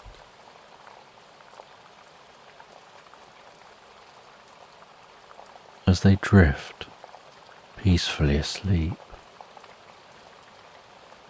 and while they sleep they dream, and as they dream about exploring a bakery.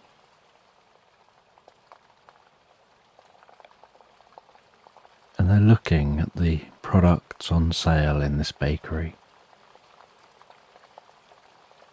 And they find what looks like a jar of jam. Only when they open the jar, it's filled with starlight.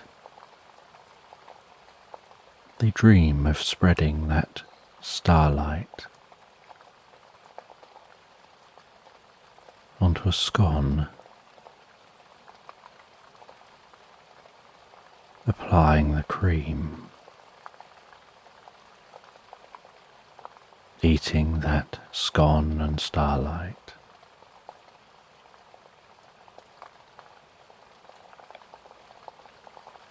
And then noticing that starlight passing through their body, tingling its way out to the tips of their fingers and toes, buzzing its way through to each and every hair follicle,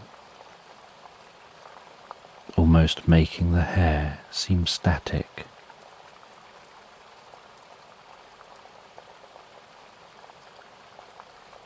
And then gradually the light dissipates within them, almost as if infused within them.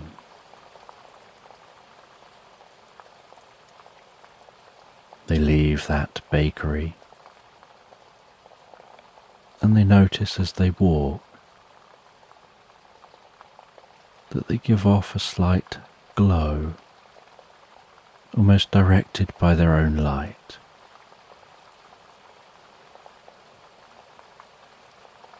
And they notice that light seems to be focused on their heart, emanating so gently from their heart.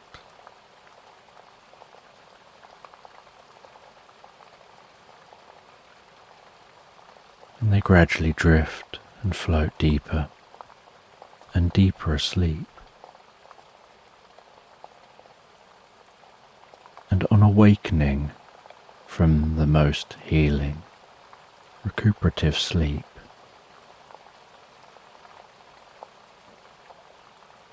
they feel a warmth in their heart. They take the envelope. They hold it up near their chest. They have this sense they're supposed to follow their heart. It almost creates a connection between their heart and that letter. And they feel delight pulsing gently from their heart as they walk, setting off again through the meadow.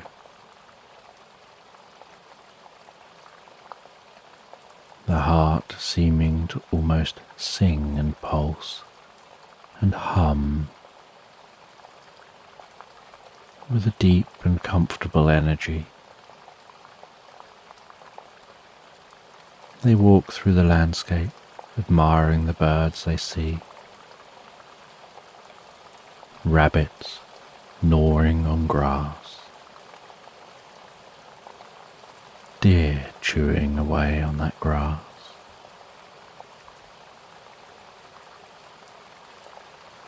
Following the sensations and the light of their heart.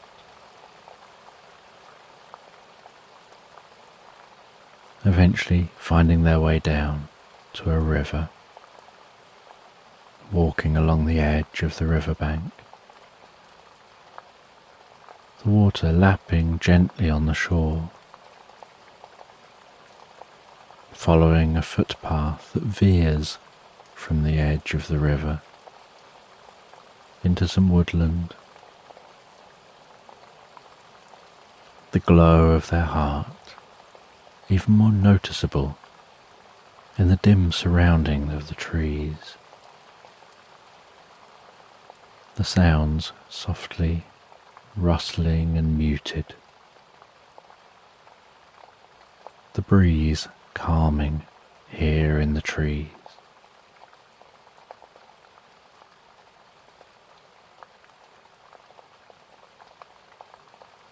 Aware that it's starting to get darker and darker again on another day. But the darker it gets, the brighter the light from their heart shines, illuminating the way ahead. And so they continue to walk.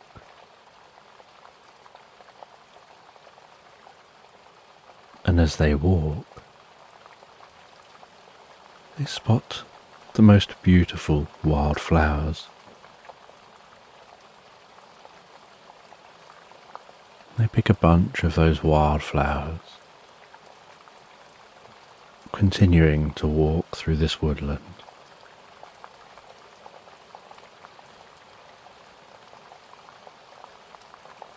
Until eventually they see some lights in the distance.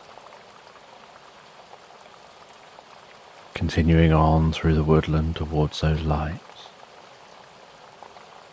The lights of a cabin becoming clearer and clearer.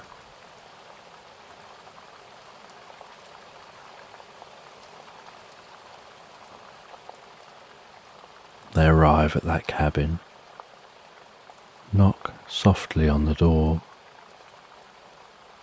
The light from their chest guiding them to this point. They wait for a moment.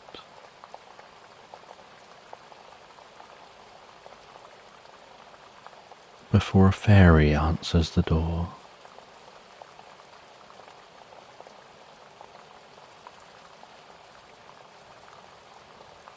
The gnome takes that letter from their bag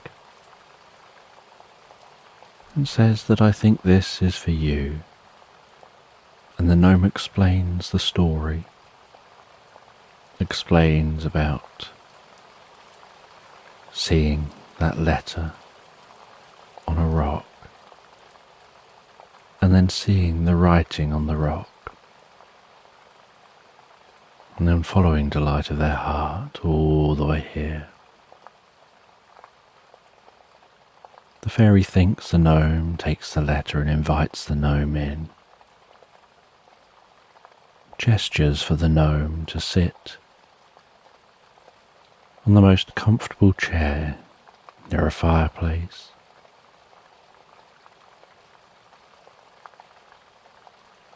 She makes the gnome a drink, says you must be thirsty from your journey. The gnome accepts the drink, and then the fairy sits in the chair opposite, carefully opens the letter, the gentle ripping sound of the paper as the envelope is opened.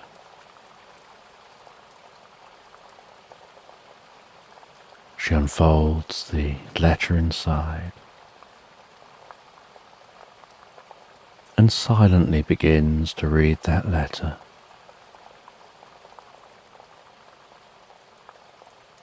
And the gnome watches as she smiles and holds the letter close to her.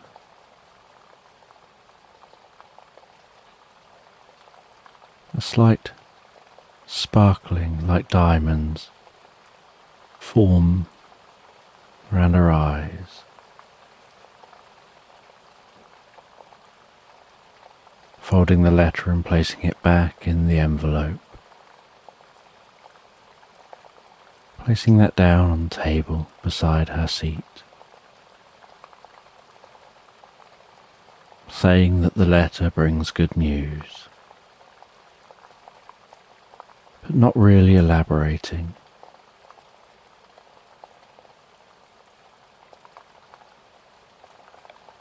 And the gnome and the fairy chat for a little while as the gnome drinks his drink.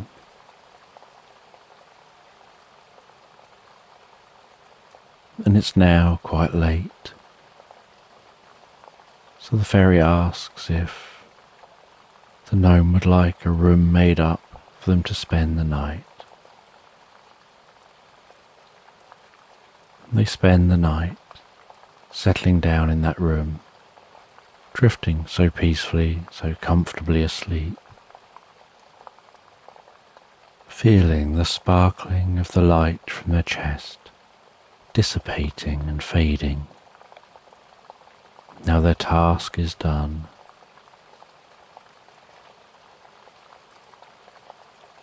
And the next morning, having slept so peacefully and soundly through the night,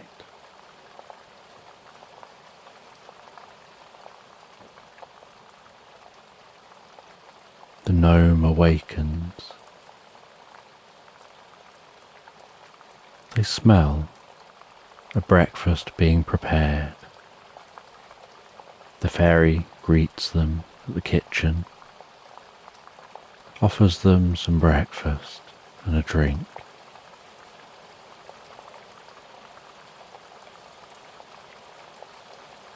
And the gnome packs a bottle of water for their journey,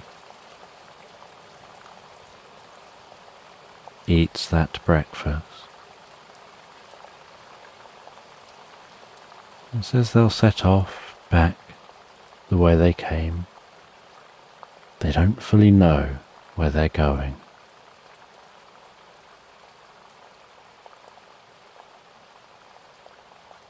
And the fairy has so much to look forward to. They say that they're excited and they've got preparations to make.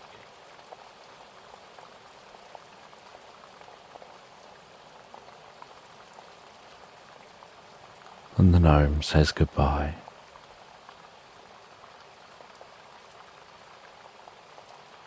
Sets off back the way they came, walking through that woodland, fortunately in daytime for the return journey. Now they no longer have the light of their heart guiding them.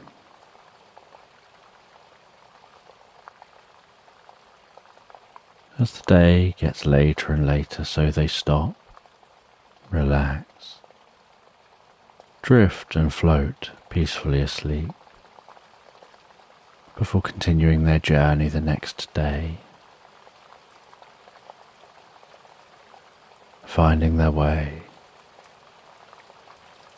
back to the meadow they started in, seeing those flowers there, walking back through the flowers and sitting down, and then feeling an overwhelming urge to lie down and drift asleep.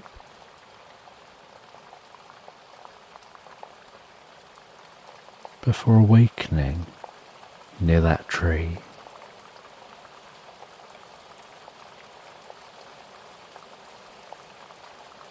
curious about the experience that unfolded for them.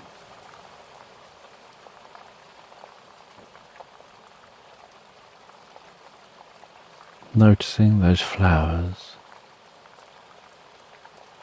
have now started to wither, as if they've now done their job, and the day seems so peaceful and calm, like very little time has passed.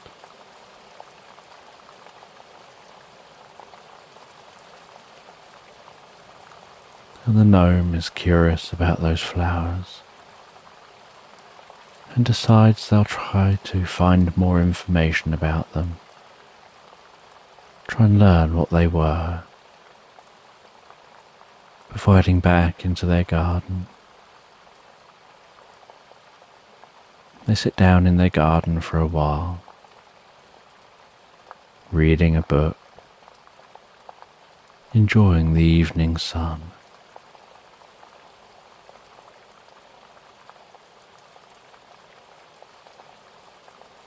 And as it gets later and later and the air begins to get a little chilly,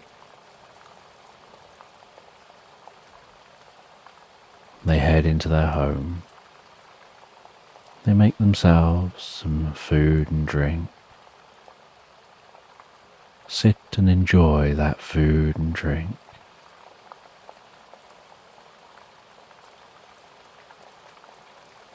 Before going and looking in their library, finding a book of old plants and searching for that plant that they saw. They can't find the plant in the book. They try to think of other books to search. Eventually they see the plant in a book of myths and legends. They see that the plant is the call of the fairies. When fairies require additional assistance to do tasks, like carrying messages they can't carry for themselves because they're not present, they can lure other beings, and a curious being will carry out their task. And with that, the gnome smiles and closes the book. They wonder who the sender of the letter was and whether the excitement on the fairy was that that sender was due to visit.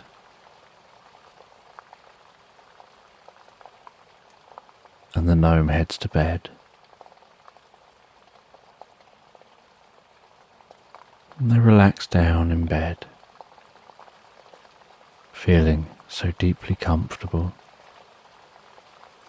and so easily and so effortlessly they drift and float asleep into Slumberland.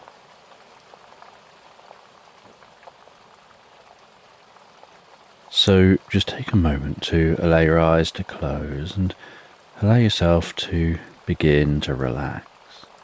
And as you begin to comfortably drift asleep, I don't know whether you'll drift asleep faster to the sound of my voice, or whether it'll be to the spaces between my words. And as you comfortably fall asleep, you can take a moment to allow yourself to get comfortable and imagine a healing light softly, slowly and gently passing down from the top of your head to the tips of your toes, relaxing gently down through you as I count down from 10 to 1.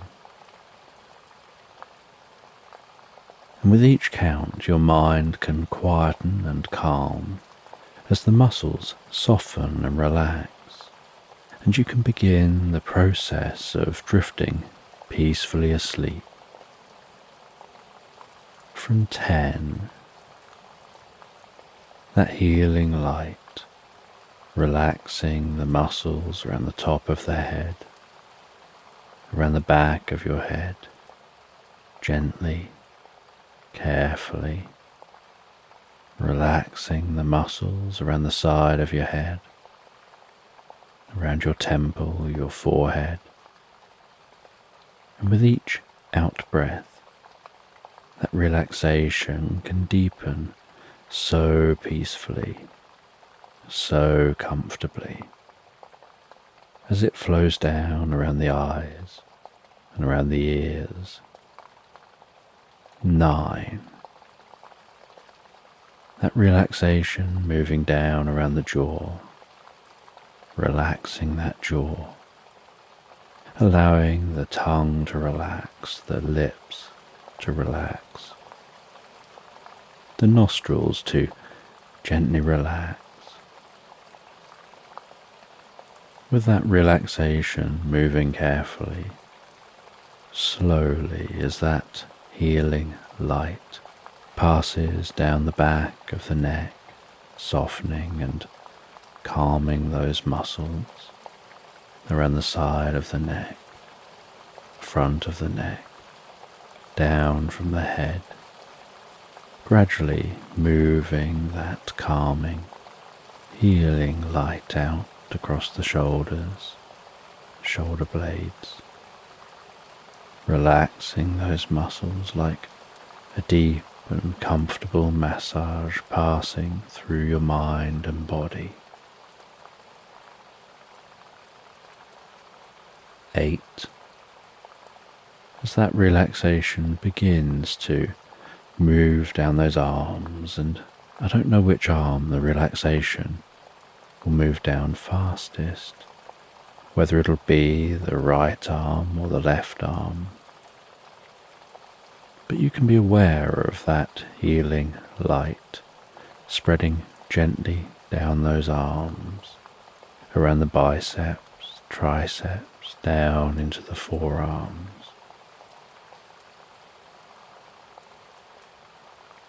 Seven, moving all the way down to the wrists, the palms of the hands, down to the fingertips. And perhaps as that relaxation continues through those arms with each out-breath, the arms begin to feel heavier or lighter, or some other sensation as relaxation sets in.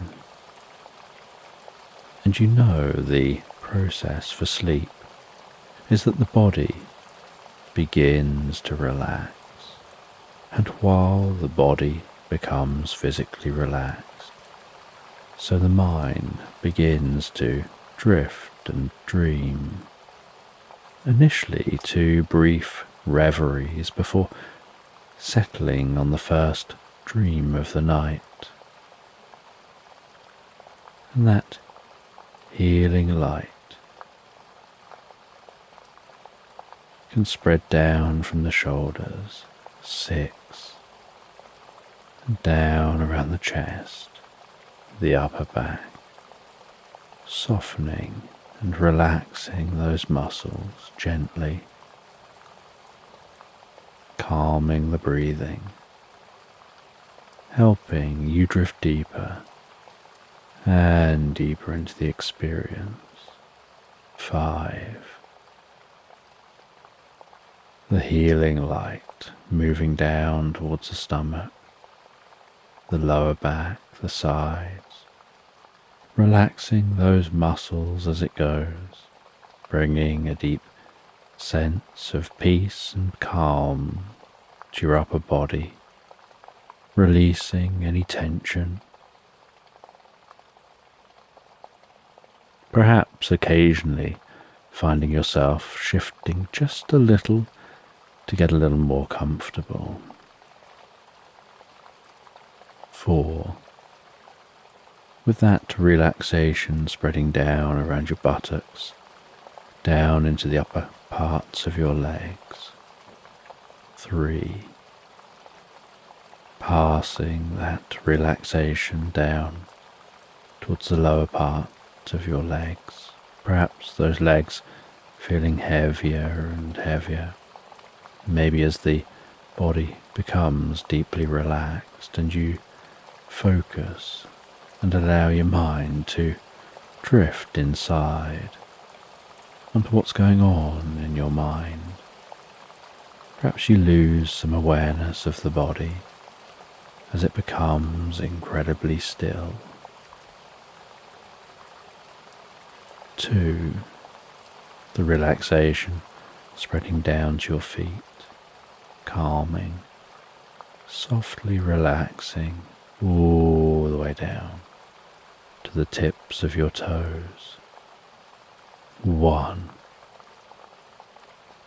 As a final wave of relaxation pulses gently through you from the top of your head, down through your body, all the way down to the tips of your toes, as your mind begins to drift and dream and wander into tonight's sleep story.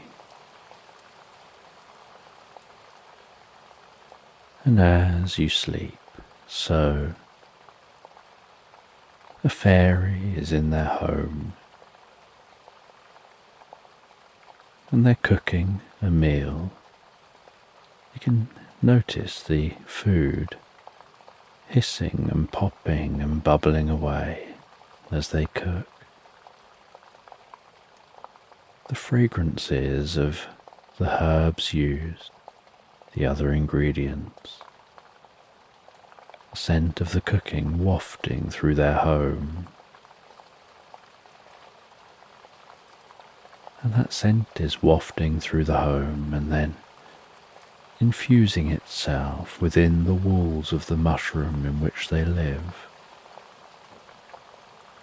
And once they've cooked their food, they plate that food up. They take the plate of food to the most comfortable chair, sitting down in that chair with what resembles a fireplace beside them, only instead of fire, this sparkling, twinkling light, pulsing, undulating, giving off a gentle warmth that permeates through the living space. And they really take time to savour that meal, enjoying the meal.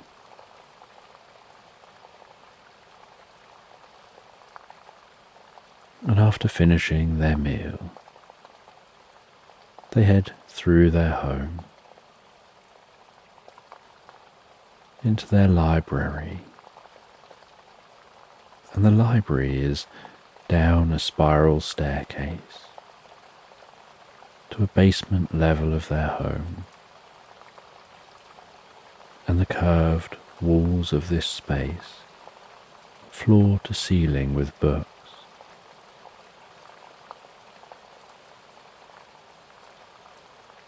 And attached to the shelves of books is a ladder on wheels.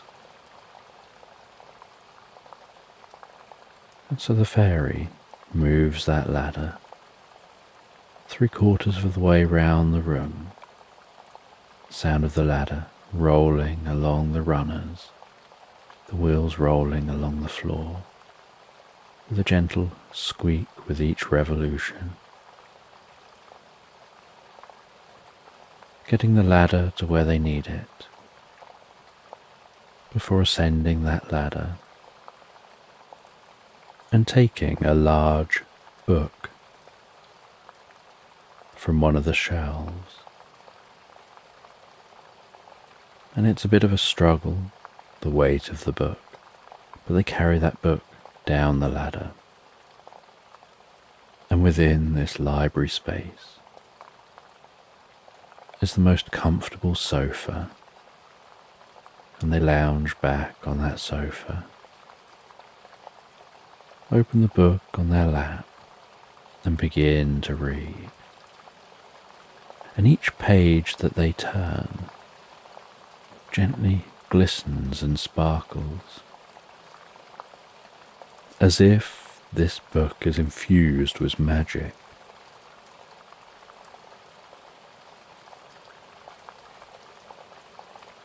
And while reading this book, they're reading about an old legend.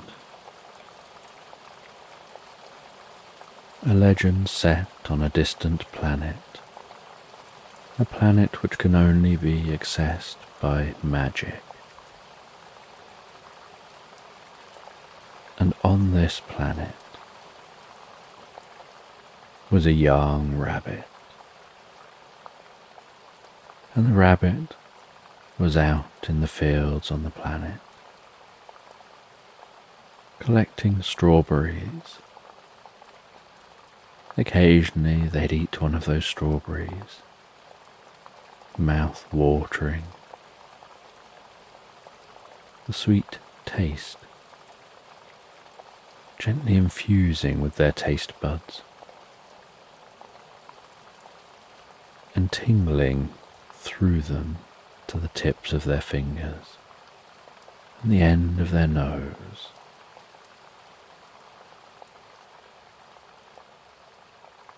And they collected an entire basket full of strawberries. They headed back into their burrow, placed the strawberries to one side, sat down comfortably in their burrow, The space here so cozy, just a gentle, soft, flickering light, tones of browns, the air very still, just the right temperature for a deep sense of comfort.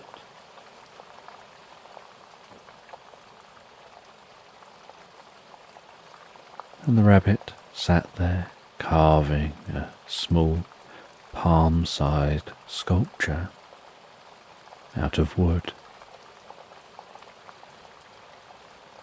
carefully slicing off layers of wood, gradually shaping that wood, sometimes getting some sandpaper and smoothing bits out,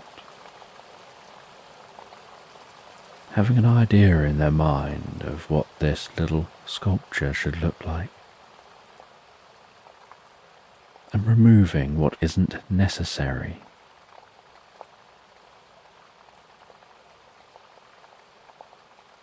And once they carved that wooden sculpture, they blew the excess dust off of the sculpture, gave it one last sanding down to make sure it was smooth, and it looked like a small person.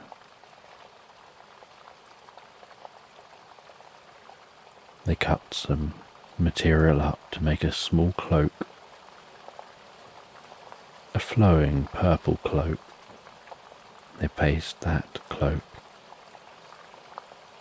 around the neck of that small carved person.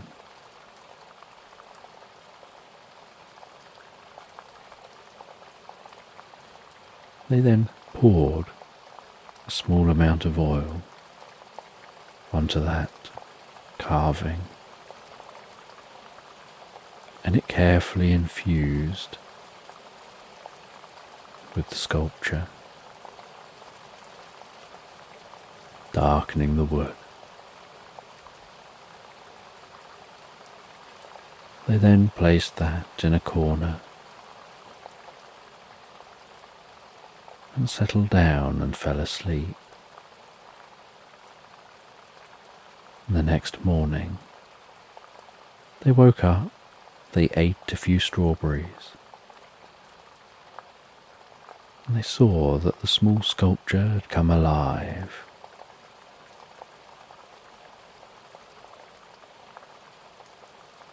And with this small sculpture, they set off out of the burrow. They walked through a meadow and into ancient woodland that was filled with gnarled trees,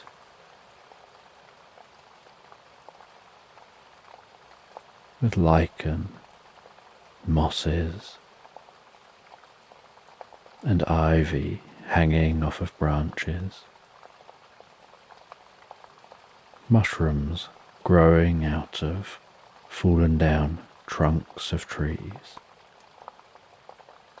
birds singing and echoing through the woodland, squirrels darting around the trees.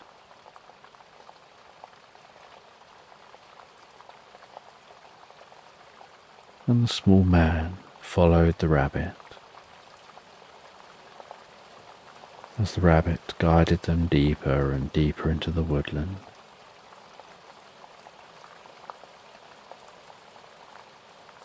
And the rabbit explained that they're needed for a mission.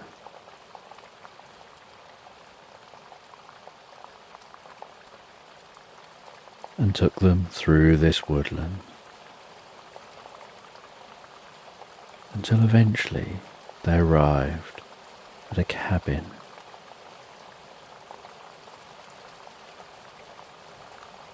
And the rabbit could see that in the cabin was a wizard,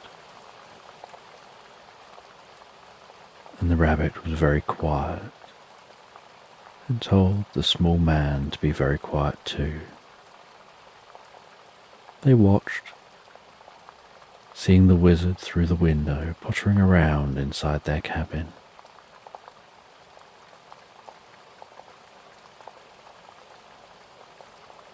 And the rabbit said, "We'll stay here until he leaves." And after quite some time, the wizard eventually opened the door to the cabin, throwing over a cape around their neck, pulling that around them for warmth, closing the door behind them as they set off away from the cabin.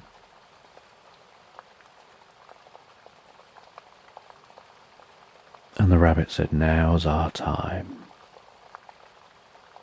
And together they headed to that cabin. And in the door of the cabin was a small cat flap. They carefully snuck through the cat flap, walked across the wooden floor, trying to avoid the loose floorboards, seeing that cat sleeping on a thick rug in front of the fireplace.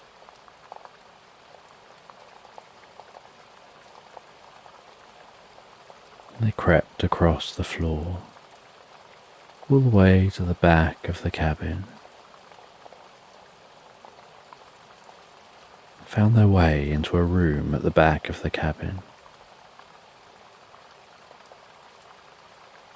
shimmied up the side of a table,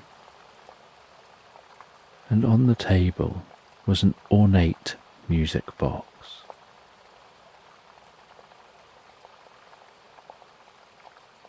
And the rabbit carefully opened the music box.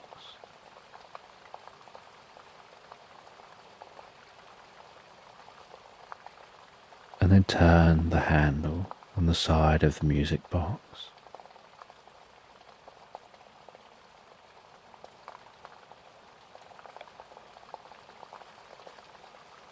And as that wound up, so the rabbit could feel the tension building in the handle,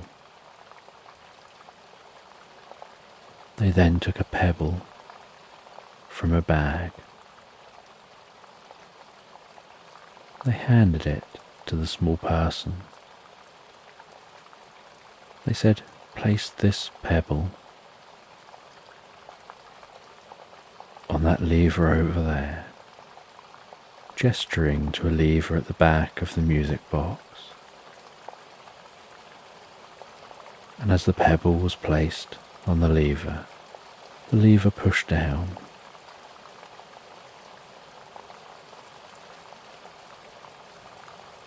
And a woman in the music box began to dance. The rabbit said, "You need to dance with the woman." And so the little man went over to the dancing woman, watched for just a moment, for the right moment to join in the dance, then took hold of the hand gently, propping it in his hand, put his other hand behind her waist, moving in at the rate and speed as she was moving, straightened his back, pulled their waists together,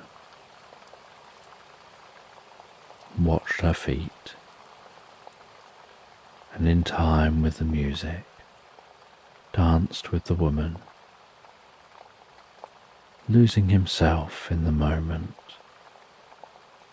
absorbed in that dancing, absorbed in the music.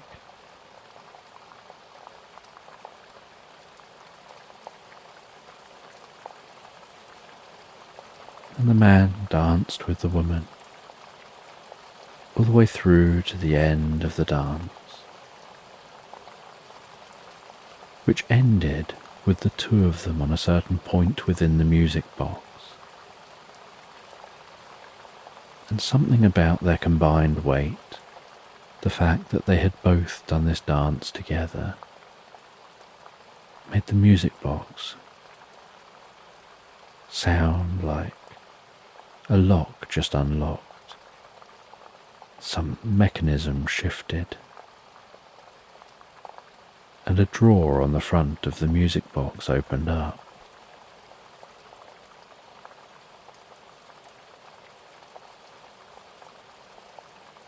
And the rabbit took a small scroll of paper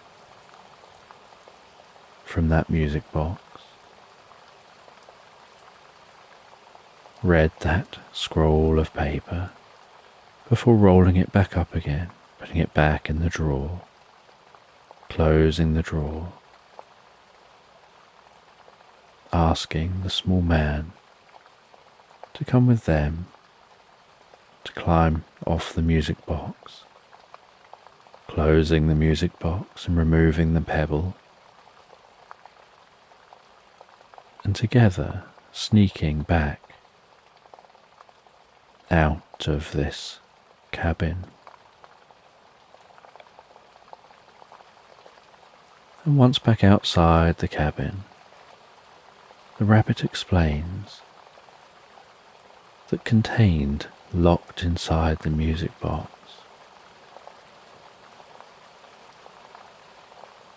was a secret message about how to find a deep sense of connection with others.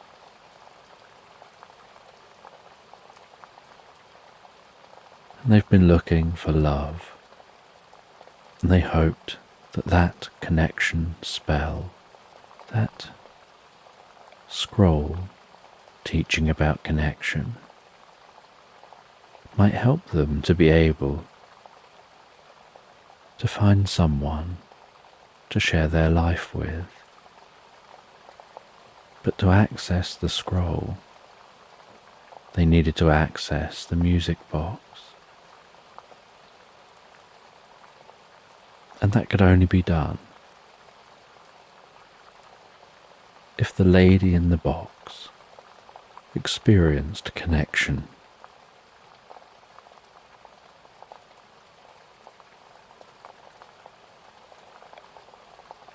And so, when she experienced that connection and completed the dancing, the drawer slid open.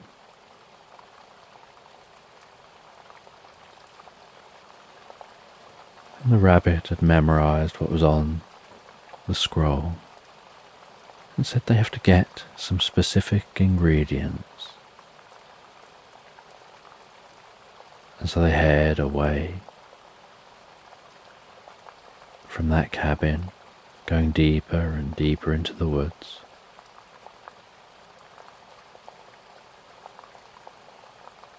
And deep in the woods, the rabbit starts picking certain ingredients, different herbs, different plants, taking some gratings of the bark of certain trees,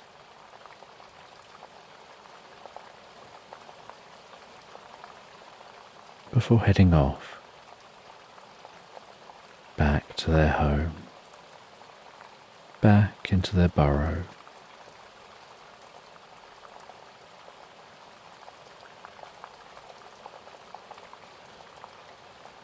Cooking up that potion, drinking the potion,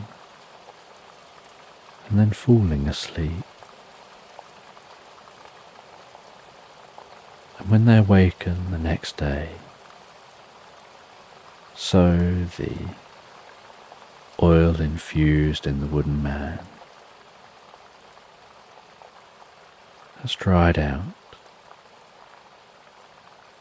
and the consciousness has drifted from that wooden man, and they're back to just being an inanimate carving.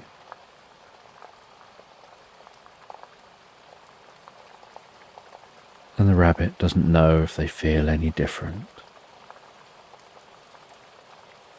They head out of their burrow.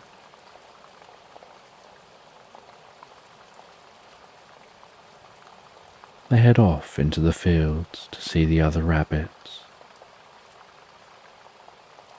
They decide to test to see if the potion has worked. They hop over near some other rabbits. They say hello to those rabbits. The rabbits engage back, and they engage in conversation. And they talk with each other for some time.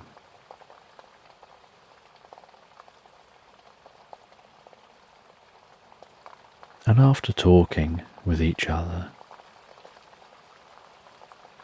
and the sun beginning to set, one of the rabbits says they're interested in continuing those conversations. And they hop along by the lake. They can hear the sounds of crickets, gentle lapping of the water on the shore, feeling the cool air through their fur, just chatting with each other, with time almost standing still between them, until eventually they're both so tired they head back to their homes, but agree to meet the next day. And the next day they head out, they see each other, they chat with each other some more. And day after day they talk with each other more and more and more. Until eventually they're chatting so much they don't leave each other's side. They realize they want to just spend more time with each other.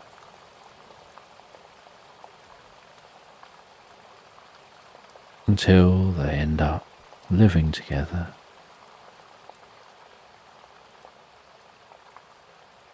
And the fairy reads all the way through to the happy ending. And she understands the deeper meaning. She understands what really happened with that spell and the resulting potion.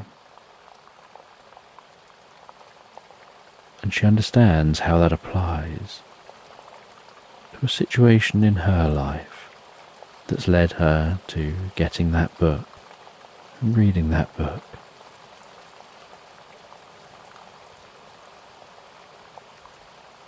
She places the book down next to the sofa, heads back upstairs, leaves her home and heads down into the fairy village. And down in the fairy village, she goes to the bar. She talks to others in the bar and finds that with one fairy they strike up the kind of conversation where you're so engrossed in each other's company that you lose awareness of everything else going on around you. You lose awareness of time that's passing. You find yourselves locked almost in a mutual world, as if you're both one. And a bit like in the book, every day for the next few weeks, the fairy agrees to meet up with the other fairy. And they meet up and they talk They go to pleasant locations and just sit and chat, sometimes just sitting and being silent, enjoying nature. Each time feeling a deeper sense of not wanting to separate from each other, of wanting to spend more time together.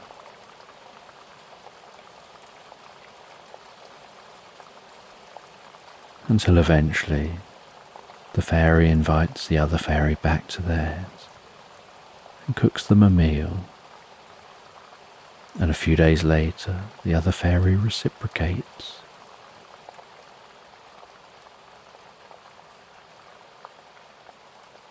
Another time, the two of them head off and have a meal out together.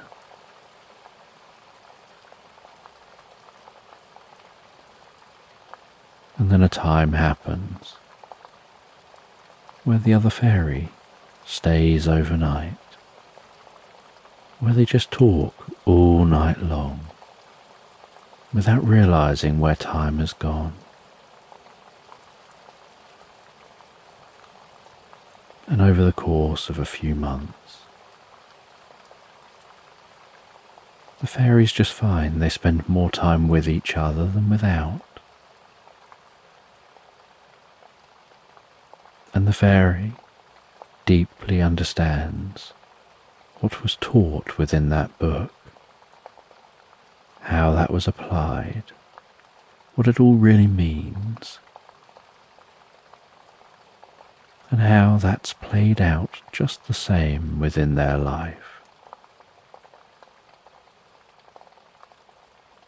and is truly grateful for what they've gained.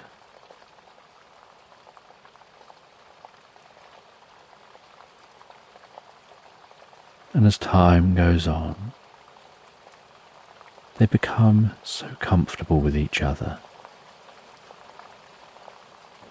that every touch of each other triggers a deep sense of relaxation and inner well-being, a deep sense of safety and security, a deep sense of comfort and peace. And they find lying down together, wrapped in each other's arms, that the act of being so close and calm, feeling so safe together, helps them fall asleep so quickly, so deeply, peacefully and comfortably, relaxed asleep into Slumberland.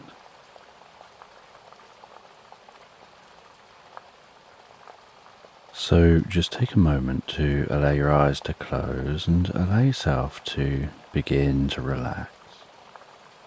And as you begin to comfortably drift asleep, I don't know whether you'll drift asleep faster to the sound of my voice, or whether it'll be to the spaces between my words. And as you comfortably fall asleep, you can take a moment to allow yourself to get comfortable and imagine a healing light softly, slowly and gently passing down from the top of your head to the tips of your toes, relaxing gently down through you as I count down from 10 to 1. And with each count, your mind can quieten and calm as the muscles soften and relax. And you can begin the process of drifting peacefully asleep. From 10, that healing light, relaxing the muscles around the top of the head, around the back of your head gently, carefully, relaxing the muscles around the side of your head, around your temple, your forehead, And with each out breath, that relaxation can deepen so peacefully, so comfortably, as it flows down around the eyes and around the ears. 9. That relaxation moving down around the jaw, relaxing the jaw, allowing the tongue to relax, the lips to relax, the nostrils to gently relax, with that relaxation moving carefully, slowly, as that healing light passes down the back of the neck, softening and calming those muscles around the sides of the neck, front of the neck, down from the head, gradually moving that calming, healing light out across the shoulders, shoulder blades relaxing those muscles, like a deep massage passing through your mind and body. 8. As that relaxation begins to move down those arms, and I don't know which arm the relaxation will move down fastest, or whether it'll be the right arm or the left arm. But you can be aware of that healing light spreading gently down those arms, around the biceps, triceps, down into the forearms. 7. Moving all the way down to the wrists, the palms of the hands,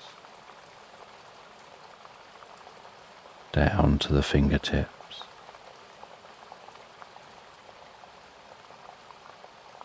and perhaps as that relaxation continues through those arms, with each out breath, the arms begin to feel heavier or lighter, or some other sensation as relaxation sets in. And you know the process for sleep is that the body begins to relax. And while the body becomes physically relaxed, so the mind begins to drift and dream. Initially to brief reveries, before settling on the first dream of the night.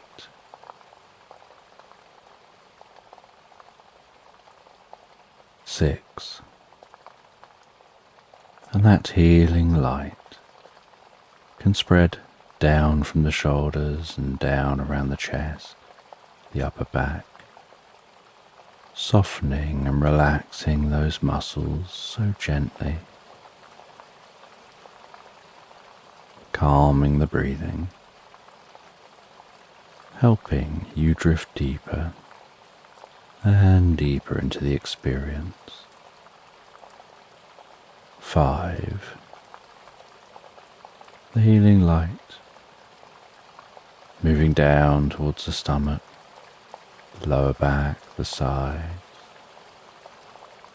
relaxing those muscles as it goes, bringing a deep sense of peace and calm to your upper body, releasing any tension. Perhaps occasionally finding yourself shifting just a little to get more comfortable. 4. with that relaxation spreading down around your buttocks, down into the upper parts of your legs.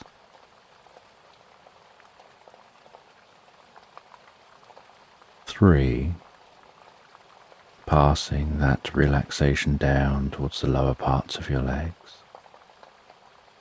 Perhaps those legs feeling heavier and heavier, maybe as the body becomes deeply relaxed and your focus drifts inside more on what's going on for you in your mind.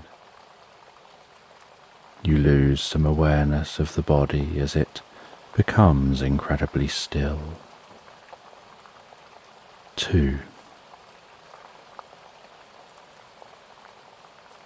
The relaxation spreading down to your feet, calming, softly relaxing, all the way down to the tips of your toes. And 1.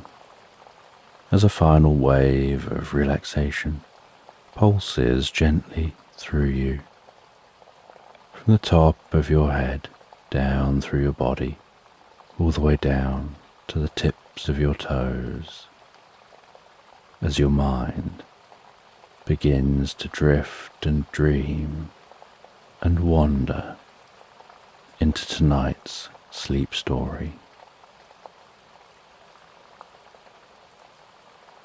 And you find yourself out in your garden, tending to the plants,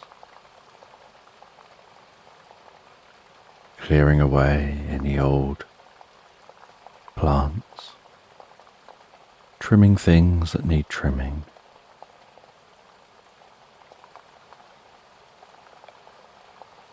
In some parts of your garden, you churn up the soil, you plant new plants, you then go around areas of your garden, placing new grass seed, where the grass has begun to go bare.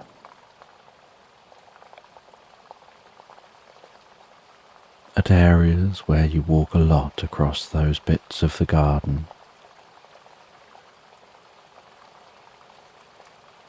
and then you go around with a watering can, watering what you need to, before heading to a deck chair here in the garden and relaxing into the deck chair, proud of all the work you've been doing, feeling that you've earned this moment of rest.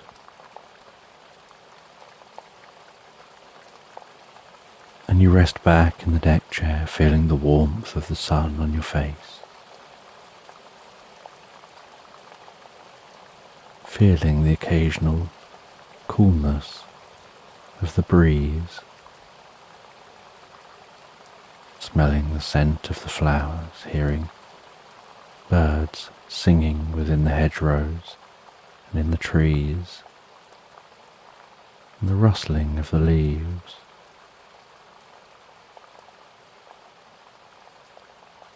Almost feeling a part of the nature around you.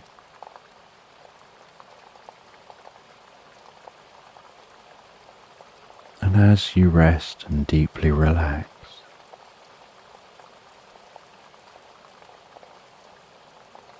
you get this sense like you hear a soft, distant voice. And at first you think it's just in your mind, perhaps like a dream gently tapping on consciousness. But then, as you move your head very slightly, you realize that gentle voice is coming from outside of your mind.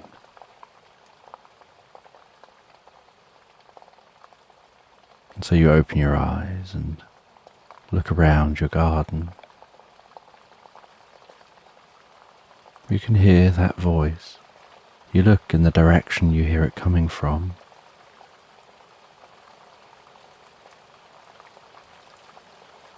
And you see, standing on the grass beside you, a very small gnome, perhaps no taller than your hand.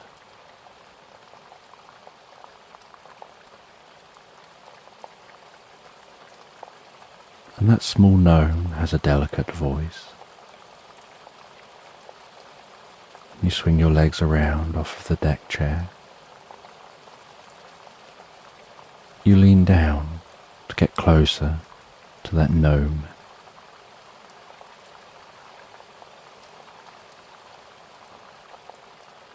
And the gnome says that they could do with your help.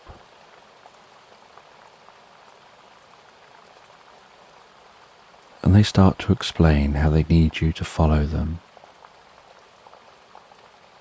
into a world of gnomes.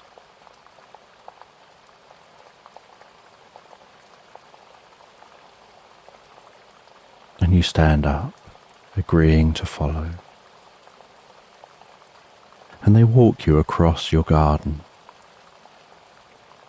towards an old oak tree that stands on the edge of your garden.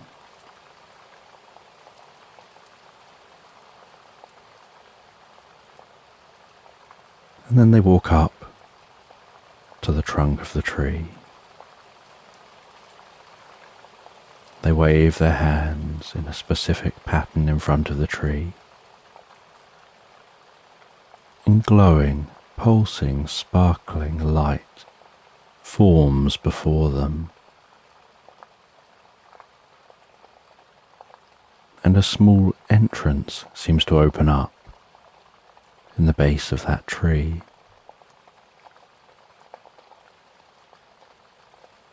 And the gnome walks in and looks back towards you.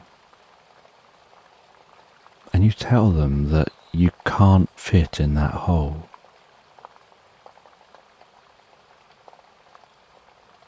And they shrug and acknowledge this, almost as if they'd forgotten you wouldn't be able to fit.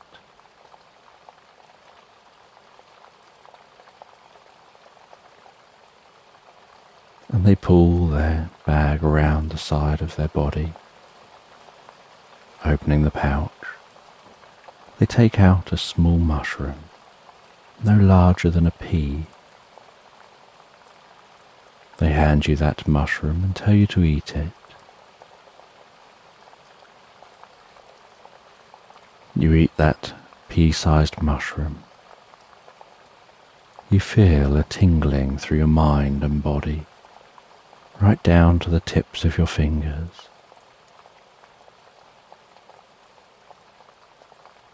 A little bit like pins and needles, just for a moment, before you start to feel a euphoric, deeply pleasant feeling. And a light spreads across you, and in that light, it's so bright you can't see anything around you, but you feel something shifting within you. And as the light dims and you can see your surroundings once more, you find that you're no larger than the gnome. You and everything you were wearing has somehow shrunk to the size of the gnome.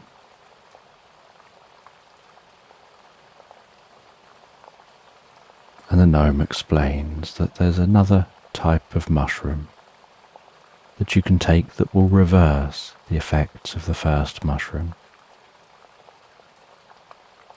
But for now, you can follow them.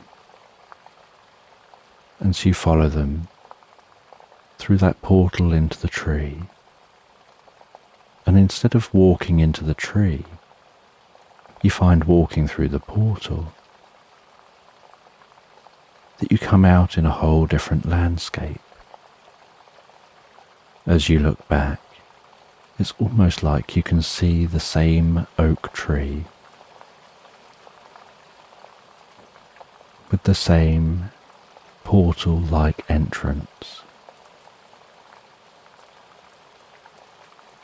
except this tree is situated in an open field, and before you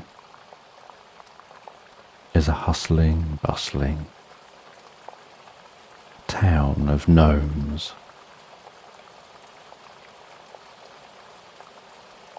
There's houses and streets. There's trees and wildlife. All the gnomes are talking and interacting with each other. But as they notice you, they stop and look, some gasping.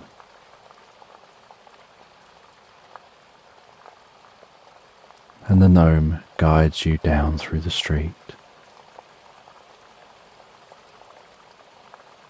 heading down towards a grand-looking building. Knocking on the door of that building, before opening the door and entering and guiding you in with them. And inside the building is wooden floor with large, dense rugs covering that floor. The two of you walk across the large, dense rugs, heading towards an old-looking gnome with a thick white beard, resting in a chair. They introduce you as the gardener.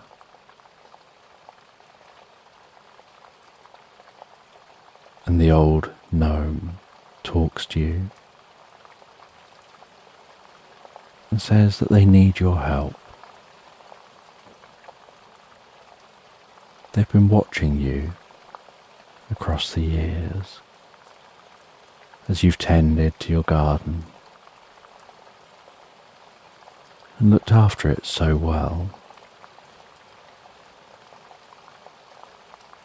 that you seem to have an affinity with nature and at just understanding things on a deep level intuitively.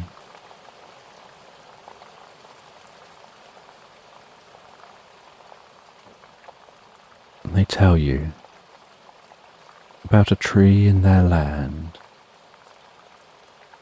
That's the tree of life. It's the tree that allows their land to exist as it does, as this separate realm. But recently that tree has been damaged and has started to die. And if the tree dies, their realm disappears. And everything in this realm disappears with it.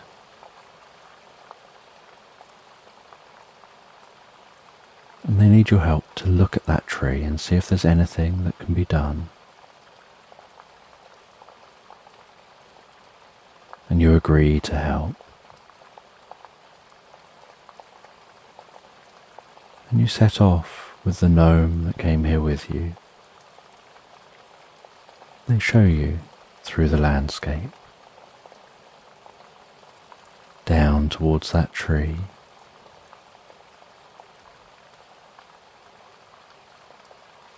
And the tree is some distance from this space.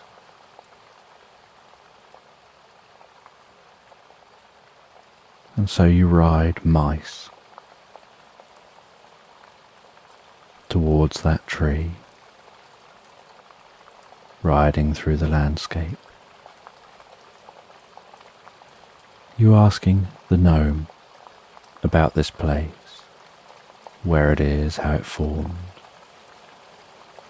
what happened before the tree, and what would happen if the tree disappears, and what would happen after the tree. And they explain they'd have to escape to the human world and make their home there, rather than in this gnome world, where they can live free and open, rather than hiding themselves. And you make the journey all the way to that tree, dismount from the mice, head over to the tree, and you see it's somehow become cracked, following a branch, and right down, almost into the heart of its trunk.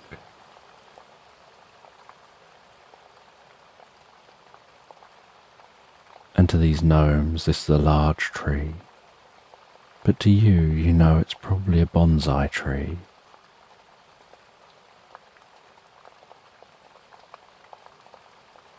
And you say that you think you can help. And you start getting to work on the tree. You get some natural fibres. You wrap them around the trunk, pulling the trunk together. You start fixing up that tree.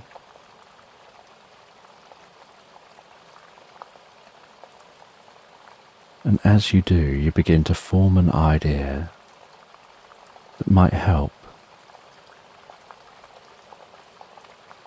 And you ask, what is it about this tree that brings life to this land?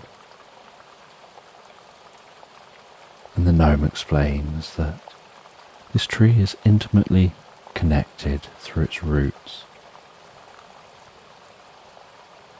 with this landscape. And this is the only one of its species here.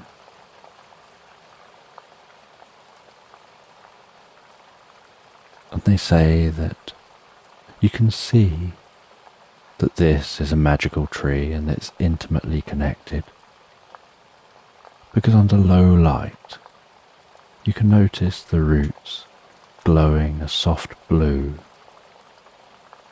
that signals their connection with the landscape.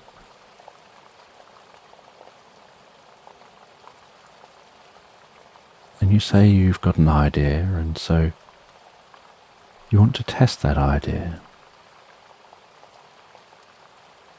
And you take a couple of cuttings from this tree.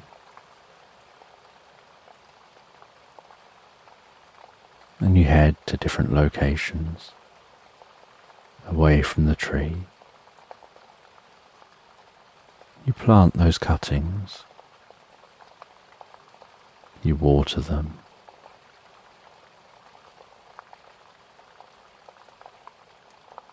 And you say you want to just see if they take hold, and if the cuttings have the same properties when they take hold as the main tree. And in this land, time passes different to in the human world. So days can pass here, where time seems to stand still in the human world.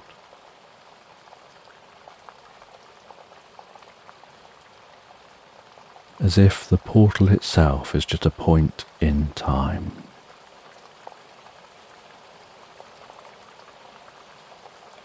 And so you spend a number of days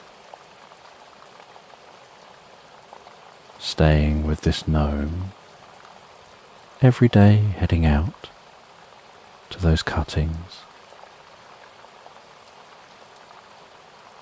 watering them, nurturing them,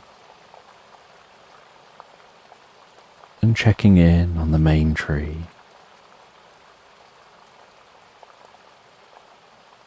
And after a number of weeks, you notice that the cuttings have started to grow roots and take hold, and under low light you can see that those roots glow a delicate blue.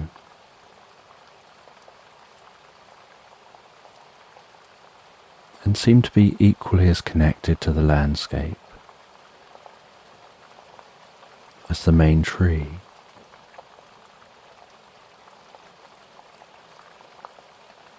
And this confirms your idea that if they want to survive here and reduce any risk of any issues, perhaps they need to have more than one tree that maintains this space, this alternate world.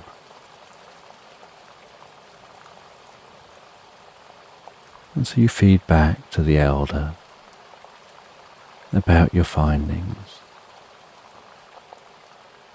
You feed back that the main tree is doing very well, is repairing itself very well, but that cuttings also grow when looked after.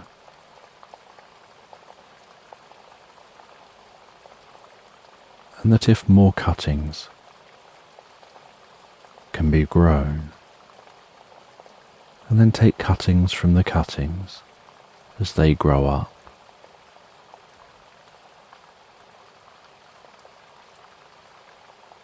then the tree can become something that is so ubiquitous in the world.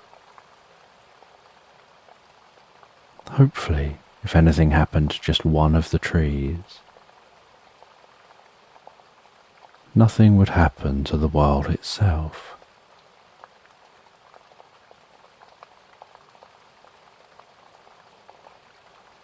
And the elder says that the only way to know if that would work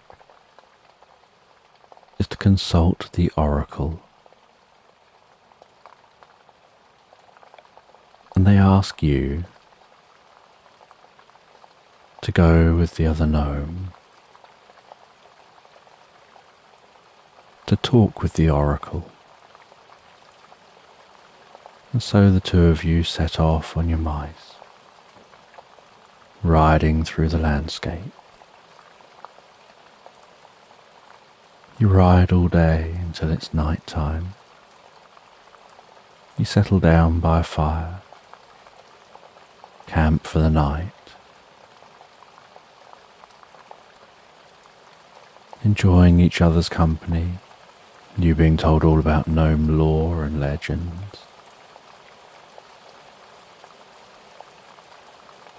Next morning, carrying on the journey, until eventually you see a palace in the distance, rising over the horizon. Arriving at the palace and asking to see the oracle.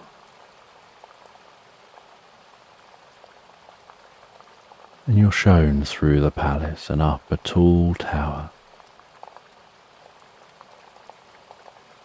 And the oracle is sat there meditating in this tall tower.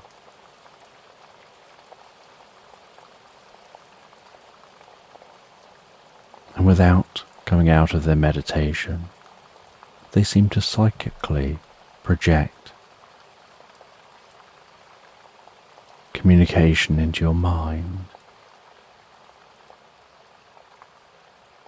asking what you're here for, and you explain. And this oracle, who remains in this meditation, says that this meditation allows them to remain on the same frequency as the world around them, connected to all beings here, all life.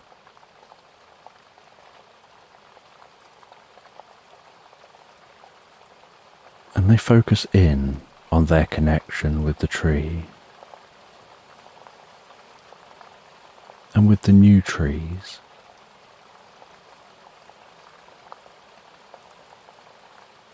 And they put the idea out there about whether it's accurate that the tree and the new trees, that any of them existing, is enough to maintain this world.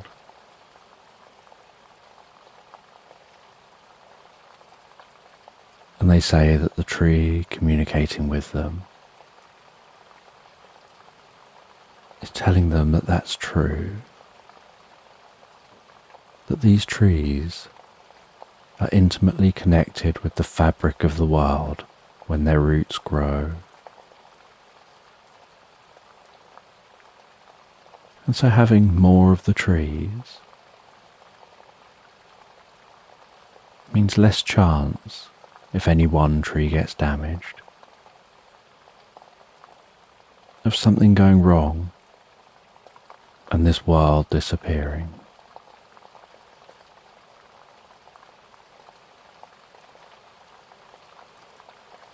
You ask how this world develops if it needs these trees to be here.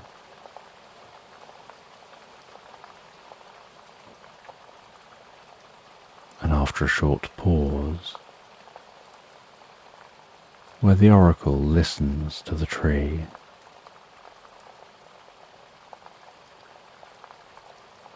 they say that it came down to the first gnome.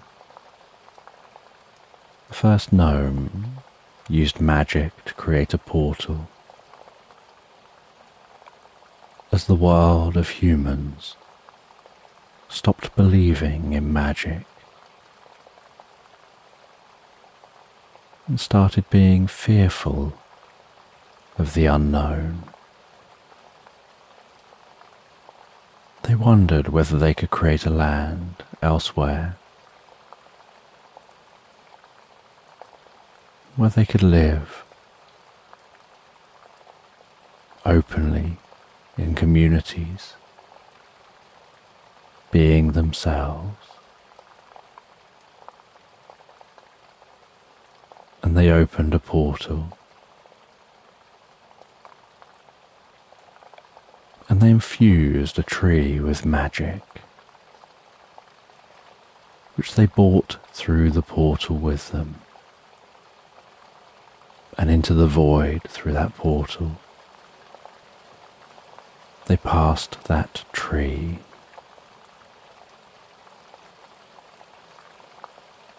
And the tree's roots, imbued with magic,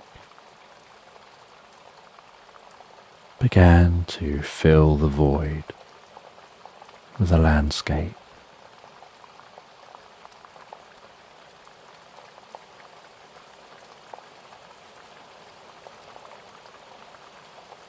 And all the soil and all the other plants and the entire landscape grew from the wishes and dreams of that gnome, carried through the magic into that tree, into those roots.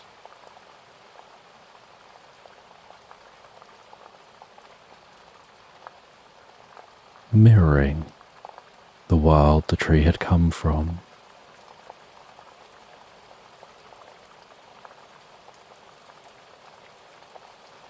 And so that tree, since then,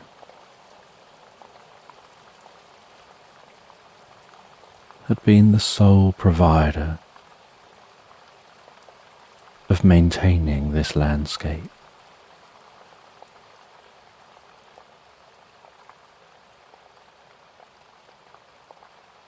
And as generations went by, the old stories drifted into legend and then faded from memory.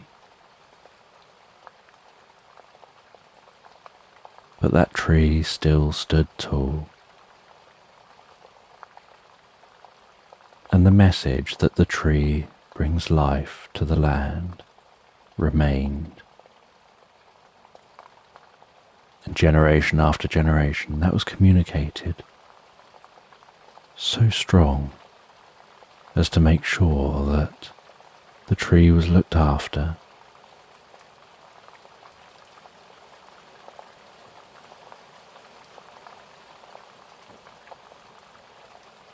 And if the magic of the roots ever failed, then this world will go back to being a void.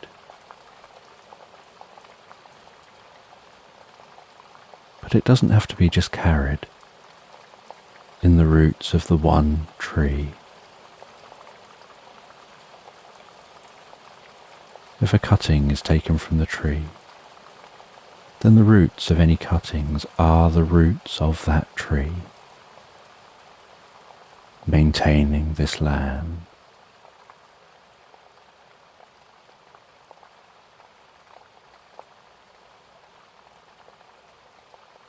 And after seeing the oracle, you both head back, stopping on your journey, camping another night, continuing your journey the next day, confirming that cuttings work as well as the original tree. But to get cuttings, you have to be delicate. You can't just chop a tree to pieces for cuttings. You take a small piece, let it grow. Take another small piece, and as those pieces grow into trees, so cuttings can be taken from them. And you teach how to get cuttings from the tree, how to grow those cuttings into trees of their own.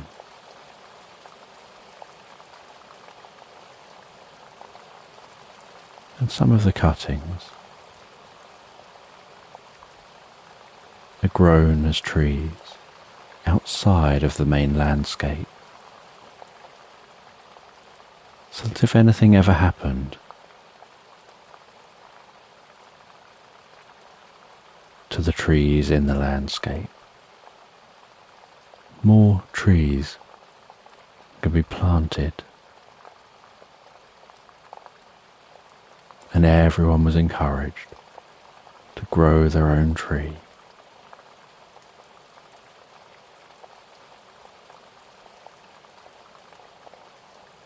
And each tree would take years to grow to full size.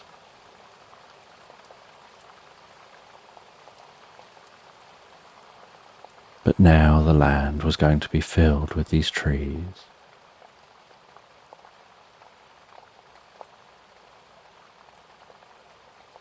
And you're thanked for your help, and the gnome shows you back through the portal, back to your garden, then hands you a mushroom. You consume that mushroom and grow back to full size. And in your garden you notice it's as if no time has passed, but in your mind you feel like you've had weeks away.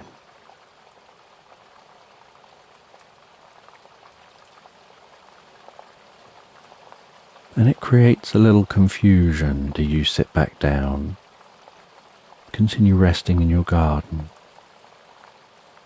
carrying on what you were doing before you went in to the gnome land? When to you it feels like a lot of time has passed, and perhaps you should be getting on with other things.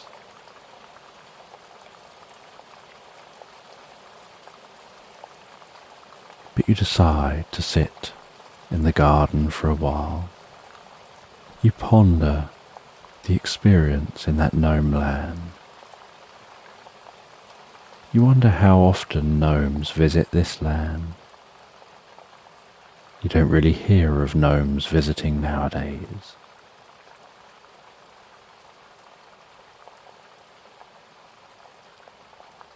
And after resting for a while in the garden, you do another round of watering where you need to water. As the evening sets in, you head inside your home. You make yourself something to eat and drink. You rest down by the fire, eating that food, drinking that drink.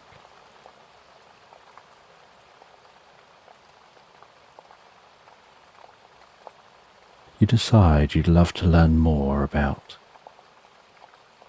the times when gnomes and other creatures lived within this world. You'd always assumed they were just fairy tales and stories for children. But knowing that it was real makes you want to learn more. When you're reading with a different mindset and a different understanding, you head to bed and drift peacefully asleep. And the next day, you head to the local town, visit the local library. Walking into the library, seeing dust motes floating delicately in the beams of light, softly passing through the narrow windows. The smell of old books,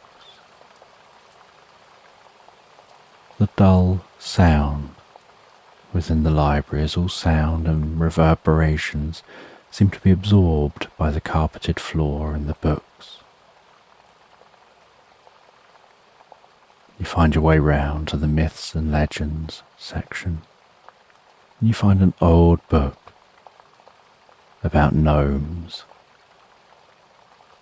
You sit down at a table in the library and begin to read that book, reading about the legend of the gnomes, how they first seemed to appear in this land, what humans used to think of those gnomes, the magic they used to possess. And you find it fascinating learning about those gnomes. Now that you're reading this, from a perspective that what you're reading is probably true, and you continue to read that book. You look at the pictures, seeing some of those drawings, questioning their accuracy as they're drawn from what people say gnomes are like. But having met gnomes yourself, you know they don't look exactly like these drawings portray.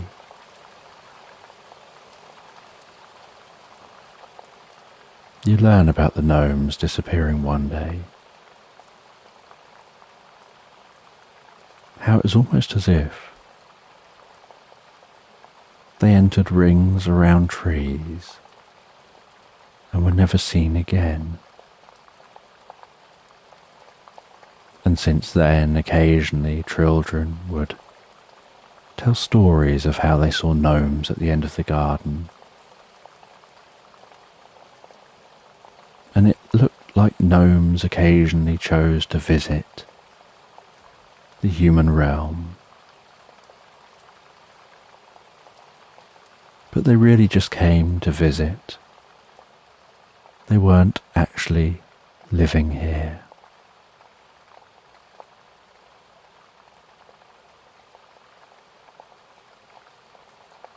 And after reading and finding it fascinating learning the history of the gnomes. You wonder whether the gnomes themselves have any books or any history that they could teach from their perspective. You head back home. You write a letter to that gnome, saying you'd love to learn more about their civilization, about the history of the gnomes from their perspective, and if they've got any writings on that they'd be willing to share. Would they share that with you? You place that letter near the tree.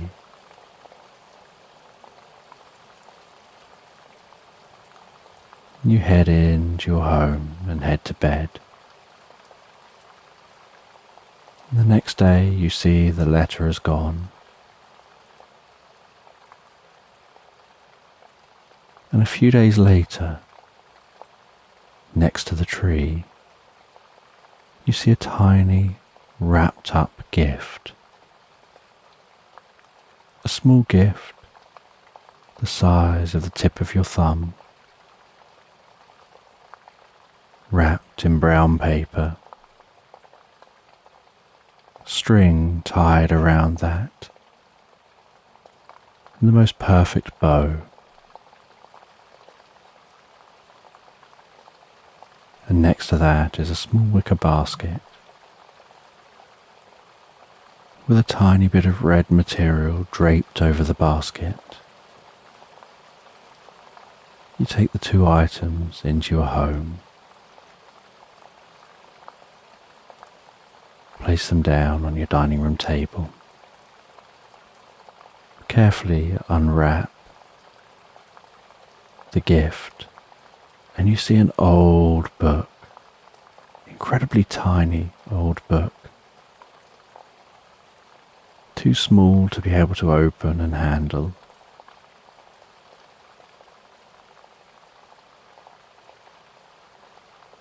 You remove the material from the top of the basket, and inside the basket is a small glass bottle with the tiniest bit of cork you've ever seen in the top of that bottle, and a little note. You carefully open the note. You get a magnifying glass to read that note. It says to shake up that bottle, which will convert the liquid into a gas.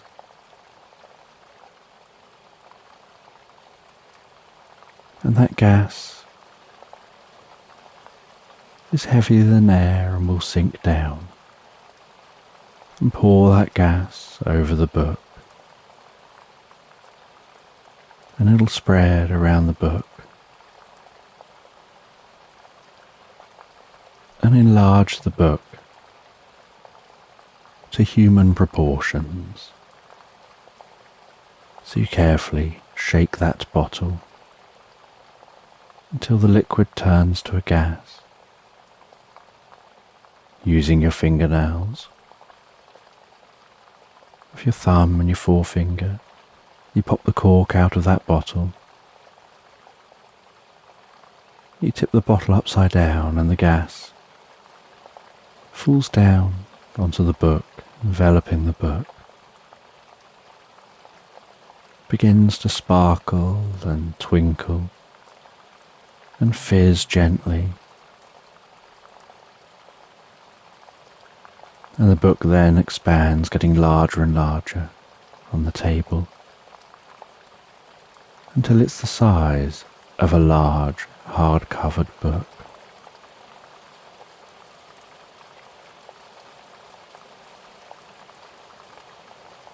And as you open that book,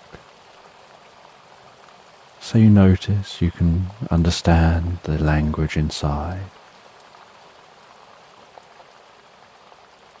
that it doesn't look like a language you know, but as you start to read it, you instinctively seem to just read it in your language, and you don't quite know how that's happening. And so you sit down for an evening by the fireplace, and you read that book,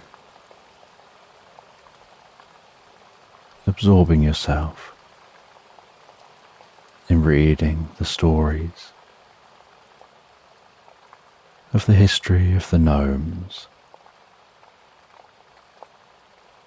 You read about their perspective of life before passing into their own land.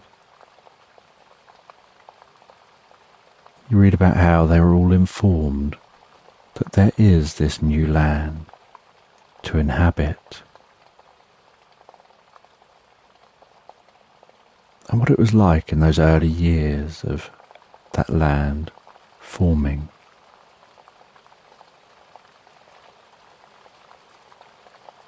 Reading about their magic, their portals,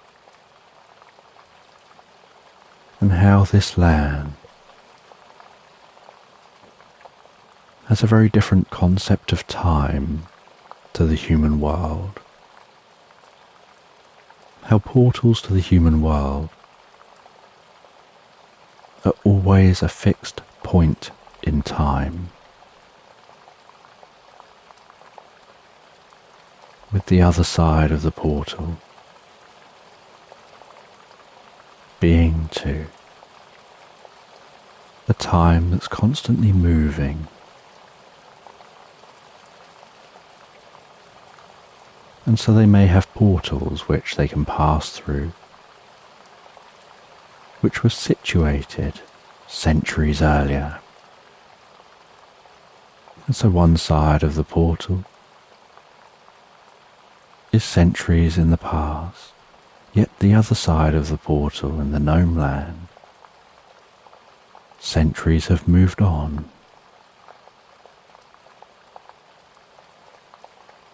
You read about how gnomes live for hundreds and in some cases even thousands of years, and some are known or thought to be immortal, and many choose their lifespan. And you find this book deeply fascinating. So fascinating you barely make it through much of the book before you have to go to bed. But you look forward to reading this book and learning more over the coming days. And with this new discovery, this new mission you're on to learn more about these gnomes that you've only just discovered are real, you head to bed with new thoughts in your mind, feeling a deep sense of connection to a broader world than you knew existed before. And you drift and float so peacefully, so comfortably asleep into Slumberland.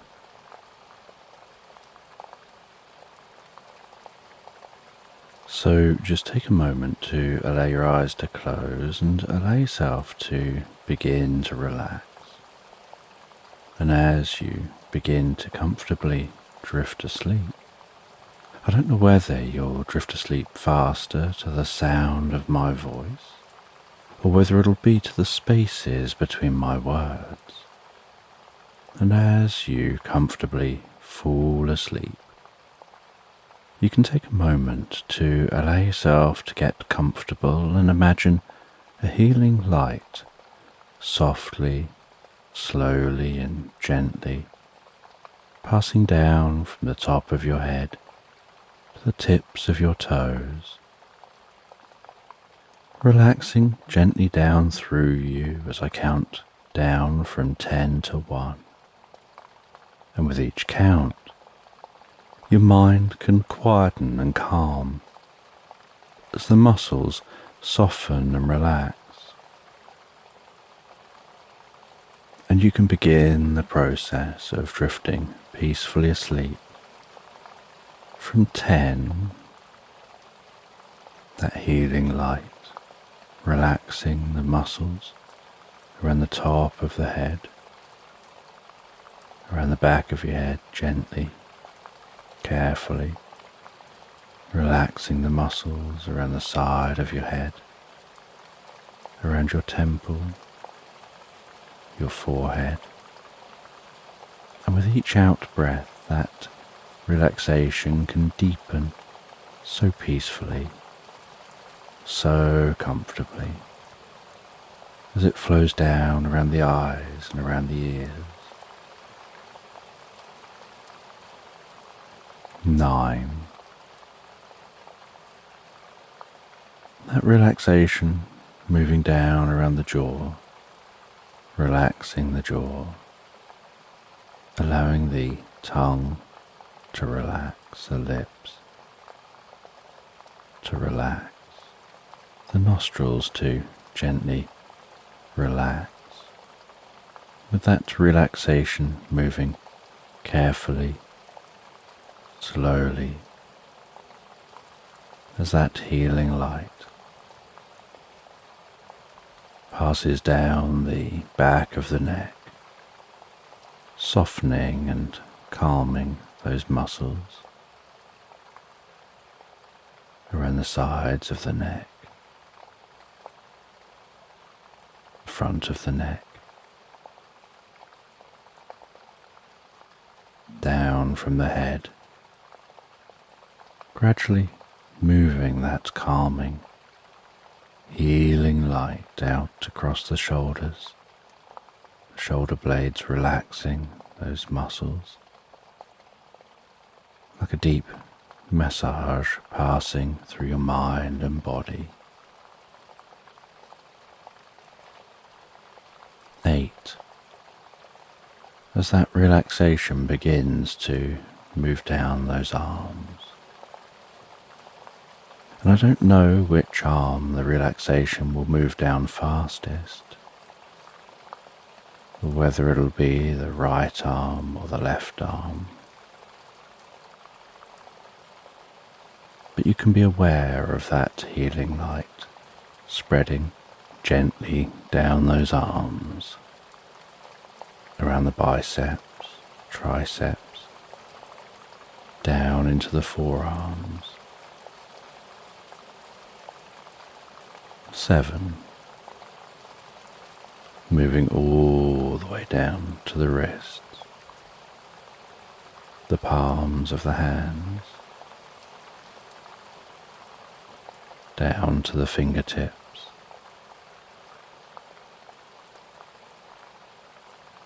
and perhaps as that relaxation continues through those arms, with each out breath, the arms begin to feel heavier, or lighter, or some other sensation as relaxation sets in. And you know the process for sleep is that the body begins to relax. And while the body becomes physically relaxed, so the mind begins to drift and dream. Initially to brief reveries, before settling on the first dream of the night.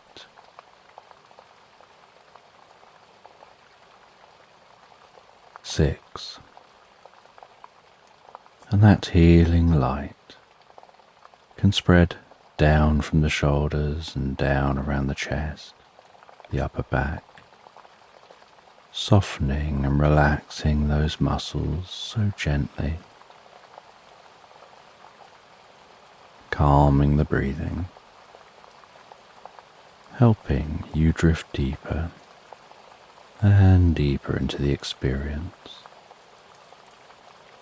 5. The healing light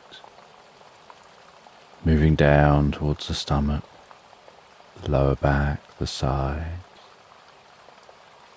relaxing those muscles as it goes, bringing a deep sense of peace and calm to your upper body, releasing any tension. Perhaps occasionally finding yourself shifting just a little to get more comfortable. 4. With that relaxation spreading down around your buttocks, down into the upper parts of your legs.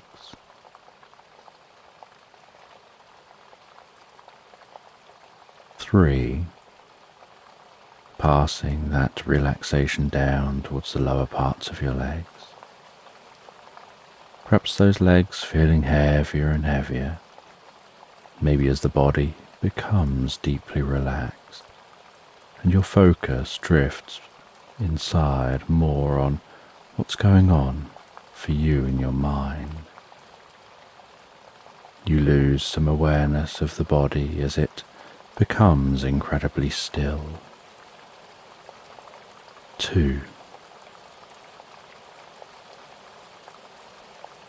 The relaxation spreading down to your feet, calming, softly relaxing, all the way down to the tips of your toes. And 1.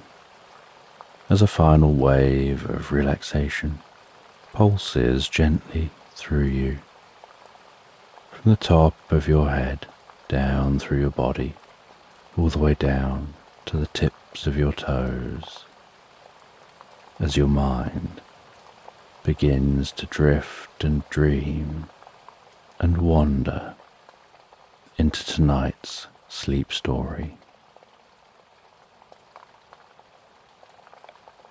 And you find yourself as a shepherd, out in the fields herding your sheep. You're whistling and calling words to your sheepdog. As the dog rushes around those sheep, running one side, encouraging them the other direction, running around the back to the other side to encourage them to narrow down and all huddle together.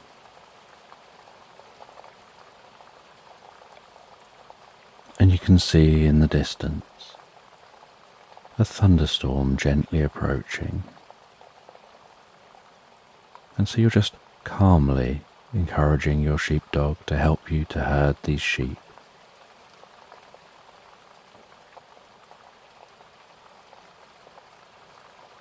And you herd those sheep.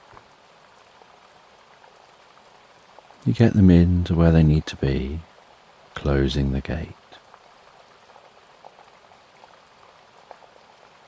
The air can smell so fresh as a storm approaches.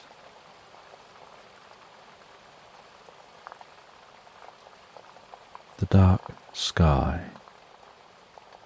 and the landscape illuminated by the sun in the foreground.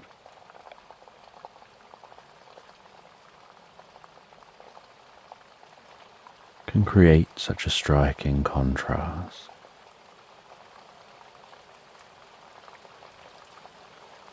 And that sun illuminating the foreground, shining towards that oncoming storm, casts a rainbow across that darkness, so bright and vivid against the dark grey blue background.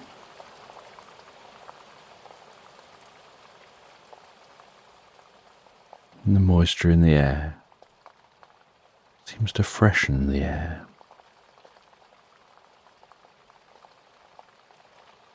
You encourage your sheepdog to follow you.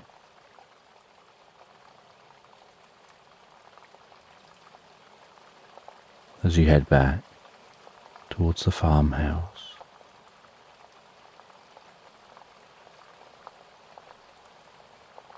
you work your way down through the fields, through a gate, onto a dirt road.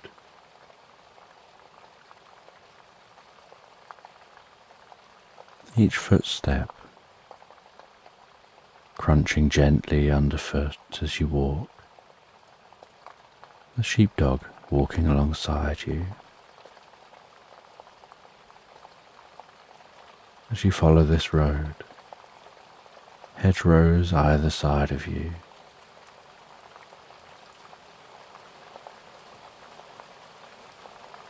starlings in those hedges, chatting with each other, but going silent just as you pass them, and then talking again behind you as you pass by.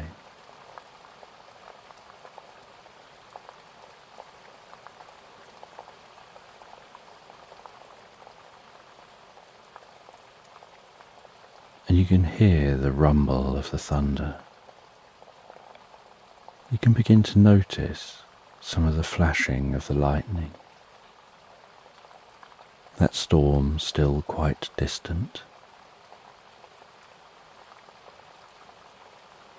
but being aware that there's more moisture hanging in the air, you arrive at the farmhouse.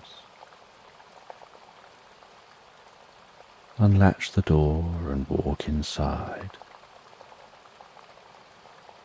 to the warmth of this farmhouse. Your sheepdog shaking some of that moisture off of their coat, panting a little before settling down in front of the fire.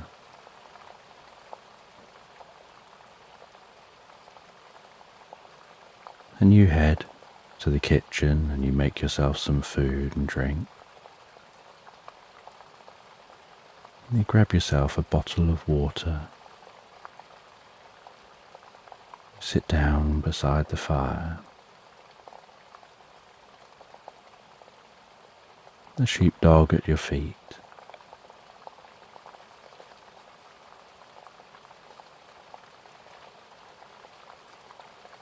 You drink that water, feeling the coolness of the water.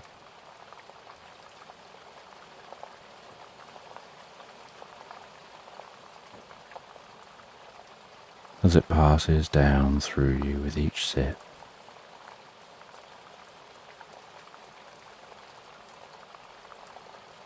You eat that food,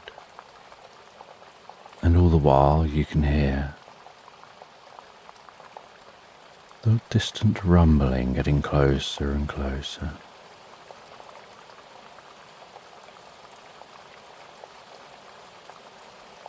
After finishing the food, you place your plate back in the kitchen. You go and sit back in the chair and begin to read a book.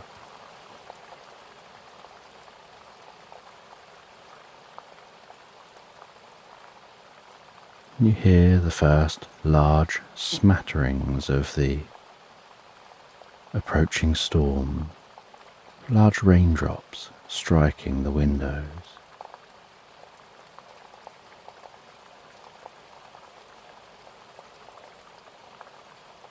Almost sounding like berries splatting on the glass.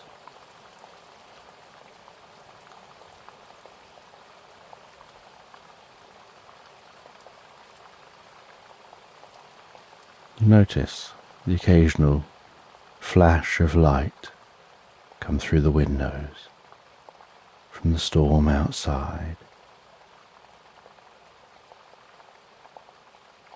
5 or 6 seconds later, hearing a deep guttural rumble stretch across the sky.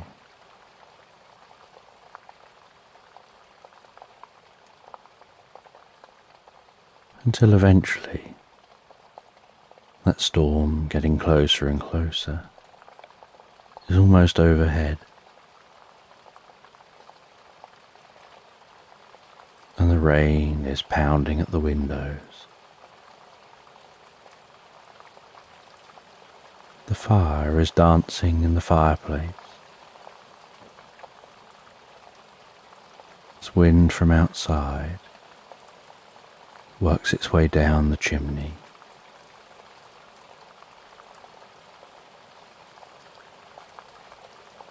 And that thunderstorm is cracking away outside, light flashing into the room. And although still just the afternoon, it's so dark outside it could be night.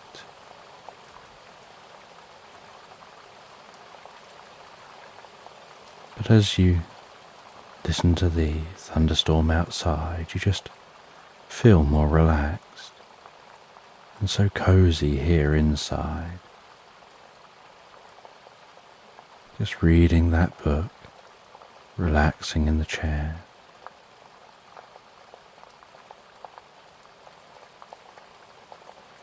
Your farmhouse, such a relaxing space, with the plates standing on shelves in the kitchen. Dried flowers hanging alongside the edges of the shelves and dotted in other locations. Your large rustic dining room table and chairs. The old farmhouse kitchen with the Aga.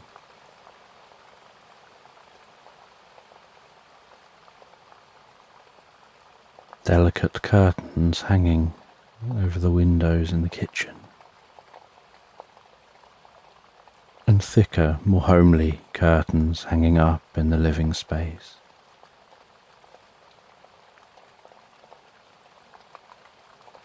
And the front door opens into the living room. And so at the foot of the front door,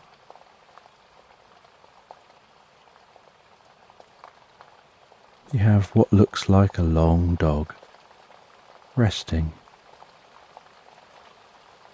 to prevent any draft from coming in through the door.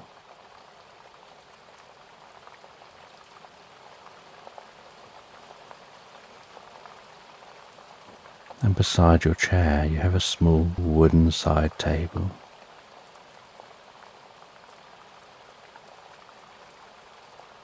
Above the fireplace are some ornaments.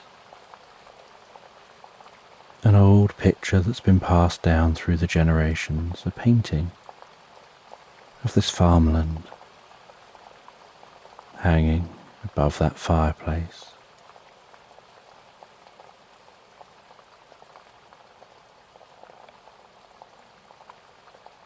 And wrapped around on the far side of the fireplace, and then along the far wall, are wooden bookcases containing old books.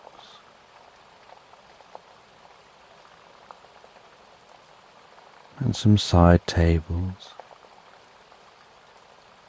with some pictures and photographs. And the occasional lamp dotted through the room.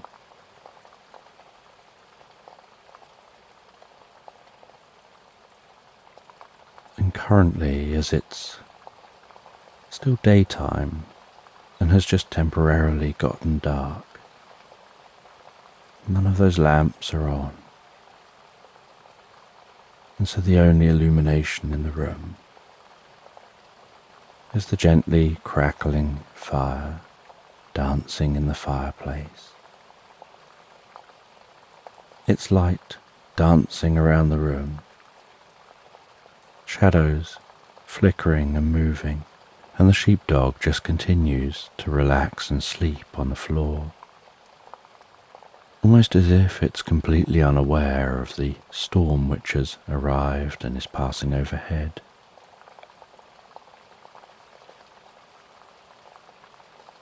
And you continue to just read, with the sounds of the rain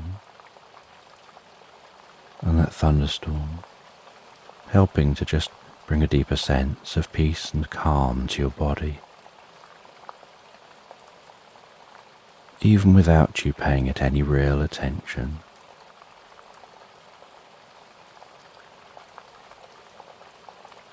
Although as you read under the glowing firelight, your eyes have had to adapt to the darkening room.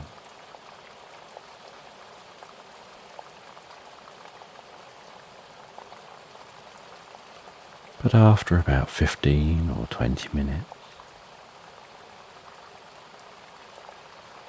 you notice the sounds of the thunder gradually moving overhead,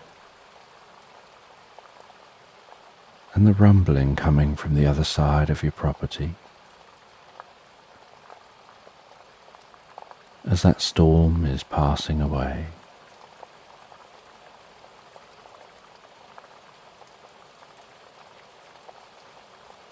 And as the storm passes overhead, those storm clouds gradually move their way on. So some light begins to return to the room. The rain on the windows begins to soften. You start to hear more sounds of birds outside. Birds which are coming out after the storm, perhaps to forage around the ground, seeing what's come out while the rain has fallen.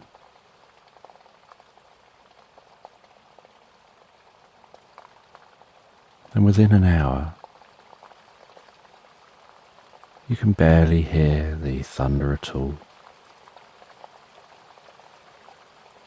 Just the very occasional soft rumble, so distant.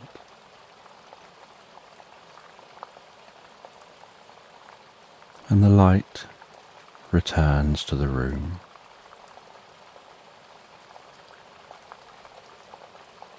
And you continue to read.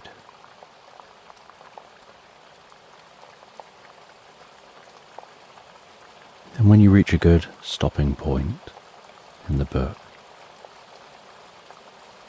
you stop reading for a moment. You head to your window and look out across the farmland, surveying to see that everything looks okay. No damage has been done by the storm. You look down towards the sheep, checking on those sheep. You have some binoculars by the window, so you pop those binoculars up in front of your face. Looking through those binoculars, the view slightly distorted around the edges, but being able to zoom in and check closer on those sheep,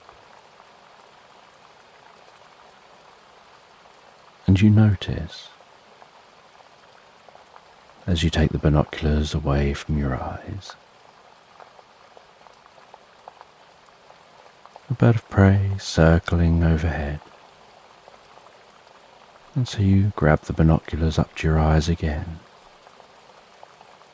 to take a moment to look closely at that bird,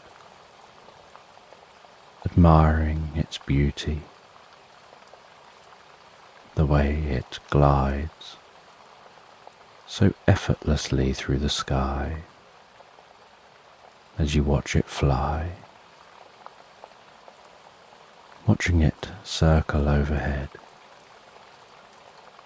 tracking with those binoculars until it circles and flies across the tree line and out of sight.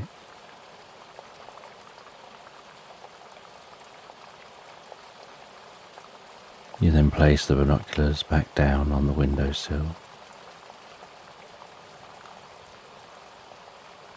and head back over and sit back down in that chair and continue reading a little longer.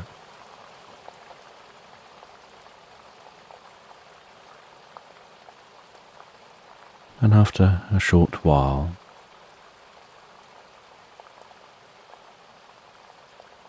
a cuckoo clock sounds on the wall.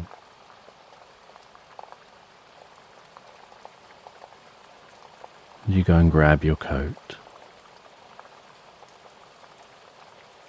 You leave your sheepdog resting on the floor where it is.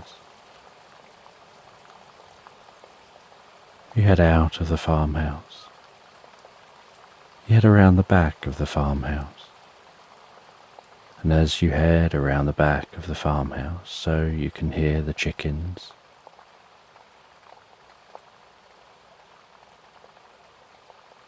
And you head round to those chickens. Now the storm has passed. You open their hutches, they can roam free within a large grassy space.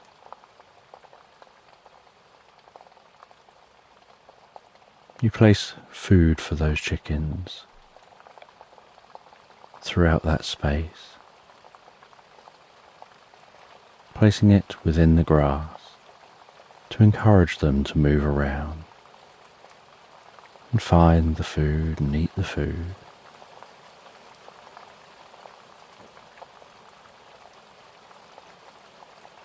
And before heading back into the farmhouse, you grab a couple of the eggs, then head back into the farmhouse.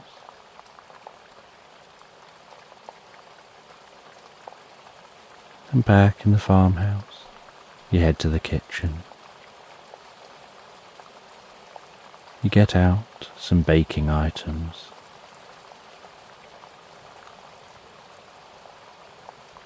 And grab different ingredients that you require.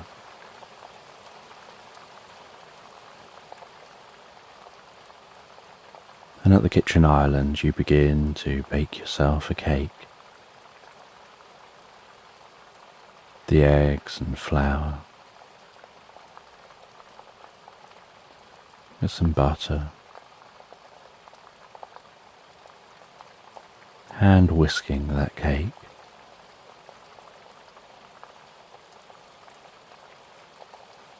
The smell of preparing this cake.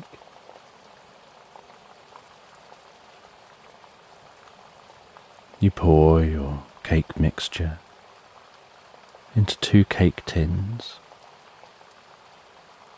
placing them in your oven,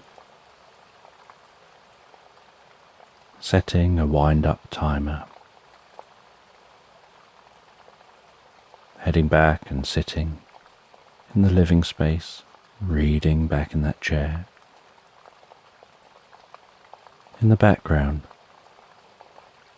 hearing the buzzing of the timer as it moves, but finding that your mind seems to almost block out that constant sound. You forget that sound of the timer as you read.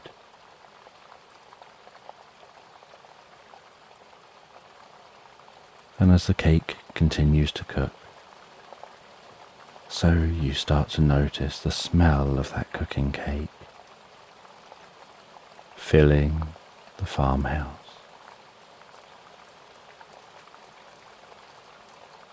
Until eventually the timer sounds You place the book down beside you. You head over to the kitchen, stop the timer. You take out the two halves of the cake and place them on the side. You grab a knife and gently, almost under its own weight, let it fall down through the cake and pull it out with a soft puff of steam. And you can see the knife is clean and clear. You repeat the process on the other half of the cake.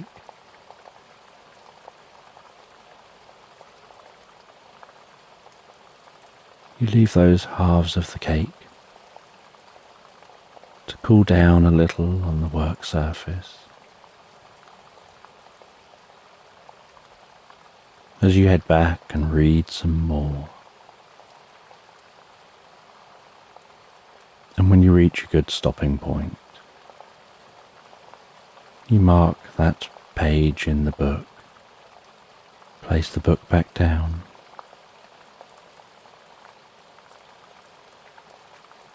and your sheepdog gets up and takes a moment to head over to its food bowl and to eat some food, before heading back and settling back down under the warmth of the fire.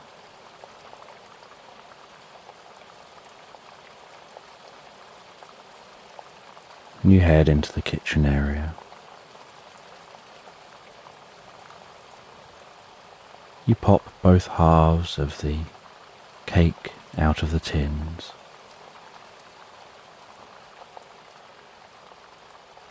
You neaten them up a little. And then you begin to compile your cake.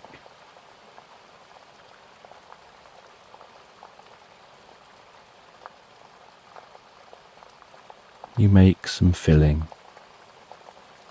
whisking that up, and begin to spread the filling into the center. And then you place one half of the cake on top of the other, and you carefully make sure that's aligned, and push it down just a little, very gently. And a slight bit of the filling oozes softly out of the sides. And you carefully run a knife around the sides, just to neaten that up.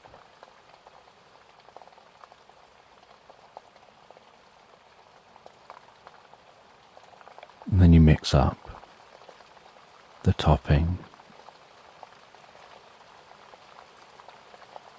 And you begin to cover the cake,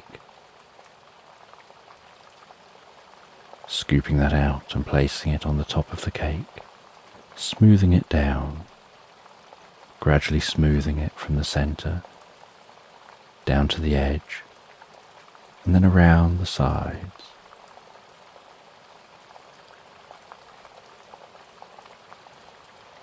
And then over the edge,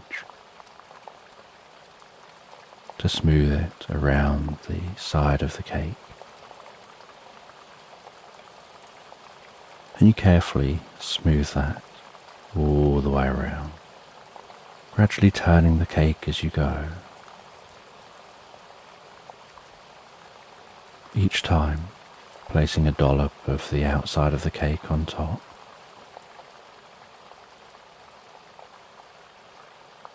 Smoothing it down to the edges, and then around the edge, to smooth it around the sides.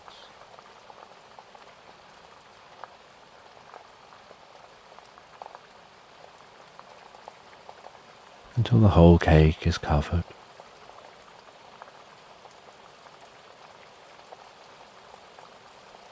And then you begin to decorate the top of the cake.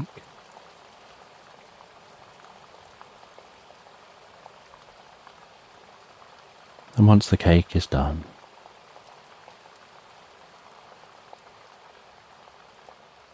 put it up onto a cake stand. You cover that cake over.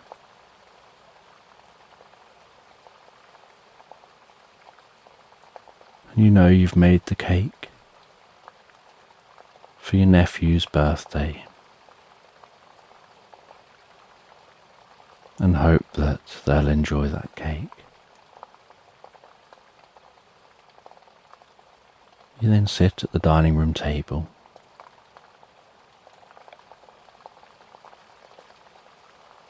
You take out their birthday card.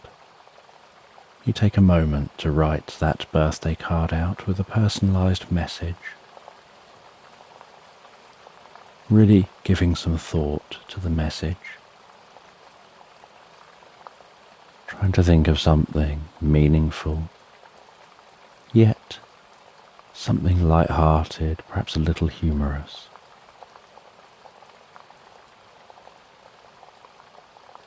And in your neatest handwriting, you carefully write that out in the card. Leave it for a moment for the ink to dry.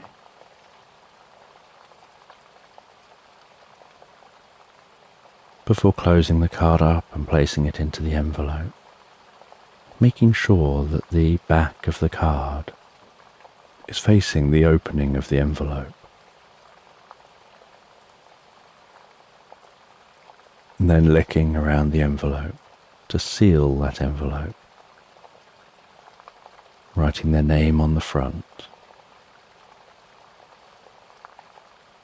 placing that down near the cake so that you'll remember it tomorrow.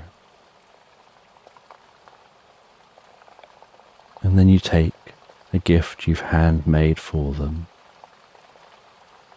a beautiful carved wooden toy. You wrap that toy in some tissue paper that crumples as you fold it around. And then you wrap that in some wrapping paper, carefully sealing that wrapping paper. You write a small label, attach that to the wrapping paper, and place that with the card.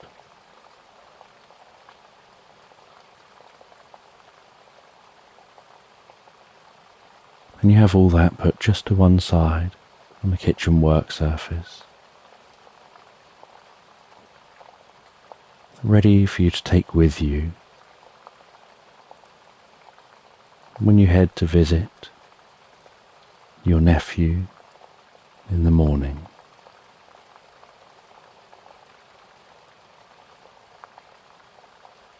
And then you make yourself some dinner.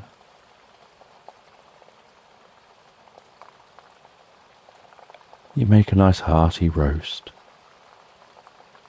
It takes you about 90 minutes to cook your dinner. But as you cook, so the smells of the roast dinner fill your farmhouse. And as usual, your sheepdog enjoys those smells probably more than you do, and probably looks forward to the meal more than you do. You know that when you eat it, you're going to have to encourage them not to eat your food. You'll share a little bit with them, but you'll encourage them not to eat your food. Never mind how much they sit looking so cute and so sweet with their puppy dog looking eyes, almost like they're begging for food. You know you'll do your best to ignore them when they do this.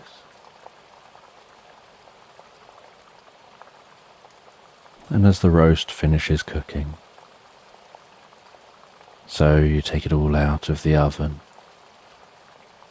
the veg off of the hot plates. You compile your meal, add some gravy. You put a little bit of the food into a bowl for your dog. You place that down near their food.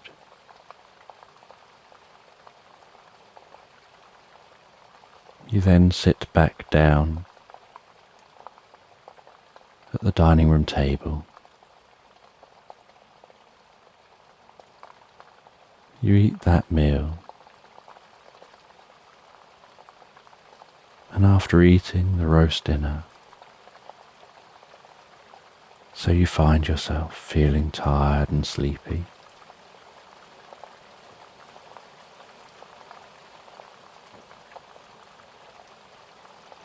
you decide to leave things clean and tidy so it won't play on your mind. You wash up and dry up, clean everything away.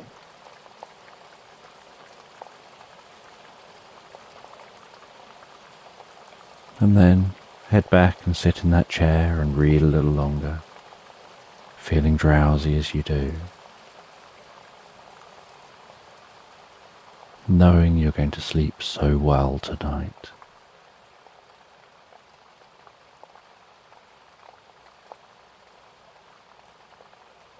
And after a few hours of sitting reading, pushing on to just about reach the end of your book, knowing you're so close you want to finish it before bed,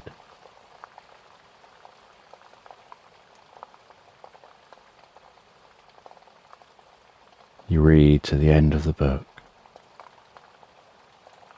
close the book on the final chapter, rest the book on your lap for a moment as you ponder the story, think about what you've just read, absorb the story in your mind before standing up and heading over to the bookshelves, finding the correct space for that book to go, placing the book on the shelves in the correct place.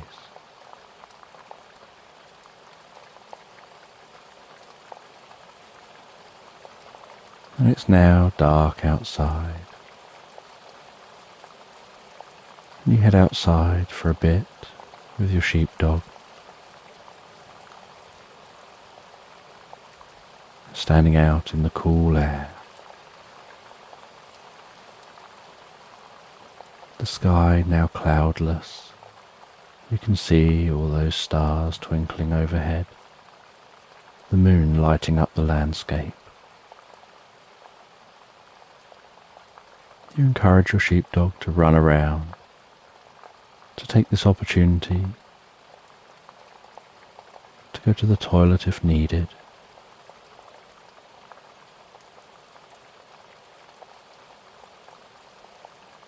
They bring you a ball that you have out here. You throw the ball for them, it bounces around and rolls through the landscape. They run off and find it and bring it back. You do that a number of times, breathing in the coolness of the night air.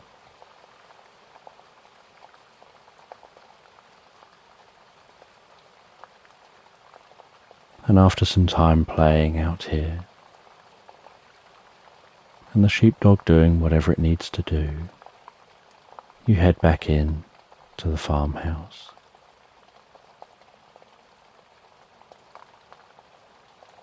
The two of you head up to the bedroom.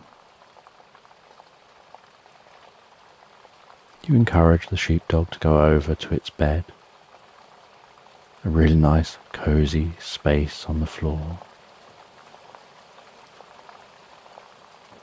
And they go and snuggle down in that cozy space,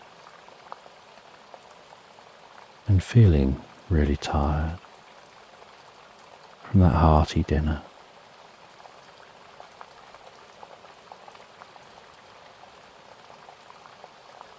You head to bed, and it takes very little effort for sleep to begin to encroach in your mind, your eyes closing, hearing the sounds of the sheepdog falling asleep in its bed, seeming to almost do little dainty snores as it sleeps.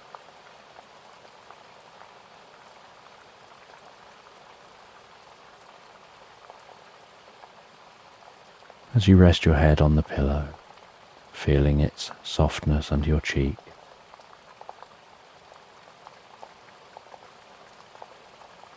the weight of the blanket over you,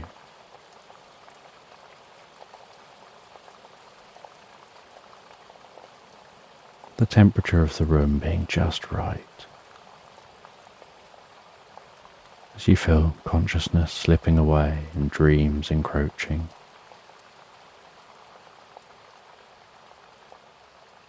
Allowing yourself to take hold of one of those dreams, almost pulling yourself into the dream, enjoying that dream as you drift and float, so peacefully, so relaxed asleep, into Slumberland.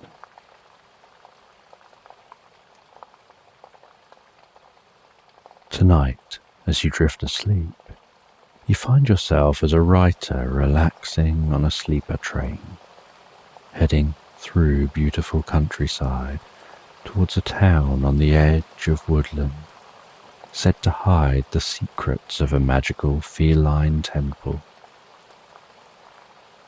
So just take a moment to allow your eyes to close and allow yourself to begin to relax. And as you begin to comfortably drift asleep, I don't know whether you'll drift asleep faster to the sound of my voice, or whether it'll be to the spaces between my words. And as you fall asleep, you can take a moment to allow yourself to get comfortable and imagine a healing light softly, slowly and gently passing down from the top of your head to the tips of your toes, relaxing, calming down through you as I count down from 10 to 1. And with each count, your mind can quieten and calm as the muscles soften and relax. And you can begin the process of drifting peacefully asleep. From 10, that healing light, relaxing the muscles around the top of the head, around the back of your head, gently, carefully, relaxing the muscles around the side of your head, around your temple, your forehead, and with each out-breath, that relaxation can deepen so peacefully, so comfortably, as it flows down around the eyes, around the ears. 9. That relaxation moving down around the jaw, relaxing the jaw,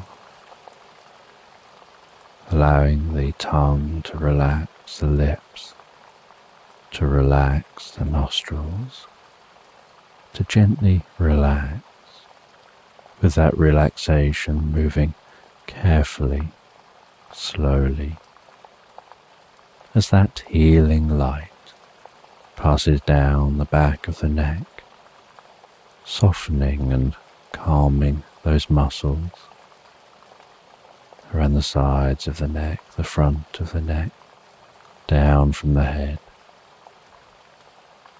gradually moving that calming, healing light out across the shoulders, the shoulder blades, relaxing those muscles like a deep massage passing through your mind and body. 8. As that relaxation begins to move down those arms, and I don't know which arm the relaxation will move down fastest, whether it'll be the right arm or the left arm.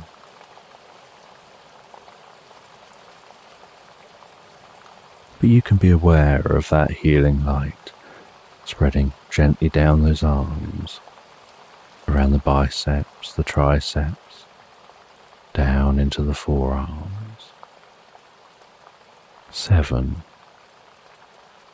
Moving all the way down to the wrists, the palms of the hands down to the fingertips. And perhaps as that relaxation continues through those arms with each out-breath, the arms begin to feel heavier or lighter, or some other sensation as relaxation sets in. And you know the process for sleep is that the body begins to relax. And while the body becomes physically relaxed, so the mind begins to drift and dream, initially to brief reveries before settling on the first dream of the night. 6.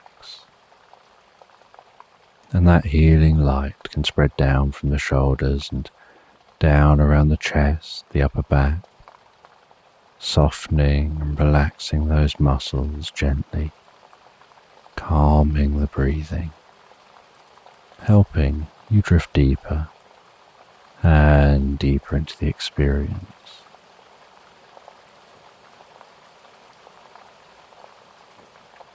5. The healing light moving down towards the stomach, the lower back, the sides, relaxing those muscles as it goes, bringing a deep sense of peace and calm to your upper body, releasing any tension, perhaps occasionally finding yourself shifting just a little to feel more comfortable.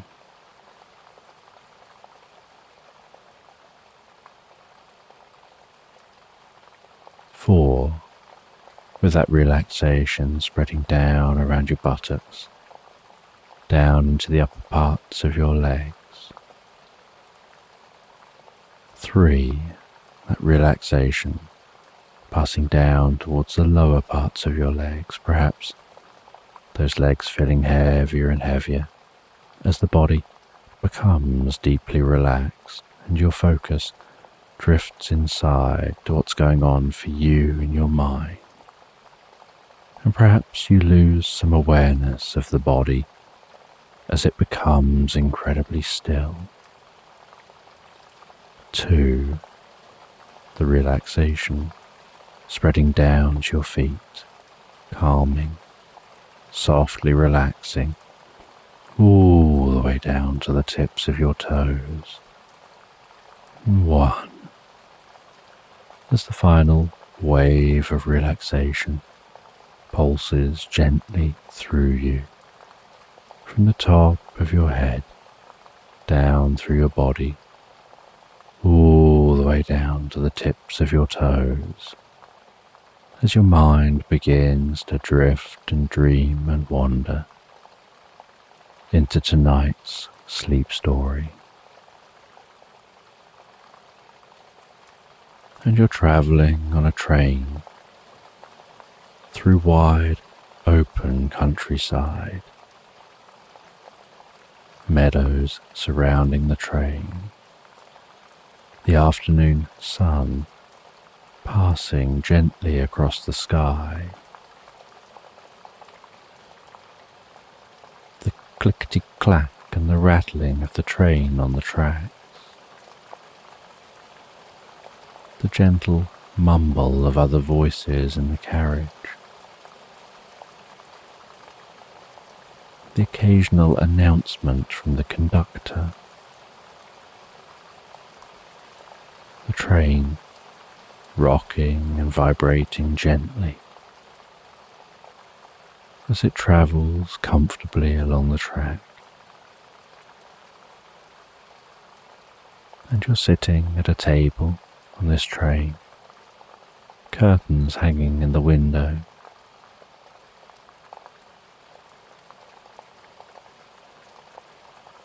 Bouncing gently around in the chair to the movement of the train. The liquid in a cup of tea gently rocking and moving, creating circles of waves that travel in and out in that cup, occasionally interfering and becoming spikes, before calming again.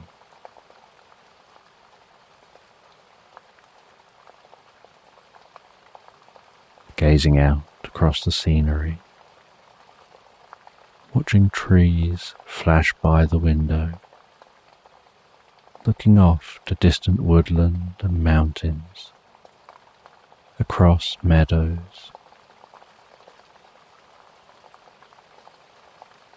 and on the table you have an old-fashioned typewriter that you're writing your current book with. And next to the typewriter is a leather binder where you're placing your completed pages.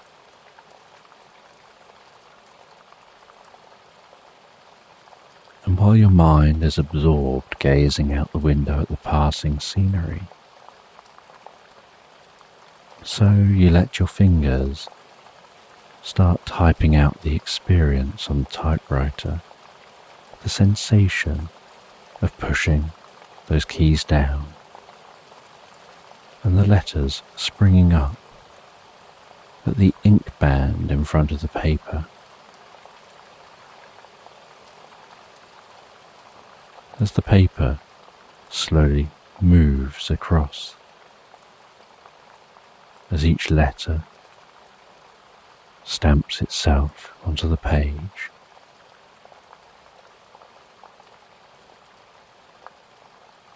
And then the paper moves up a bit, slides back across, and you carry on with the next line. And you enjoy writing with a typewriter because there's something visceral, a connection you feel with a typewriter that you just don't get when typing on a keyboard with a computer. Something about the sounds of typing, the smell of the ink, the feeling of hitting the keys and the weight of the keys as they move. You type about the experience of being on a train, the movement of the train, what you're feeling as you travel. Describing the peaceful scenery outside the window, the sensation of watching it flash by.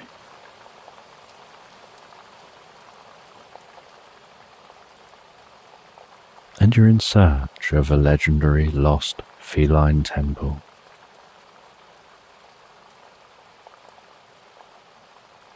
A temple that was situated in the heart of an ancient cat-worshipping civilization, where it's rumoured rituals used to be performed that allowed people to temporarily swap consciousness with cats that they were bonded to, allowing the cats to temporarily exist in human form and the humans to temporarily exist as cats, deepening their bond and transferring knowledge between the two species.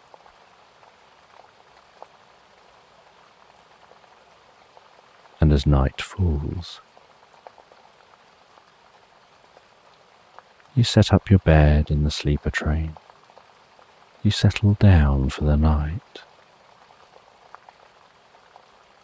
letting the movement of the train rock you gently to sleep. And the next day, you sit down, enjoy some breakfast. The view out the window is largely the same.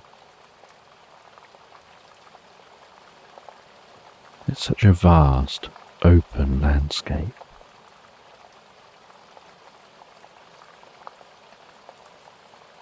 The journey continues on through lunch, not arriving at your stop until mid-afternoon.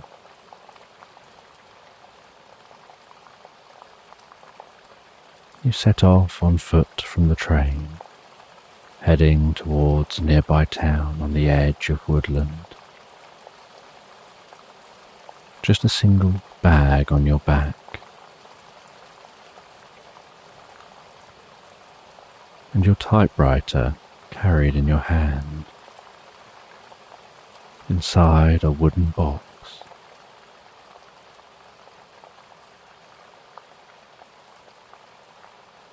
And you walk through the landscape, the sounds of songbirds wrapped around you, feeling the warmth of the sun overhead, hearing the rustling of the leaves as the wind blows a gentle breeze.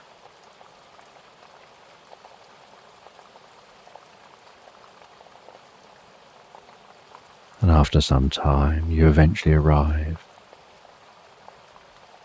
at the town. Find your way to the hotel.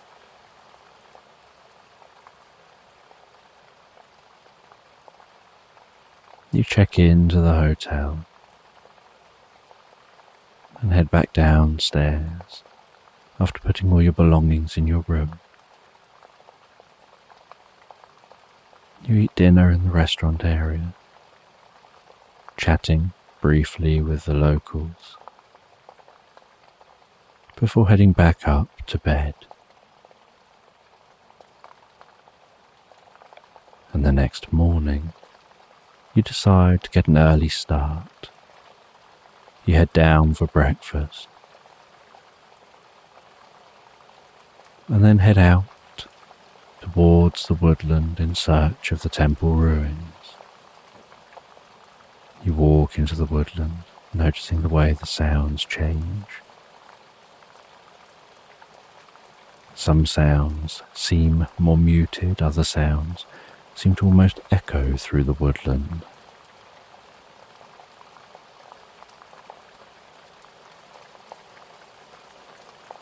Then you search within the woodland for those temple ruins, and you have to walk for most of the day before you find them.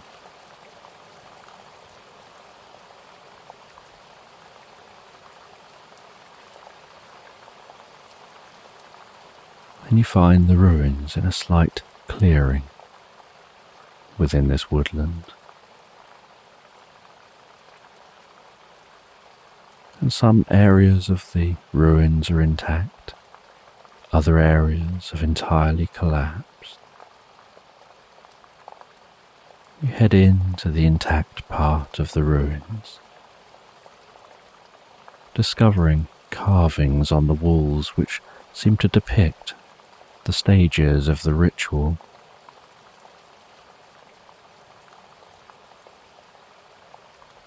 And this ritual that allows bonded cats and humans to swap consciousness. It says in the depiction, was only possible roughly every 80 years, when the moon was at a specific location and brightness in the sky. The ancient civilization used complicated calculations to work out when this would happen. Sometimes it could be as soon as 19 years since the previous occurrence. Other times it may not occur for 111 years. The moonshine would only illuminate the temple chamber with enough light for about 15 minutes. If there are any clouds, then the ritual couldn't be performed until the next time the moon was in just the right position and size in the sky. The focused moonshine illuminated and stimulated the fungus growing all over the stone within this chamber. Usually in the darkness, the fungus was dormant, but something about the concentrated moonshine triggered it to release spores which, when breathed in, led to short-lived changes in consciousness, swapping the cat's and humans' consciousness, where they were already synchronized due to their bonding. And although much of the temple was ruined, the ritual chamber still stood, and you could see the lunar aperture which casts the beam of silver light into the chamber when the moon is at just the right point in the sky.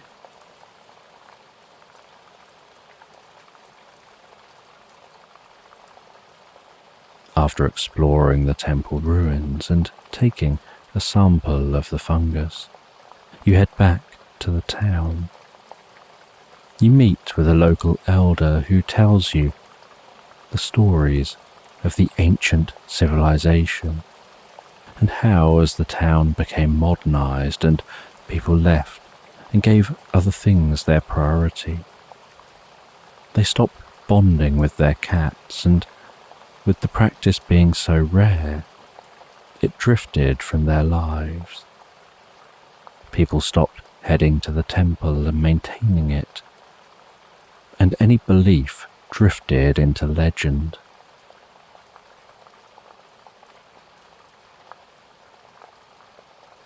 You purchase some old books of the legends before heading back to the hotel. And at the hotel you examine the fungus and you read through the books while typing up your findings. You find yourself so engrossed in writing that you end up typing all night long. During the night,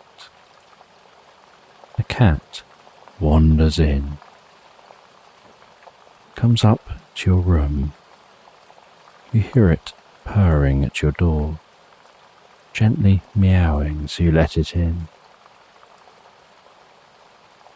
It snuggles up next to you while you continue writing and purrs beside you.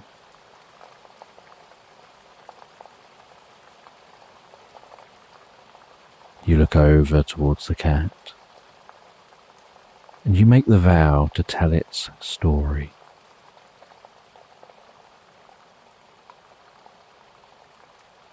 You work out from the texts when the next date would occur, according to the legends, when the moon will shine just in the right way into the temple.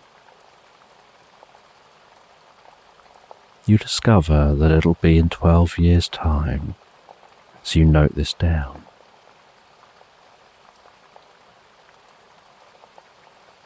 As the sun rises, you head downstairs for breakfast, and you'll be catching the train home today in just a few hours. And the whole time you're eating breakfast, the cat doesn't leave your side. When you head back to your room to pack away, the cat continues to be beside you. When you leave the hotel, the cat follows. And so you decide to take the cat home with you, thinking perhaps you'll return here in 12 years' time. Maybe you could have a go at the ritual.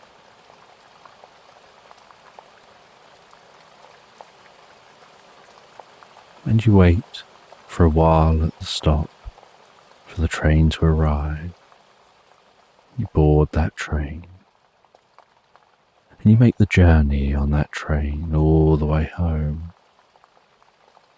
And it takes a number of days journeying through the countryside, then having to change transport, using a few different forms of transport on your way home until you finally arrive at home. Having a cat with you now, you set up a dedicated space at home for the cat. You name them Luna, and they nuzzle you and purr as if to acknowledge that they approve of the name you've given them. You look through all of the papers that you've typed. You find it interesting, some of the information you've recorded. You have something to eat and then rest down at home, the cat climbing on your lap. You stroke the cat while you rest, enjoying relaxing in a chair in front of a cozy fireplace, feeling so comfortable being back at home, knowing you enjoyed your time away, but you definitely missed being at home in your own space.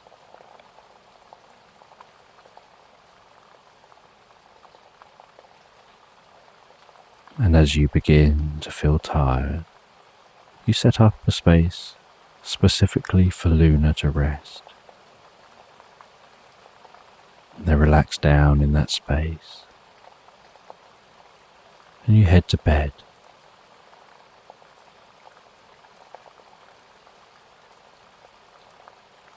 And as you rest down in bed, you review the experience you've had,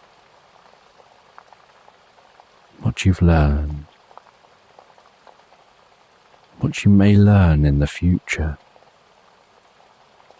in just over a decade's time.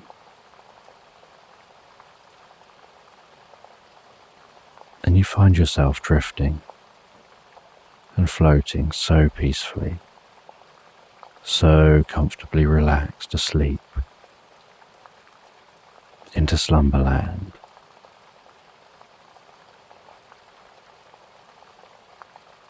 So tonight, as you drift asleep, you'll find yourself relaxing on a boat on Loch Ness in Scotland, listening to the lapping of the water on the underside of the boat, as the boat gently rocks and you gaze up at the pristine night sky overhead, looking forward to exploring around the shoreline in the morning, where you follow a cat to a magical bakery.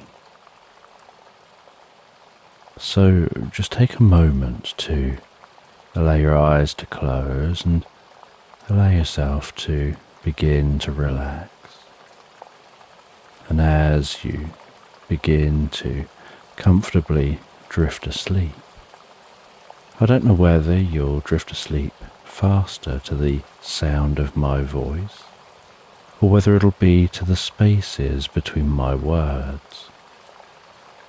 And as you fall asleep, you can take a moment to allow yourself to get comfortable and imagine a healing light softly, slowly and gently passing down from the top of your head to the tips of your toes, relaxing calmly down through you as I count down from 10 to 1.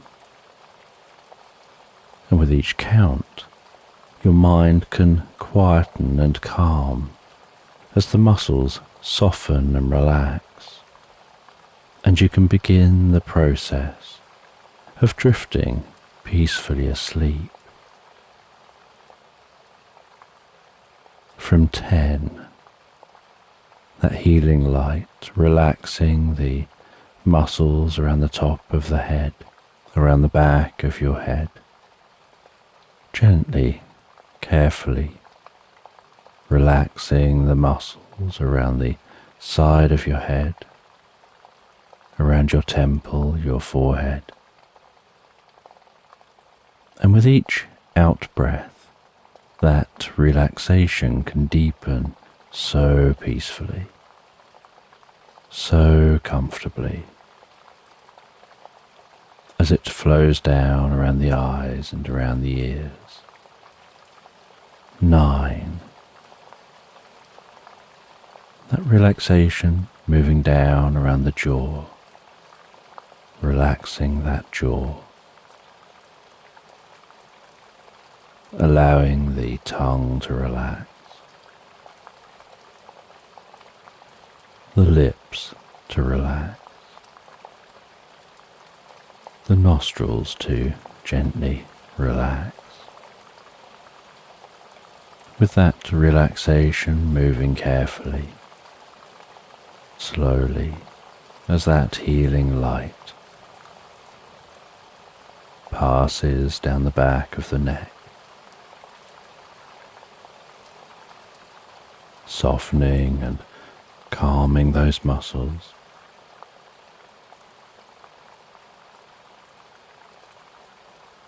Around the side of the neck, the front of the neck, down from the head. Gradually moving that calming, healing light out across the shoulders, the shoulder blades, relaxing those muscles like a deep massage passing through your mind and body.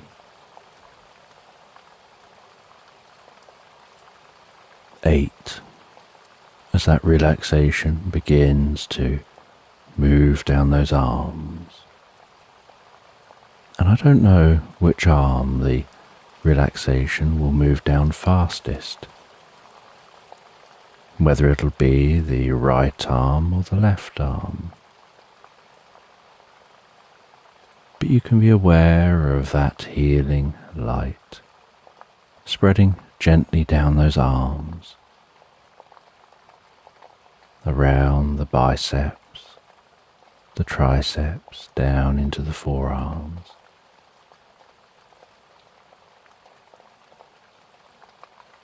7. Moving all the way down to the wrists, the palms of the hands, down to the fingertips. And perhaps as that relaxation continues through those arms, with each out-breath, the arms begin to feel heavier or lighter, or some other sensation as relaxation sets in. And you know the process for sleep is that the body begins to relax, while the body becomes physically relaxed. So the mind begins to drift and dream, initially to brief reveries before settling on the first dream of the night. 6. And that healing light can spread down from the shoulders, down around the chest, the upper back, softening and relaxing those muscles, gently calming the breathing, helping you drift deeper and deeper into the experience. 5. The healing light moving down towards the stomach, the lower backs, sides, relaxing those muscles as it goes, bringing a deep sense of peace and calm to your upper body, releasing any tension, perhaps occasionally finding yourself shifting just a little to feel more comfortable. 4. With that relaxation spreading down around your buttocks, down into the upper parts of your legs. 3. That relaxation passing down towards the lower parts of your legs. Perhaps those legs feeling heavier and heavier as the body becomes deeply relaxed and your focus drifts inside to what's going on for you in your mind. And perhaps you lose some awareness of the body as it becomes incredibly still.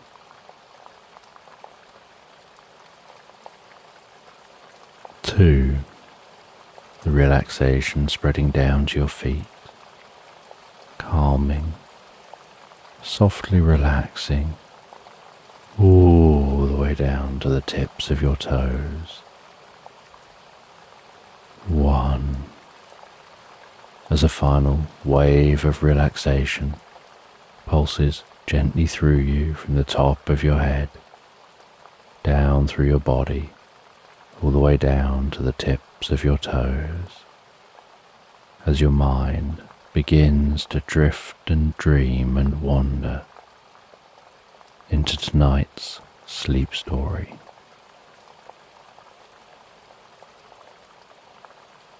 And you find yourself resting on a reclining chair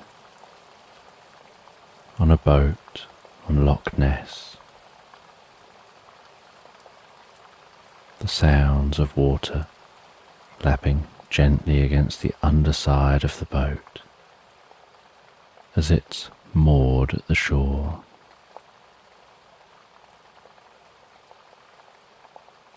And it's late at night, and overhead you can see the night sky arching from horizon to horizon, stars twinkling, the dusty Milky Way smeared across the middle of the sky. The occasional shooting star fizzing past. The gentle scent of the fresh water as it continues lapping against the underside of the boat. The slight rocking of the boat in its mooring. Perhaps noticing the occasional hoot of a distant owl. And the coolness of the air across your cheeks, with that gentle breeze softly tickling your skin as you continue resting back in that reclining chair. And you lean over and pour yourself a warm drink. As you bring that drink up to your mouth, aware of the warm vapour rising up beneath your nostrils, up across your face, your forehead. The sensation of drinking that drink and the feeling of the warm drink soothing its way down through you. I'm really enjoying the deep sense of peace and relaxation resting on this boat. Just watching the night sky overhead As you finish that warm drink, you begin to feel tired. And so you head down into the boat. You close the door behind you, head through to the bedroom, climb into the bed and settle down, and begin to drift asleep to the gentle rocking of the boat, the soft lapping sound of the waves against the underside of the boat.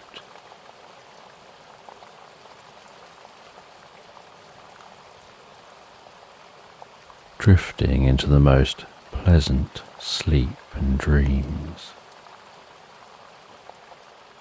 And the next day you awaken. You head up onto the deck of the boat. You enjoy some breakfast as you see the sun's rays carefully peering over the top of the hills surrounding the loch.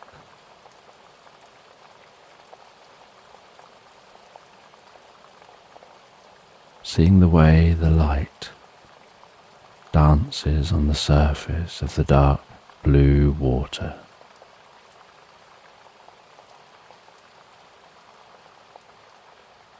Looking out across the greens and the browns of the hills, the gentle mist in the distance on the loch, gently being evaporated by the sun's warmth. And after eating your breakfast, you set off from your boat, walking up the jetty, following a path. And you follow that path along the side of the loch, listening to the water lapping along the shoreline, before the path veers off among some trees, comes out the other side among countryside. You can see a small village in the distance.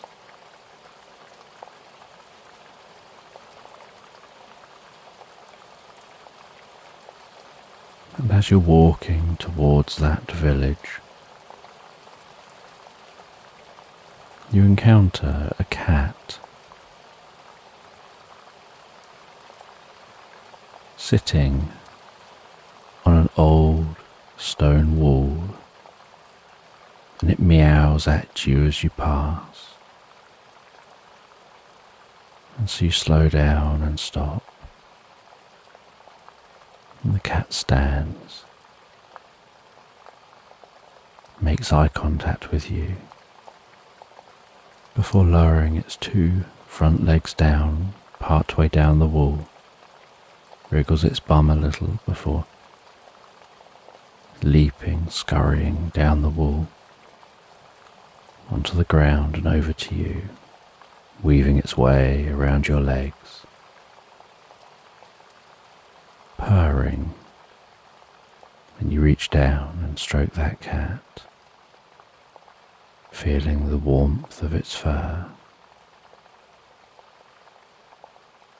It flops down on its side, and you stroke its side, and it moves over onto its back. You stroke its belly between its two front legs. And then the cat leaps up and begins to walk, seeming to guide you towards that village.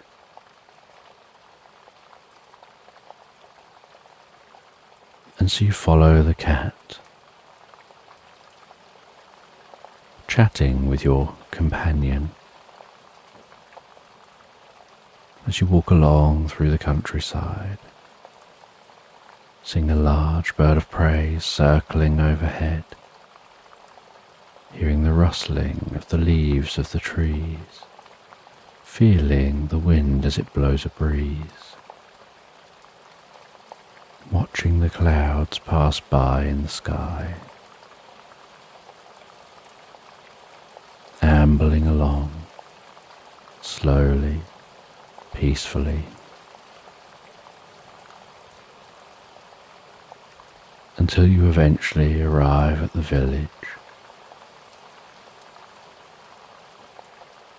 and follow the cat through the village, and the cat stops at the foot of a bakery. And you see the sign for the bakery.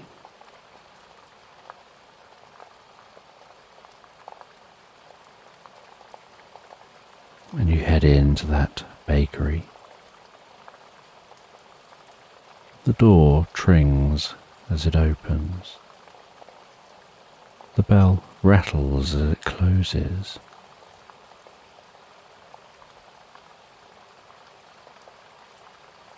As soon as you're inside, you can smell the smells of this bakery. The smell of baked bread, of sweet treats,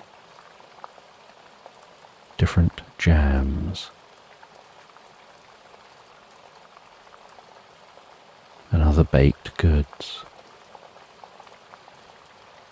And a curious baker greets you and smiles in your direction.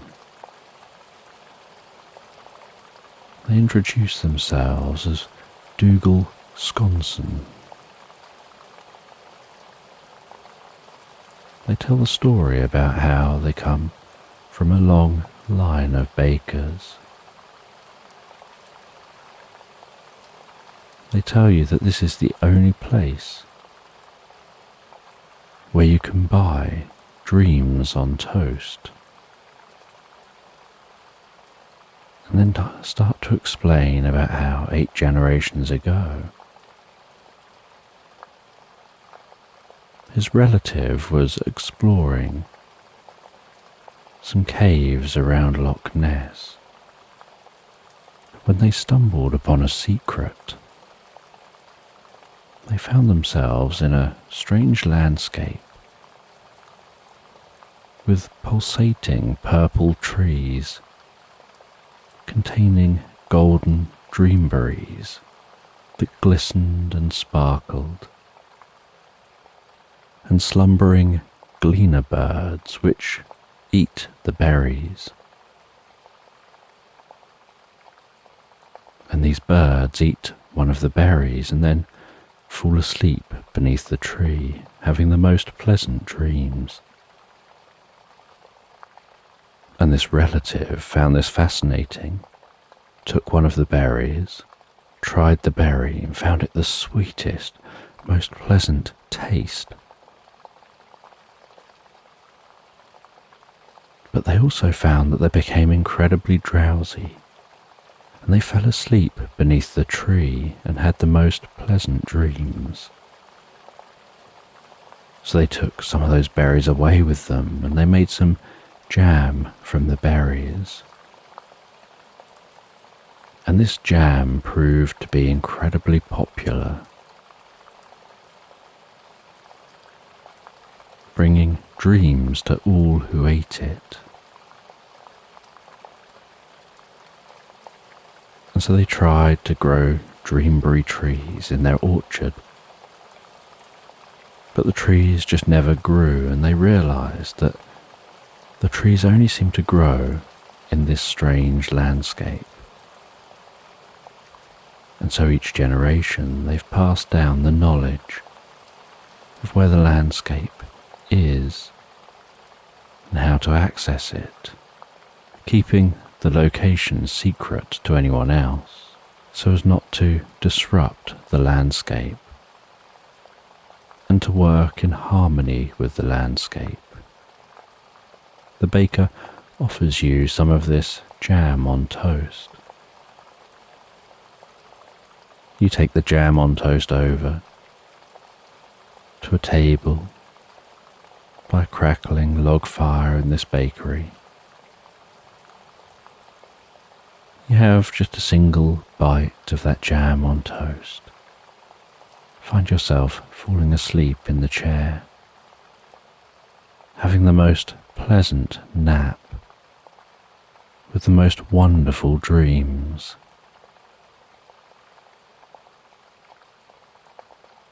And you find the experience so pleasurable, so calming and healing, that you decide to buy some jars of the jam. And each jam jar comes with a warning label. Warning will cause drowsiness, sleep and pleasant dreams. Do not consume if anything requires your attention.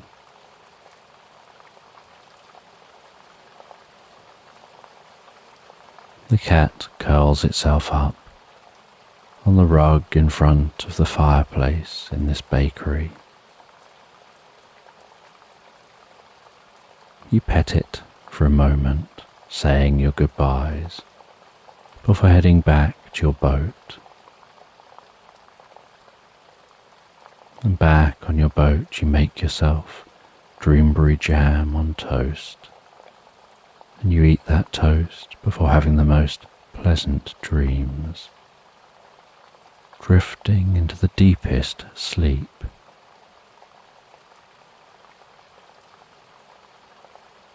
And the next day, you leave that mooring, continue along the coast a little further, watching as Urquhart Castle comes more and more into view.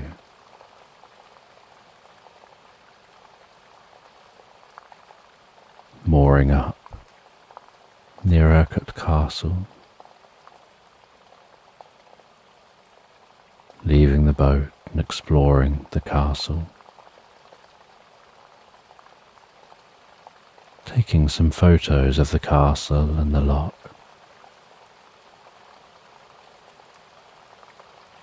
Before walking to the nearby village of Drumladrocket. And in Drumladrocket, among a pair of white stone buildings, you find an old mottled stone bookshop. And there's something deeply curious and interesting about this bookshop. You open the door and are instantly met by that old book smell, and the sight of dust motes hanging in the air, and the fuzzy beams of light creeping their way through the windows.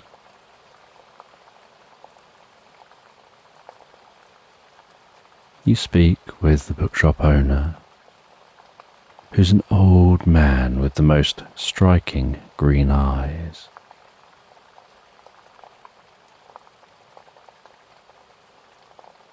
They explore among their books until they find an old book, an almost antique-looking book of ancient legends. And they hand you the book and tell you that the knowledge you seek is contained within that book, and you're curious to learn more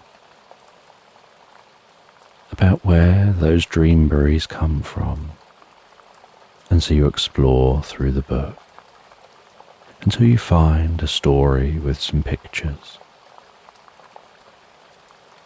about how this landscape is dotted with invisible doorways to the other world, a place where time is fluid, where trees are purple.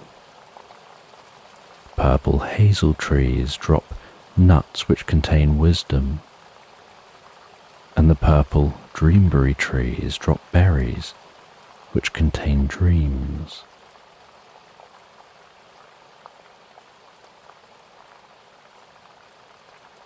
And this other world is the home of beautiful fae who dress in green. And this race of fae. They're called She. They live here in the other world, rarely seeing people anymore from the regular world. And this book metaphorically describes the locations that you can use to access the other world, and explains about how the portals only open at dawn or dusk. The bookshop owner suggests that perhaps you should go searching for the nearest entrance, and they help you to interpret one of the invisible doorway locations. And so that evening, as the sun begins to set, you head to the location where the portal may well be, and you find yourself walking through a portal, heading into the other world. You see the dreamberry trees. You see those birds. You meet a friendly she who shares about this place, explains about how times have changed. The world of man has changed, and they prefer now to keep themselves to themselves. They hand you a purple hazelnut, which you consume, gaining deep wisdom, understanding why you can never share about this place.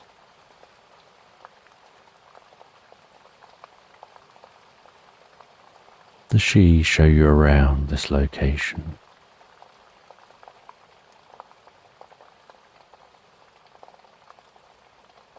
They show you to the different types of trees. They show you the differences in the environment,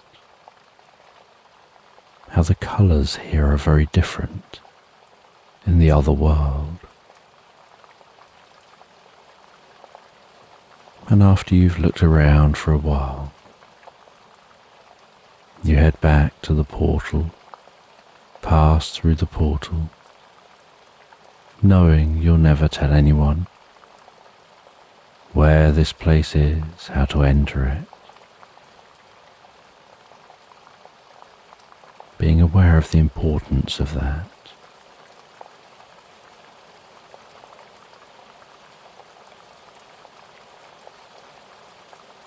And you head back round through the village, down past Urquhart Castle, back to the boat.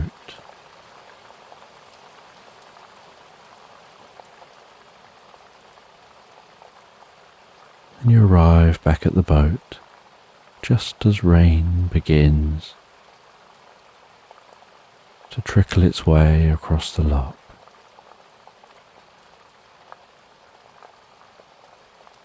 You head into the boat, listening to the rain on the outside.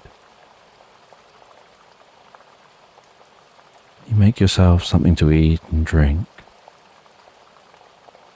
Sit down on a bench within the boat, continuing to listen to the rain, feeling deeply relaxed as it falls, reading a book for a while. And then you have a slice of toast and dreamberry jam. You begin to feel deeply relaxed, so you lie down in bed, and to the sound of the pitter-patter of the rain, you drift and float so deeply, so peacefully asleep into the most pleasant dreams as you fall asleep into Slumberland.